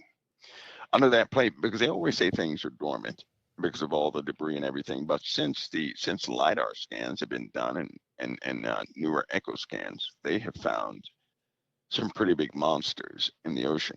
And if it blows, it will send debris up, way up in the atmosphere, at least up to 25,000 feet. It will coat the earth in ash in less than a week. That's how much material could be ejected. What? So I'm saying this to let you know there are some bad things, right? Potential super disasters on the earth. That could be unleashed due to this shaking. In fact, scientists will start to come out and tell everybody that there's some unsurvivable scenarios they will not discuss, but they are absolutely possible at any moment. So I had a couple guys who I interviewed for the webinar that said that this tilting is taking place. Is the tilting taking place, Mike? Yes, it is. Is it a serious? Is that what's causing part of the problems? The tilt. Well, it's going to be a parameter that will help. The shaking and the eruptions and everything else be a little more extreme, yeah. And because if you tilt, you're changing rotational inertia. If that changes, then plate weights will change. The actual weight of the plates and the direction in which it pulls is going to alter too. Can you imagine if you're tilted 15 degrees suddenly, right? For example, the Pacific plate, like the Nazca plate, is pulling to the east. Okay. The North American plate is pulling to the east. Can you imagine that suddenly changing and pulling to the north? If that ever happened, then all that built up pressure is going to release in certain areas, causing that would be about a 12.0. We don't have a gauge for that type of earthquake. That would shake the earth. That would shake the entire globe multiple times. So we're looking at some real scenarios that are quite serious. So warning, planet Earth. I mean, warning. It's true. I mean, we're at a very volatile time. Let me ask you a question, because today an Australian flight with about 200 some people on it just dropped out of the sky. It fell 27,000 feet before they could stop. They stopped at less than 10,000 feet to go. Yeah. What in the world caused that, Mike? Well, there was some more. Didn't we have another aircraft did the same thing? Well, yes, we did. Similar. Yeah, did the same thing. Yep. And then there was some small aircraft that just didn't make it. A bunch of little ones are crashing everywhere. That's happening everywhere. Pastor, electronics, right? Yep. Anything man-made is not perfect. And we, being the geniuses we are, have become so dependent upon our own ideas that we actually unleashed something called AI. Right? We have. And people, here's the bad part. People have gotten a hold through AI, right? Any one of your listeners at home can build very complicated devices with all the items and modules purchased from Amazon to cause a plane to fall out the sky. Wow. That's the bad part. Whoa. Wait a minute. Are you serious about this? Yes. You no longer have to know mathematics. You don't have to know, complex large language model algorithms. You just simply ask AI. And I'm telling you right now, it can help you build anything you want to. This is right now. This is real right now. So you have a lot of people out there who have already made devices that cause an aircraft's computer and redundant computers to start reading wrong numbers. And that will cause, obviously that'll cause a crash. Reading wrong numbers. The airline industry, here's the only alternative. The airline industry is going to have to update every single aircraft in the inventory. That's going to take single one. That's a lot of money and take a lot of time. And they're going to have to do it. There won't be as many airplanes available. Prices of tickets are going to go up because they're going to retrofit going to be going. You bet. But look at the danger zone. You can have a kid with an iPhone, right? Say he's working on something at his desk, and he inadvertently sends out a small signal that tells about 12 aircraft. It changes their vector points or something like that, or tells their GPS that they're about 15 miles off, or tells the GPS that they are 15,000 feet above where they should be. If they have that on autopilot and that data changes, that aircraft is going to take a dive down to a corrected altitude at the fastest descent rate, and everybody's gone. That's the true story behind a lot of these crashes that have been happening. And to be honest with you, some people are they're scared to death to get on aircraft. It's going to get worse. Pastor, it's going to get worse. There's no way they can stop this. The only thing they can do is make the aircraft immune to it. So they're going to have to change the architecture of the computers on the aircrafts and their networks. They're just simply not secure. That's going to take time, and there's going to be catastrophic events in the process. There's no doubt. Guaranteed. And it's not that there were a few kids. We're talking about kids 11 years old that inadvertently caused an aircraft to reroute itself and to drop altitude.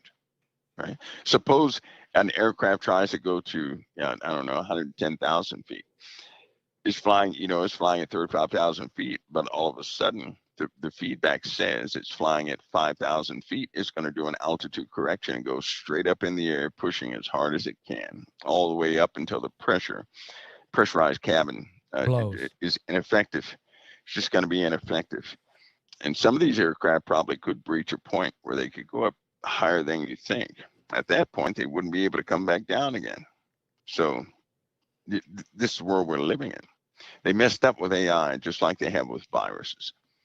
This is way more dangerous than the viruses. This is a monster that we've let, as Musk said, we've let the demon out. The genie's out of the bottle.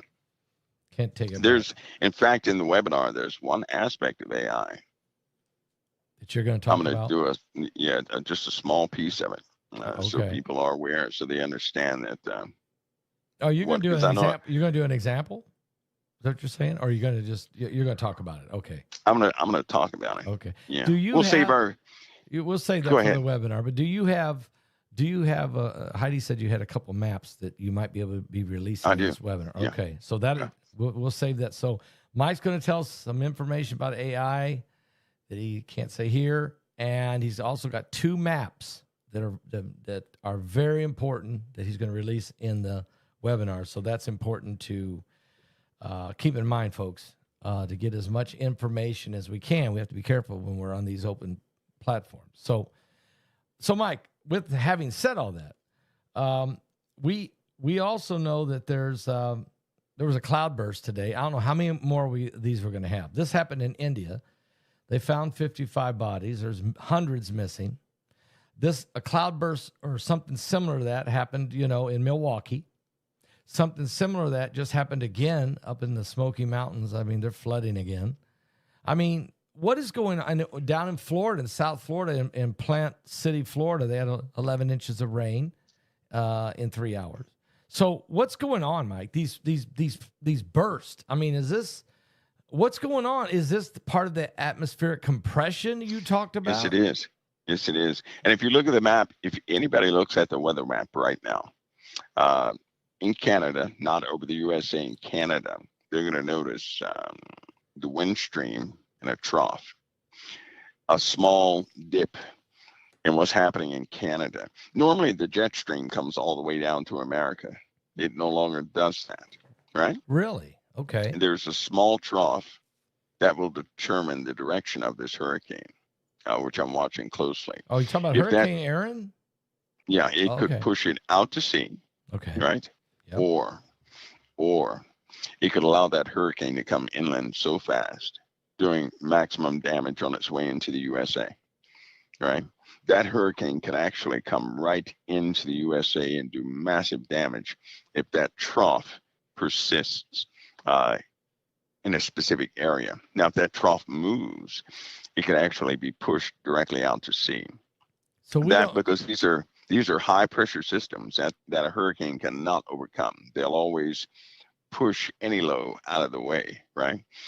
But it has caused like a river, you could say, going over Canada. Not in the USA, it's over Canada. We have no airstream over the USA right now. It's all in Canada. There's a trough sitting in between 2 strong vortices. Based on it, that hurricane, if a gap opens up, the hurricane could be allowed to come right into the USA. If no no gap remains, the hurricane will be pushed out to sea. And so I'm watching to see if a larger dip is going to form in Canada, because if it does, that hurricane is coming straight up to it. And that's going to be the line of least resistance. And so that will be the path it takes. Even the computer models, all of them, are having problems forecasting this upper massive airflow, because it's something very rare. It's not something everybody sees. I've been noticing it. Everybody's saying, okay, all the meteorologists are saying, we're going to become a category 3 this weekend. And they got an area there in the ocean, they say, but when it gets right here, we don't know which way it's going. And you're saying that's going to be determined by the airflow in Canada. Yep. And you're watching that airflow in Canada. So it's interesting that the meteorologists don't say that. I mean, I know they probably don't want to give it away. I don't know. But is that Yeah, why they can't? That's why they can't make a prediction, is because they don't know what that airstream is going to do. Yeah, I think they have an idea, but the modeling doesn't. Right? If they speak outside the modeling, they're fired. No, I see. They're going to be fired. They cannot speak outside the modeling. I believe it was a few months ago, all those meteorologists were fired for speaking outside of the modeling. So they can't even do that. They just can't do that. But that, that's going to be the contingent factor on the true direction of this hurricane. So we're going to have to pay close attention to this. I mean, because I keep wondering, I keep looking at the high pressure systems and the low pressure systems, and when I look at the map, but I had no idea that whether it's high or low is determined what's going on in the is it the jet streams or just air currents? What do you want to call that up in Canada? And you can call that a jet stream. Okay, a jet stream that the airflow is just follows that. Yeah. Plus, the waters are warmer than they have ever been since we've recorded everything. So if this thing hooks and heads toward, let's say, northern Florida, oh my Lord, it's going to get in some really hot water, and when it does, it's going to become a monster fast. Yeah, and remember, the hotter it gets, right? Yep. The more moisture a cloud can actually hold. Oh. So instead of holding, 900 billion tons of water, it'll be able to hold 1,800 billion tons of water. That's not good. That's not good. And all that drops. And then there have been times, Pastor, an event people are going to start saying is this. I mean, describe it. Imagine rain falling so fast, there's no more oxygen in the air. What? No. Where? Yep. No. Yep. Are you serious about this? Are you serious? Yes, that's going to start happening everywhere. Raining so hard that there's no oxygen in the air because it's saturated with water and moisture, right? That's right. Will people just drown? Will they just drown in their own? Well, they won't be able to breathe, and hopefully, that event, when it happens, it'll happen for about 2 minutes. About 2 minutes. That's enough to kill me, Mike. I mean, I'm heaven bound if that's the case. Well, and what's so sad, Pastor Balls, back in the 1920s, right? There was 2 cases of it. It happened 2 times for about 15 seconds. Last year it happened 4 times. This year it's going to start happening everywhere. The atmosphere has finally hit a trigger point where saturation is at a level where that downstream is going to be just overwhelming. It'll be like somebody dumping a bucket of water, like a waterfall. It'll look just like a waterfall. Yeah, Imagine, 5 inches of rain falling in less than 45 seconds or something like that. Mike, it'll be like we'll be like we're being waterboarded almost. I mean, Yep, absolutely. If in the past events like that were able to crush a house, that's what that event can do. It can crush a house. And we're going to start having that everywhere. Okay. Now, so it's going to be bad for hurricanes. It's just, I have a bad, there's just been too much. It's been so hot down here in Florida. It's been incredible. 95, 98 every day. It just never, and real humid. You better have air conditioning going all the time and it's pulling the water. So let me ask you, so are we getting ready to go into a period of time now because the atmospheric compression? So what about the hail, the wind? I mean, what's going to go? Both will increase.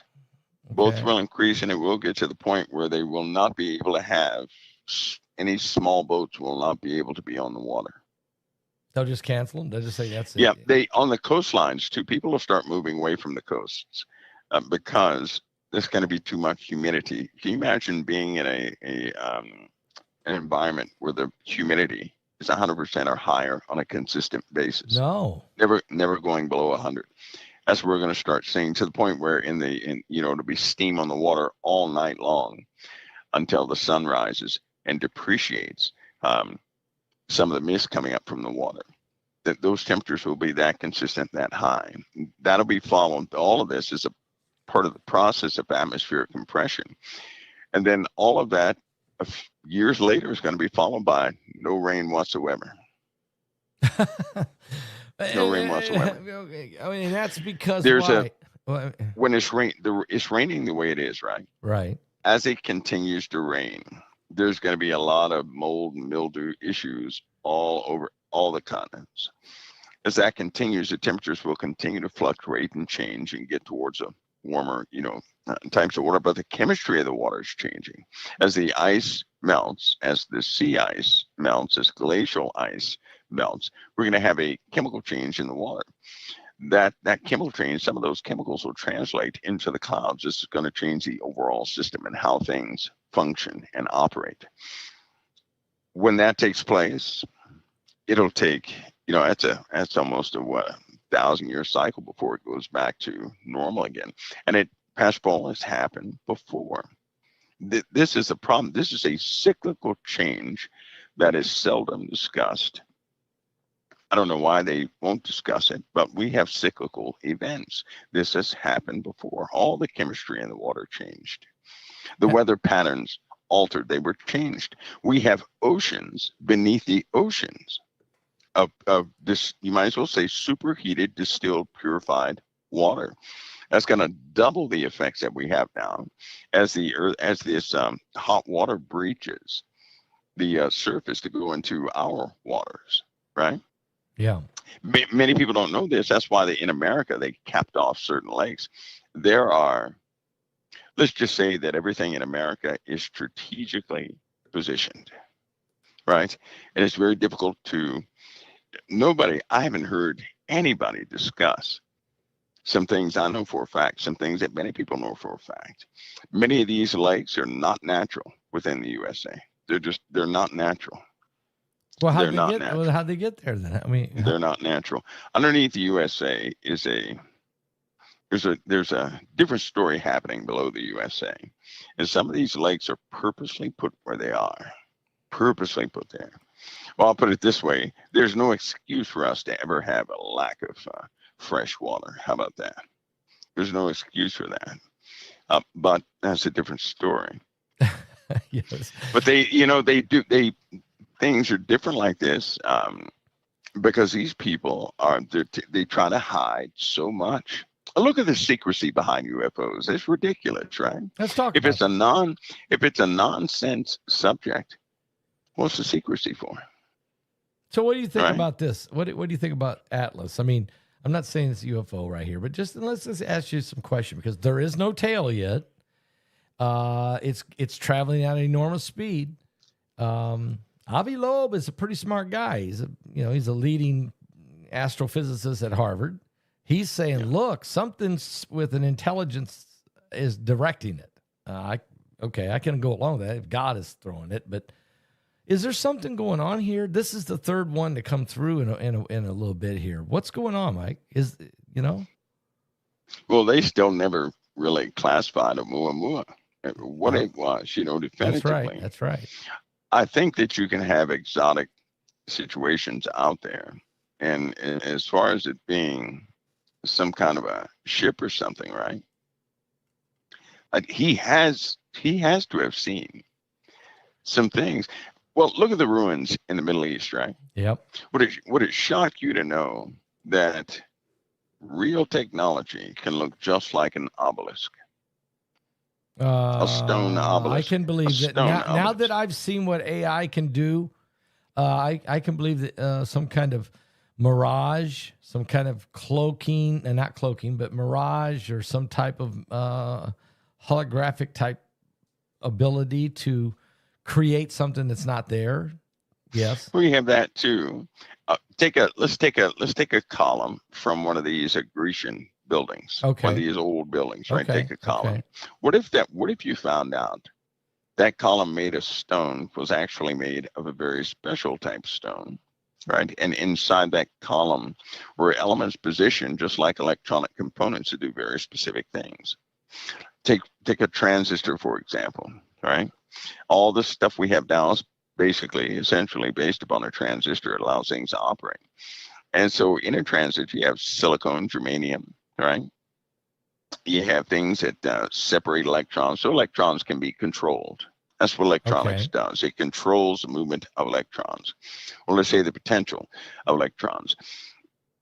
Well, some of the ancient technology did the exact same thing, right? Okay. The exact same thing. It had germanium in it. It has silicon in it. The same elements that are inside of a transistor are in some of these ancient buildings, Really? built into it. And they also have the telltale arc marks, where obviously a massive amount of electrons are flowing through them. The burn marks, right? Okay. But they did it in a way that no one in modern times can replicate.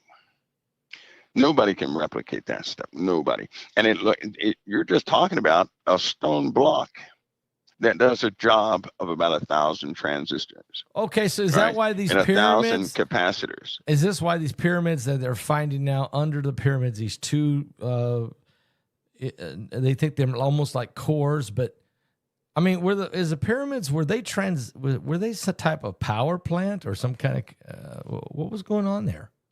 I have my idea of the pyramids, but regardless of what they call them, the pyramids were constructed in a very meticulous way, and they consist of many types of minerals, right? And you have the major, they're guardians over the truth of pyramids. They know that the pyramids of Egypt, there's a twin set of those pyramids here on this earth.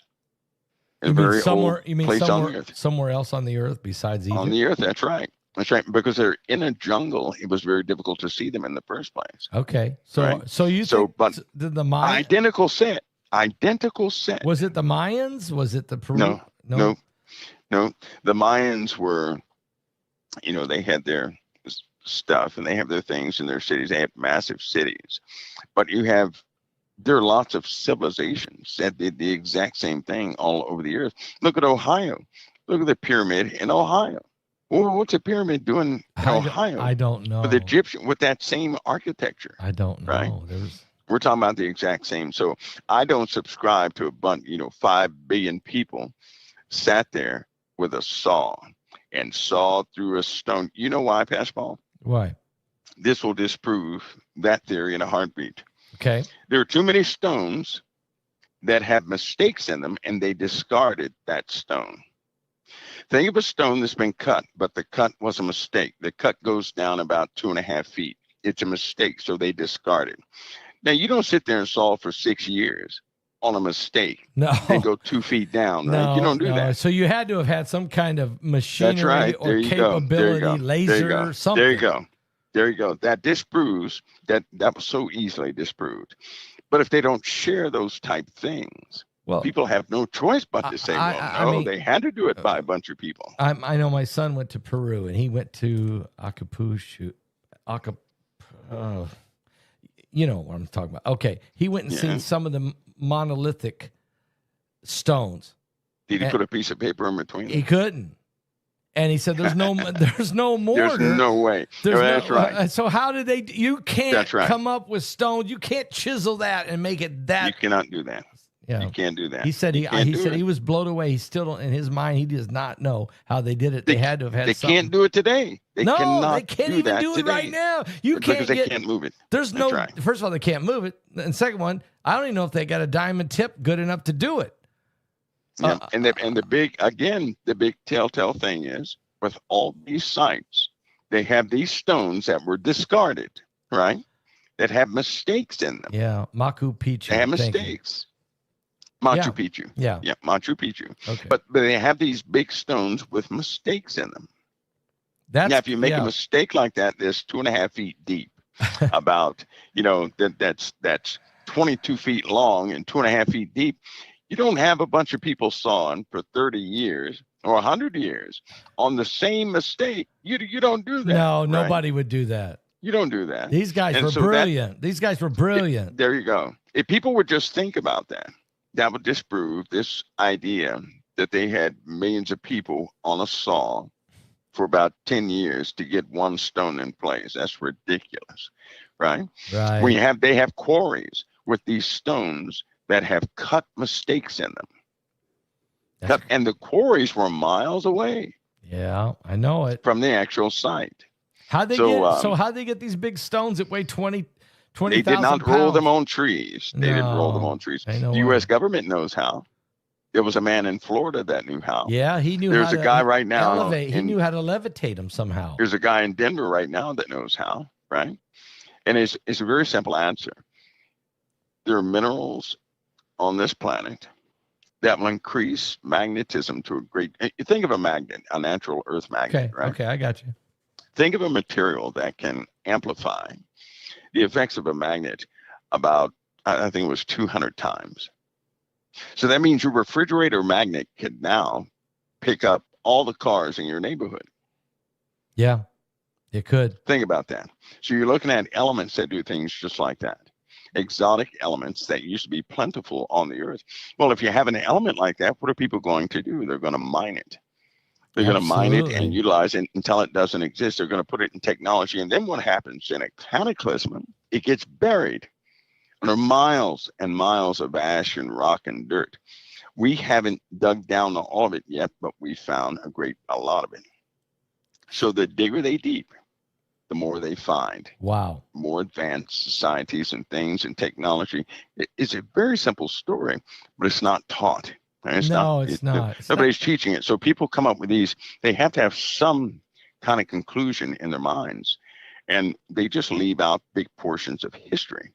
So I hope that everybody understands that with these stones, where they have these mistakes in them, that you don't make the same mistake. No. And have hundreds of people do that over years. You don't do that. So something else was cutting this, and they said, oops, that laser went through that rock crooked. Let's discard it. And they got rid of it. But these exotic elements you can put them under granite, magnify an entire block of granite, negating the weight of that granite. And then you can push it easily.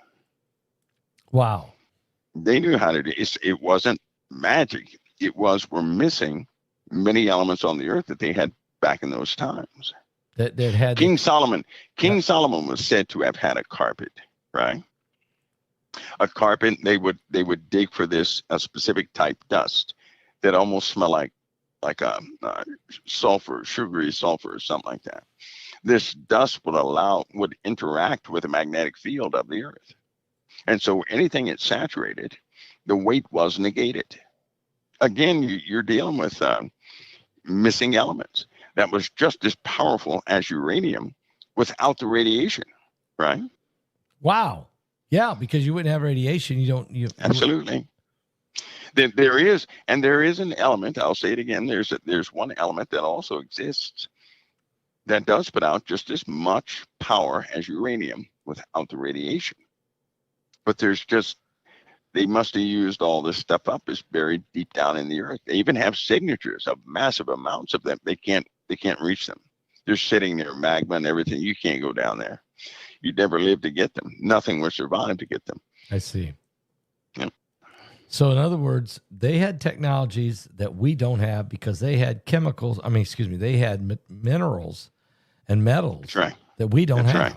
Yeah. That's right. We simply don't have them. And so here we are with that. And it's a very simple story. It's just not, they like to hide things, to control the narrative so that, people are essentially so they can sell us, so they can dumb us down. See, so you're dependent on them. I know. You're not going to totally get rid of what you're dependent on. No matter how mad you get at it, you're going to keep it around because you have a dependency on it.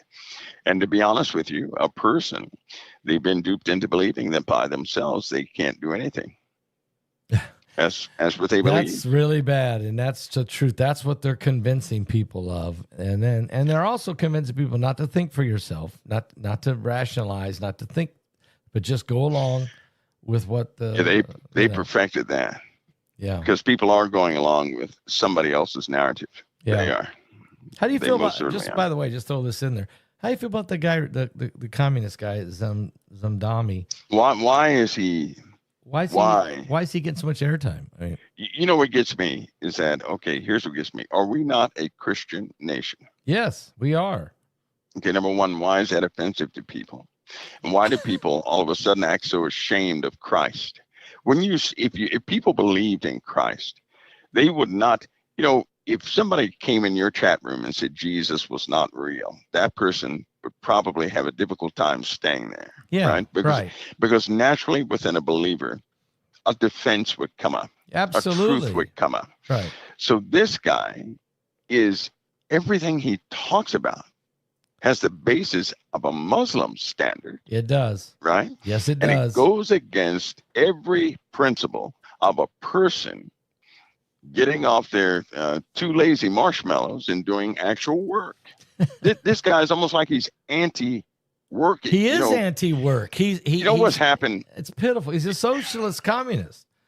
He's worse than that. He needs a brand new category, because you can't be a communist, a socialist, an anarchist, and everything else. This guy is all at the same time. And a Muslim at the same time. You're right. No. So he needs a new category. But Pastor, it's pitiful that, because I know people who are not educated to understand that life is not a free ride. Right? Exactly. You have to actually contribute to this nation. Yes, no house survives unless you contribute to it. That's right. And for some reason, there's a generation out here that does not understand that if you don't contribute to a house, it's going to collapse. They don't understand that this guy's pushing a narrative that, hey, no, let's continue with pacifying those who don't want to do anything. No, that should never be. That should never be. That should never be. No, it's a dangerous doctrine that he's preaching. And you would think, I understand that the right is just saying this guy's a nut. This will never work. But what I can't figure out is on the left, they know this guy's a nut. They know that don't work. I mean, don't they? Or are they? No, they don't. No. Come on. Just realize this is a real problem, right? Because I engage, I say about at least twice a week, groups in this very conversation. There are too many kids who have been brought up in a household that had no income. This is what's happened. Okay. They've had no income. So all the kids know is that if you utilize the system, you can survive. Yeah. Yep. That's what they know. Yep. That's what they know. This is their environment. We've created a nanny state. That's right. And you have to people have to go out there and educate these kids as much as possible to let them know that, gently, that's not the way it works. And see, those people you see on television, you can do that too if you contribute. You have to be a contributor to continue to go forward, right? You have to plant a seed and water it and take care of it in order to eat. It's very simple. I don't think they want concept. I think they want to have a subservient. They don't understand it. Well, I think the ruling class wants to have a subservient class. There's the ruling class and the rest of us. I think that's really the concept that they want. That's what they want. The ruling class and then the slaves. Is that? I'll give you a secret. Okay. If you have people that are dependent upon the system, right? They know it infuriates the hardworking person. Yes, it does. So you have two different paradigms. But if you keep a person around who's only going to consume, you cause tension between those who understand what hard work is. Yes, it does. You need that tension as a punishment towards an emphasis so they can continue to rule.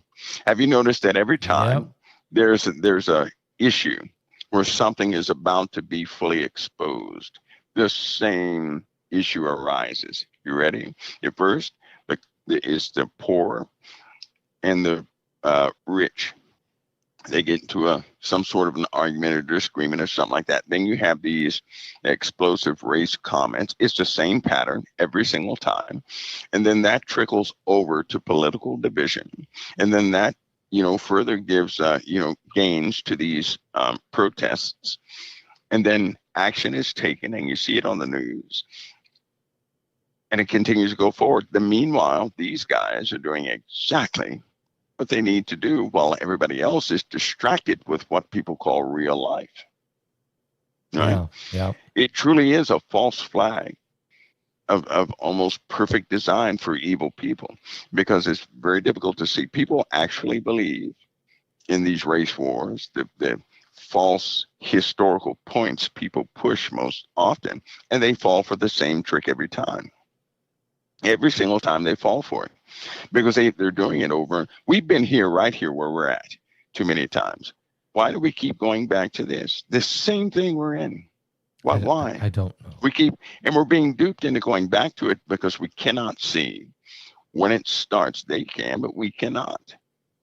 When we start to unify and have too much power, this happens every single time.